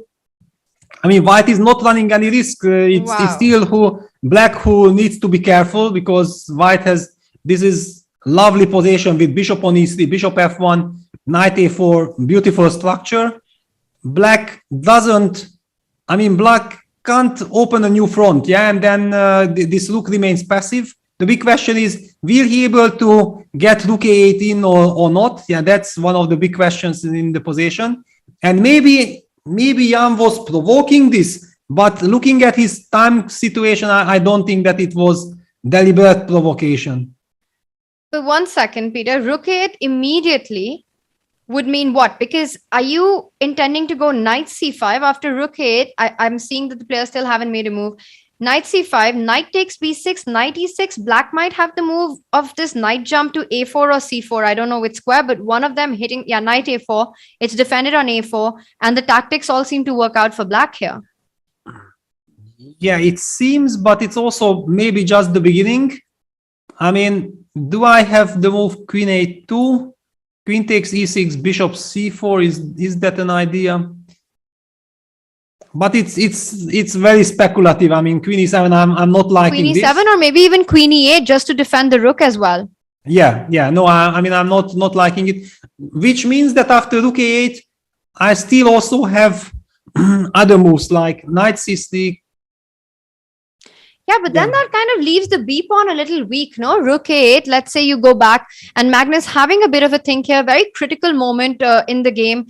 Jan, wow, take a look at the clock situation. Jan less than 6 minutes, Magnus up on the clock. A complex position, but Peter, surprisingly, the eval bar seems to still like white's hold. Like you mentioned, the c5 square. But with knight c5 not possible and white having to fall back knight c3, I'm scared for that b6 pawn. For example, what about even queen d8? No. Pawn? I mean, knight c3 is a no-go. I mean, I don't want to play knight c3 for sure. But what do I do then? Yeah. You can't go queen c2 because of queen takes b4. The b4 pawn is hanging as well. I mean, I have the move bishop c5, but again, it's not a move that I'm so happy making, but I have this move. All right. Can black actually go queen? I wanted to go queen d8, but then I see your idea is to try and go queen c2. Yeah, I just play queen c2, yeah, and then I hope to keep my structure together. Yeah. This is so complex. A takes b4 and sacrificed an exchange with a b6 pawn, c5 square under control, and Jan Nepomniachtchi, well, on camera and on board, looks like he's quite in control of the position. Yeah, but here after queen c2, we are being told that, there is this knight takes c5, b takes c5, queen d4 option for black, and all of a sudden, black takes control. Yeah, that's the reason why usually artificial moves don't work out so nicely, but to me, it's a little bit surprising that Magnus is spending so much time on rook a8 because it looks like a golden opportunity for him. If not for the move rook a8, it looks like white will give me one more move for maybe some queen c3 and I will be putting really big pressure on black's position. So it all comes down to this rook a8, knight c5, knight takes b6, knight takes e6, knight a4 position. That this one needs to be calculated forever. And Magnus goes queen d6. That's a shocker. And what? Jan immediately plays the move bishop e2 without any hesitation. He just goes bishop e2. I mean, this is just not the position where you blitz out moves like this because queen d6 is not something that he could have been expecting. Rook a8 played now. And again, the problems now continue, Peter. And black has the queen on a better spot, in fact. Yeah, queen is on a better spot. I mean, the problem with all this operation was that it started by Jan missing this b5 cb bishop d6. I mean, we could really see that it came as a shock to him. But why he did not start it with queen b1? Yeah, then all these problems could have been foregone completely. I'm just still in shock about bishop e2 because the move feels like a pass. Well, it does hinder queen d1, so he felt like, he doesn't want to let queen d1 happen. But that's not the main threat in the position. Black is playing for the b6 pawn, and now after rook a8, it seems even more dire because how are you fighting against this threat of attacking the b pawn if you, for example, after knight c3, maybe queen b8, and you pick up the b6 pawn? Yeah, it's very tough now for white. I mean, previously all this, okay, what happens? The same lines apply. That why did Magnus feel that he wants to play like this? Yeah, it's interesting that knight c5, knight b6, knight takes e6, knight a4 still seems to work exactly the same way like before. And it's an exchange. I mean, okay, I feel that I might have some speculative way of continuing, but definitely not out of happiness. much more out of necessity. And What about your will idea Jan- of bishop c5? Does that, but bishop c5, now you can just take knight c5, and after b takes c5, the same move. No, yeah, knight takes c5, yeah, and I can't take even knight c5 because of rook a2. Yeah, that's a very big problem. But Now maybe we you see take- and this is bishop nice. c5 on the board. Wow, all right, we need to have a look at this, Peter. So knight c5, what about b takes c5? You mentioned knight c5 is impossible. After knight c5, b takes c5, do you go queen d4? That's queen takes d4. Yeah, queen d4, but it looks actually very good for black, but there is b7. Yeah, I think b7 is the key move. Rook b8, bishop Rook a6. b8, bishop a6. But I mean, to be honest, feeling wise, it should be lost. I mean, you are coming with the king. On the board, because you have d3 as well. Yeah, also you can come with the king to c7 and then you activate the rook. Yeah, so I can never really use this b7 pawn. Yeah, knight takes c5 on the board. Knight c5 on the board. So only thing that Magnus needs to watch out for is not to fall for this trick knight c5 and rook a2 suddenly coming in, and that move bishop e2 coming to haunt white. So Jan needs to not play knight c5, but b takes c5 also doesn't solve troubles after queen d4. Yeah, it's now very, very unpleasant situation because everything is forced. Yeah, you cannot really keep the. I'm wondering that is Jan even considering knight takes c5, rook a2, queen takes a2, bishop takes a2, and then b7 trying to go knight a6. Peter, this can't work. No, it does not work. Yeah, because you play queen c6, but it's not. You know, bishop a6, I would be settling knight d7, but you are in time to go bishop e6. Bishop e6, yeah. Yeah, it will not work, of course, yeah, but you already have to consider every single possibility. All right, let's take a look at the lines again, Peter, one more time. Knight c5, it looks like b takes c5 is the only option that Jan has here, struggling to come up with another move. So after b takes c5, queen d4 is the line we're looking at, a forcing move. What about b7 here directly? Does that change anything? I think it doesn't really changes anything. And Jan goes for knight takes c5. But this allows rook a2 on the spot, no? Yeah, he wants to, I think he wants to sacrifice this queen. I mean, I mentioned it as a desperate try because this b takes c5, queen d4, one has the feeling that it loses slowly. But if the queen sacrifice doesn't work, then of course it loses on the spot. What about rook a2, queen a2, bishop a2, the sacrifice? And if we go with knight a6 first? No, knight a6, okay, you play queen d7 anyway, it doesn't, no, I have to push b7. I'm actually expecting Jan to go for this, yeah, takes, b7, I was calculating this position, queen c7, and is it maybe some kind of a fortress? Is that... It's a very tricky position, yeah, because you cannot really, you can never, yeah, rook a2 on the board, we might be seeing this because that's the only idea white has after knight takes c5. Because otherwise he just loses the bishop on e2. Yeah, otherwise loses the bishop, yeah. Well, we know if there's one player who doesn't believe in fortresses, it is Magnus. So, Peter, let's take a look if it actually is one, or will Magnus be proven right about his theory on fortresses? So, queen takes a2, bishop takes a2, feels like a forcing line, and b7 you're mentioning as the only move. Queen c7. Also, we're being informed by Tad that there is a big difference between queen c7 and queen b8. Apparently, after queen b8, b5, and it's not enough for black. Yeah, it shows, you know, how tricky this sacrifice is. Yeah, that natural move, queen b8, b5, cb5, bishop b, and no, Jan goes queen c3. But what is this? I mean, what is that? So rook e2, b7, but very hard to believe. Wait, rook e2, b7. Okay, we have to push already. He has a threat of queen d3 perhaps next. Yeah, but I mean, it's a full rook. I'm not believing in this. Yeah, the queen moves back to, I don't know, queen b8, queen c7. Here I don't see the difference. Okay, queen b8. Yeah, rook e2 on the board. b7.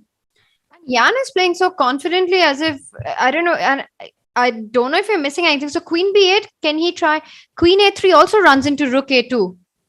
Yes, but also there is rook d2, rook d8 back. There is always this defense as well. Yeah, I just don't see.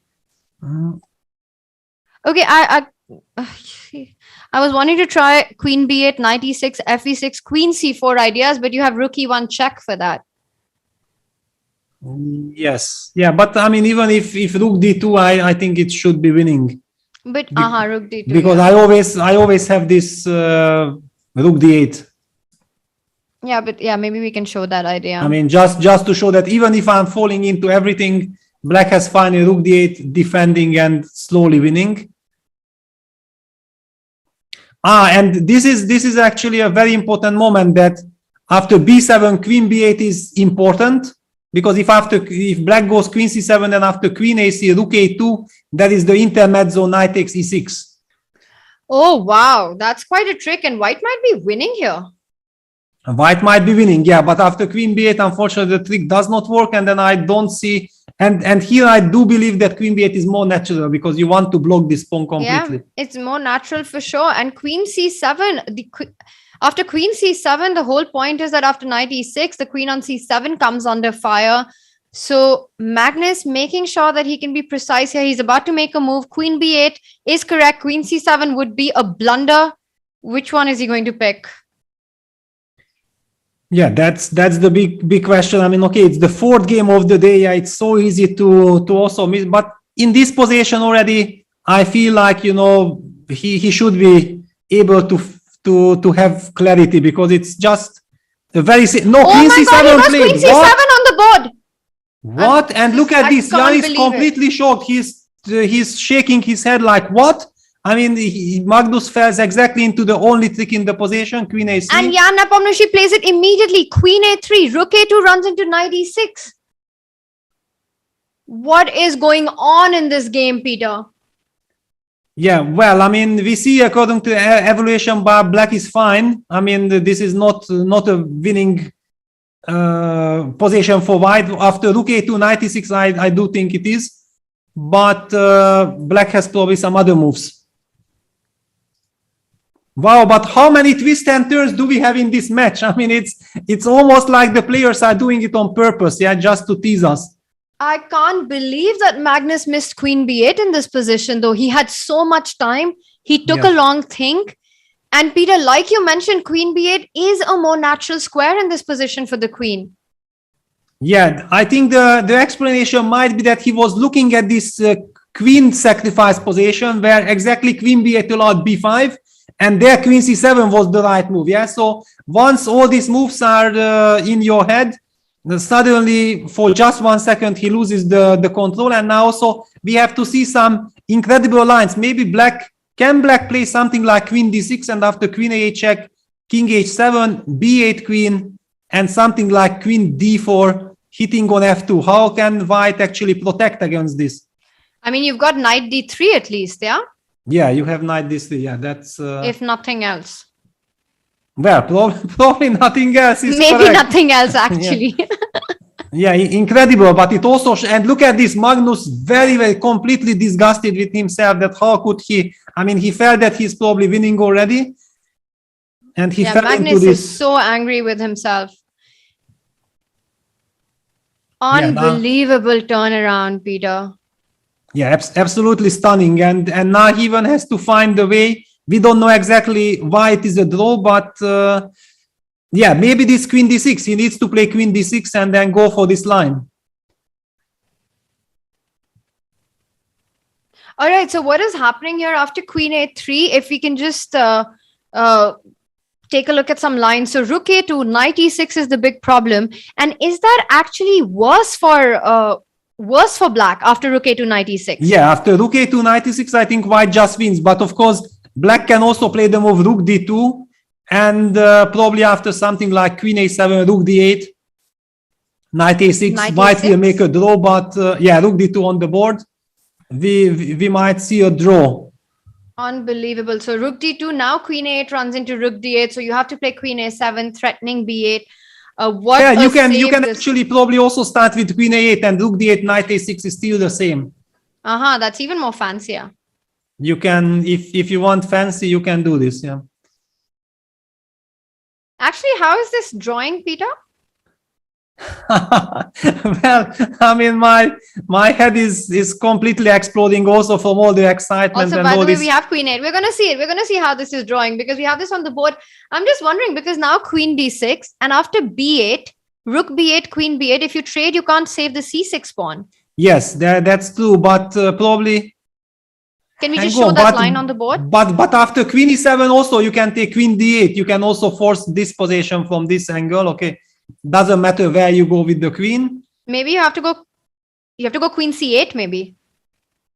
Because Peter, queen b8, knight b8 loses the c6 pawn. Yes, this we have to show. Yeah, queen b8, look, knight b8 might be just game over.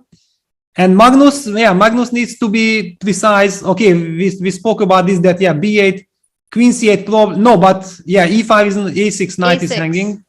a6 knight is hanging. But Magnus but goes even to this queen- position, I mean, takes knight b8, and if you have to defend with bishop b7, it's still very, very ugly with a good knight versus a bad bishop.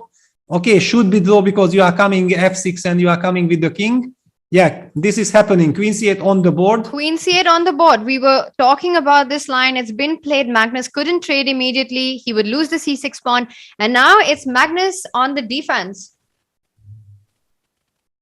Yeah, and this is very, very unpleasant. Plus, of course, very pleasing for Jan that from this after this block, but it was also such a crazy turnaround. Yeah, it looked like Jan is putting pressure. He has a risk-free position and so on, and it all ended up in some craziness and looked like Magnus is about to win. It was too sudden switch. Yeah, suddenly.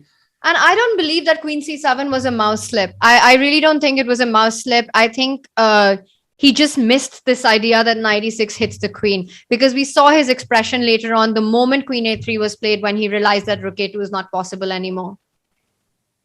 Yeah, it was just some miscalculation. I mean, it will be interesting to hear, of course, from Jan. Yeah, he can tell us exactly what happened. We can only speculate, but it did look like he missed it. Yeah, he missed it. f6 on the board. Well, it is going to be a good knight versus bad bishop endgame, which is going to be quite a torture. Very often, if Magnus is the one playing these endgames, we would feel, oh my God, we're in for another Magnus grind. But Jan says he doesn't even want to trade queens anymore. He decides to keep the queens on the board. Yeah, there is also some argument for this, but Peter, with this king on g1 and all these dark square weaknesses, one feels that black might be able to create some counterplay. yeah, exactly. I mean, for example, another move, bishop c4, just making sure that I can transfer my bishop to b5 and then very nicely protect the pawn. Yeah, for example, bishop c4, if knight c5, I'm falling back with the bishop to b5, but then Jan wants to play queen a7 and say that, you know what, I have this incredible knight. Yeah, like for example, after queen d8, knight Queen e6, takes also G7, queen g7. Queen G7. Yeah, all these things. Bishop c4 on the board. So bishop Knight c4, c5. knight c5 played. But does Magnus need to go bishop c4? I mean, he can also go queen a8 and try and activate the queen. He goes king h7 first, so sidestepping all the checks.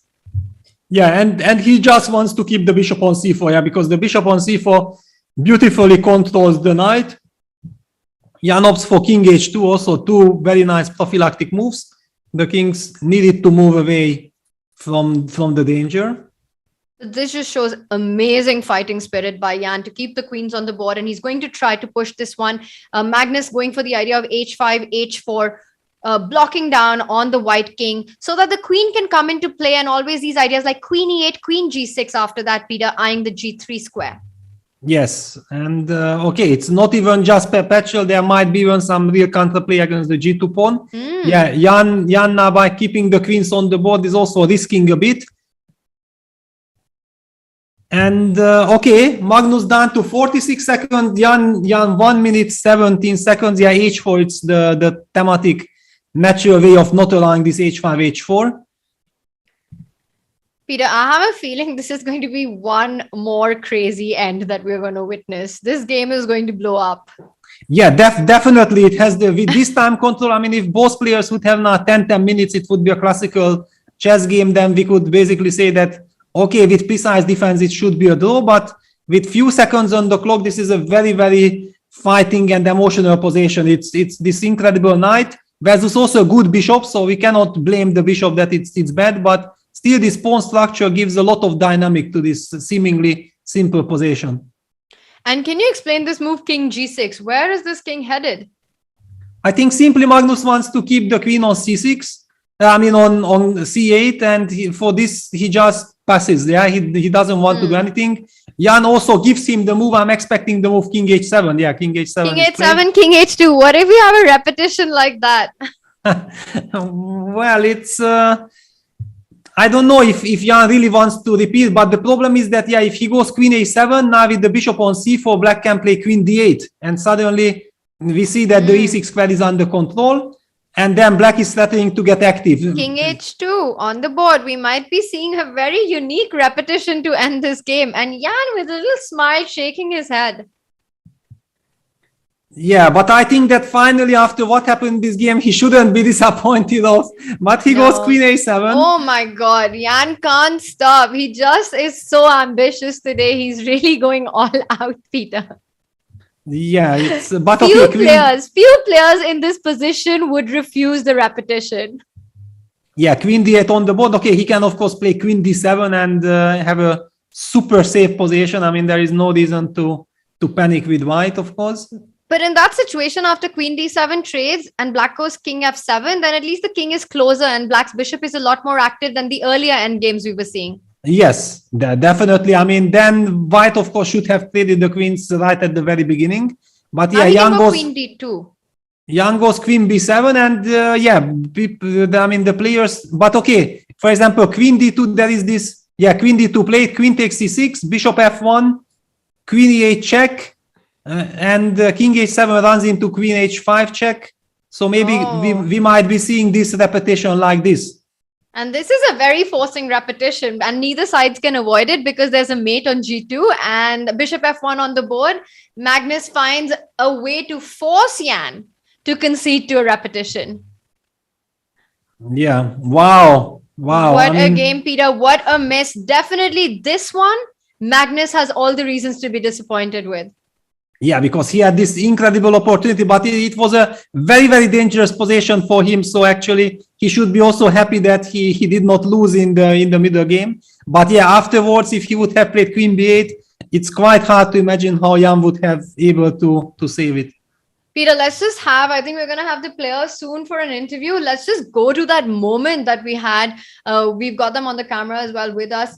Let's take a look at that moment where it was Magnus Carlsen's game had he just gone queen b8.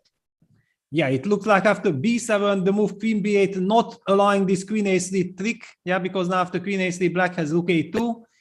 And we were kind of struggling to find the way how to justify white sacrifice. On the other hand, black still has some problems what to do. And this pawn is very, very disturbing. Yeah, and this knight is protecting it. At some point, maybe black will have the move bishop c8 or trying to get rook a2, rook a7, rook takes b7, all kinds of crazinesses. But it's just very, very difficult. Unbelievable stuff. And this queen a3, queen c7. And Peter, we've got Magnus in our studio. Let's hear it from him. A lot of things happened.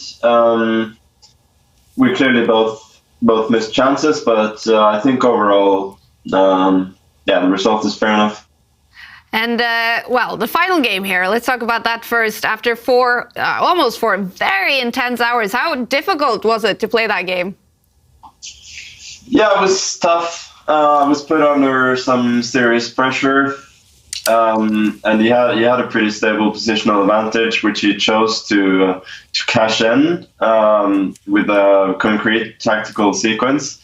But I'm not sure if that was a good practical choice, since I got very serious counterplay there. Later I just missed this trick of queen a3, and then wanted rook a2, but knight e6 wins for him, which was a bit unfortunate.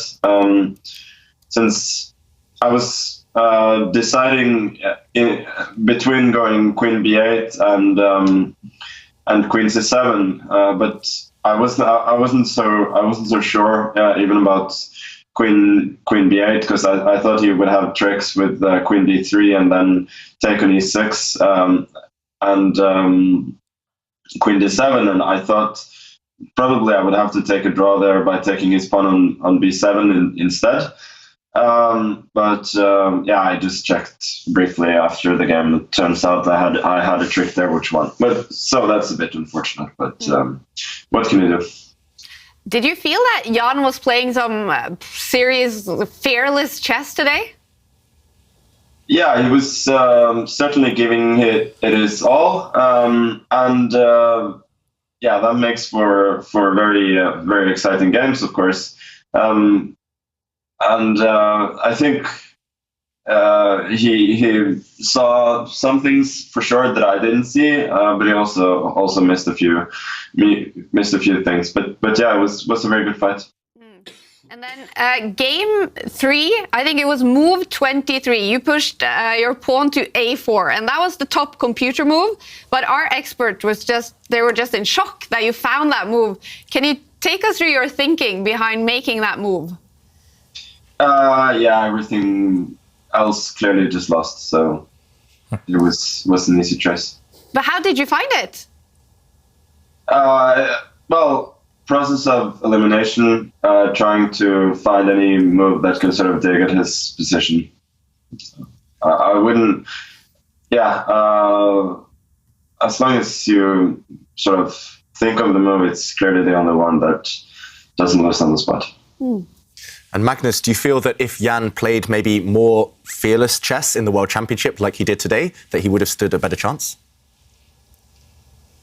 I think that's overly simplistic. All right. Now, the fighting chess index, I don't have the updated number, but I do have a feeling that number will skyrocket for both of you. Will you be eager to see if you're increasing on the index? Well, I don't know how it works, but we made 4 draws, so I don't know. Fighting draws, though. And, in the final, Magnus, one more day, one more match. Will it be more of the same tomorrow? Will we get more of this incredible entertainment? We will see. I will certainly try my best, mostly to win, of course, but maybe to entertain as well. But overall, it's been a good final so far, and everything to play for. I've had some of these days as well when it's been 2-2 after the first day, and that's all right. In a way, it's it just makes it more exciting, because this means that it's just a one day match. Definitely. Well, Magnus, thank you so much for the entertainment, and good luck on the final day tomorrow. Thank you. Thanks for joining us. Wow, what a day, you guys. And this was only Peter, 4 draws, but these are the kind of draws we live for. I mean, such fighting chess, epic games, absolutely had us on the edge of our seat, each one of them. And very interesting what Magnus mentioned, that queen b8, he did analyze that move, he calculated it, but he wasn't sure about this idea with queen d3. Before we discuss more, can you take us through that position? Yes, it was incredibly dramatic because, as he said, b7, he was calculating a lot and he was not entirely sure what to choose. And then he actually went on to blunder this queen c7, queen a3, rook a2, knight e6 move. This he blundered, and then he had to bail out. But the line he was calculating and he was not sure was after queen b8, white has this move queen d3, hitting the rook. And the correct line goes rook a2, knight takes e6, f takes e6, queen d7, and this is the moment when actually I think he felt, and maybe also Jan has calculated it, that he's setting queen c8 check, he's also setting queen e6, so white seems to have drawn in the pocket, but computer, of course, shows that you can play king h7 first. So you cannot take on e6 with check anymore. And after queen c8, there is queen a7, threatening queen takes f2 checkmate. So that's the stunning winning move, this king a7, queen b8. Of course, who can fault the players for eventually missing it in the fourth game of their incredible match? Just amazing stuff. And just when we thought that it makes no sense, they actually calculated a lot more than what we were seeing, Peter. And then missing queen a7, like you said, that's such a computer resource. Attacking that f2 pawn, white can't queen f2, queen g2 is made. I mean, that is some amazing chess, Peter. Each game after another, providing max entertainment. I loved today. I loved this first day of the finals, and I think we can expect more of that. And I want to ask chat, actually, once the stream is over and it goes up, please in comments, tell us, how would you describe this action that we witnessed today? For me, just one word: epic chess. That's two, actually. Yes, yeah, definitely. I mean, sensational stuff. And, you know, that's why I hate when people are talking about draws or wins. Because if we see such amazing draws, I prefer much more than if somebody wins, because it also meant that both sides put up an incredible fight, and we have seen stunning chess. And I fully agree with Magnus that he mentioned that he thinks that it's absolutely correct result today. This 2-2, none of them deserve to win today's match. I mean, if for example Magnus would have spotted this incredible tactics with king a7, queen a7, I think Jan would be incredibly angry, like losing the match or match one, day one of the match. With this 2-2, both sides can live.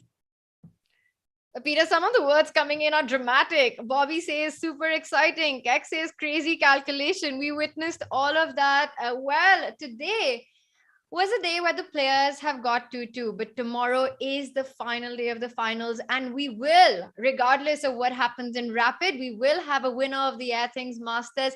It's really coming down to the wire. These two players, with the kind of chess we've seen today, definitely shown that they are the ones who belong in this final. We'll have our final day tomorrow with 4 Rapid games. If it ends in a tie, it goes into a playoff with Blitz, and if that's a tie, we'll go into an Armageddon. I can't wait, Peter. Super excited for the action coming up tomorrow. It's a wrap up from us, chat. Good night, and don't miss tomorrow. Yeah, goodbye. See you tomorrow.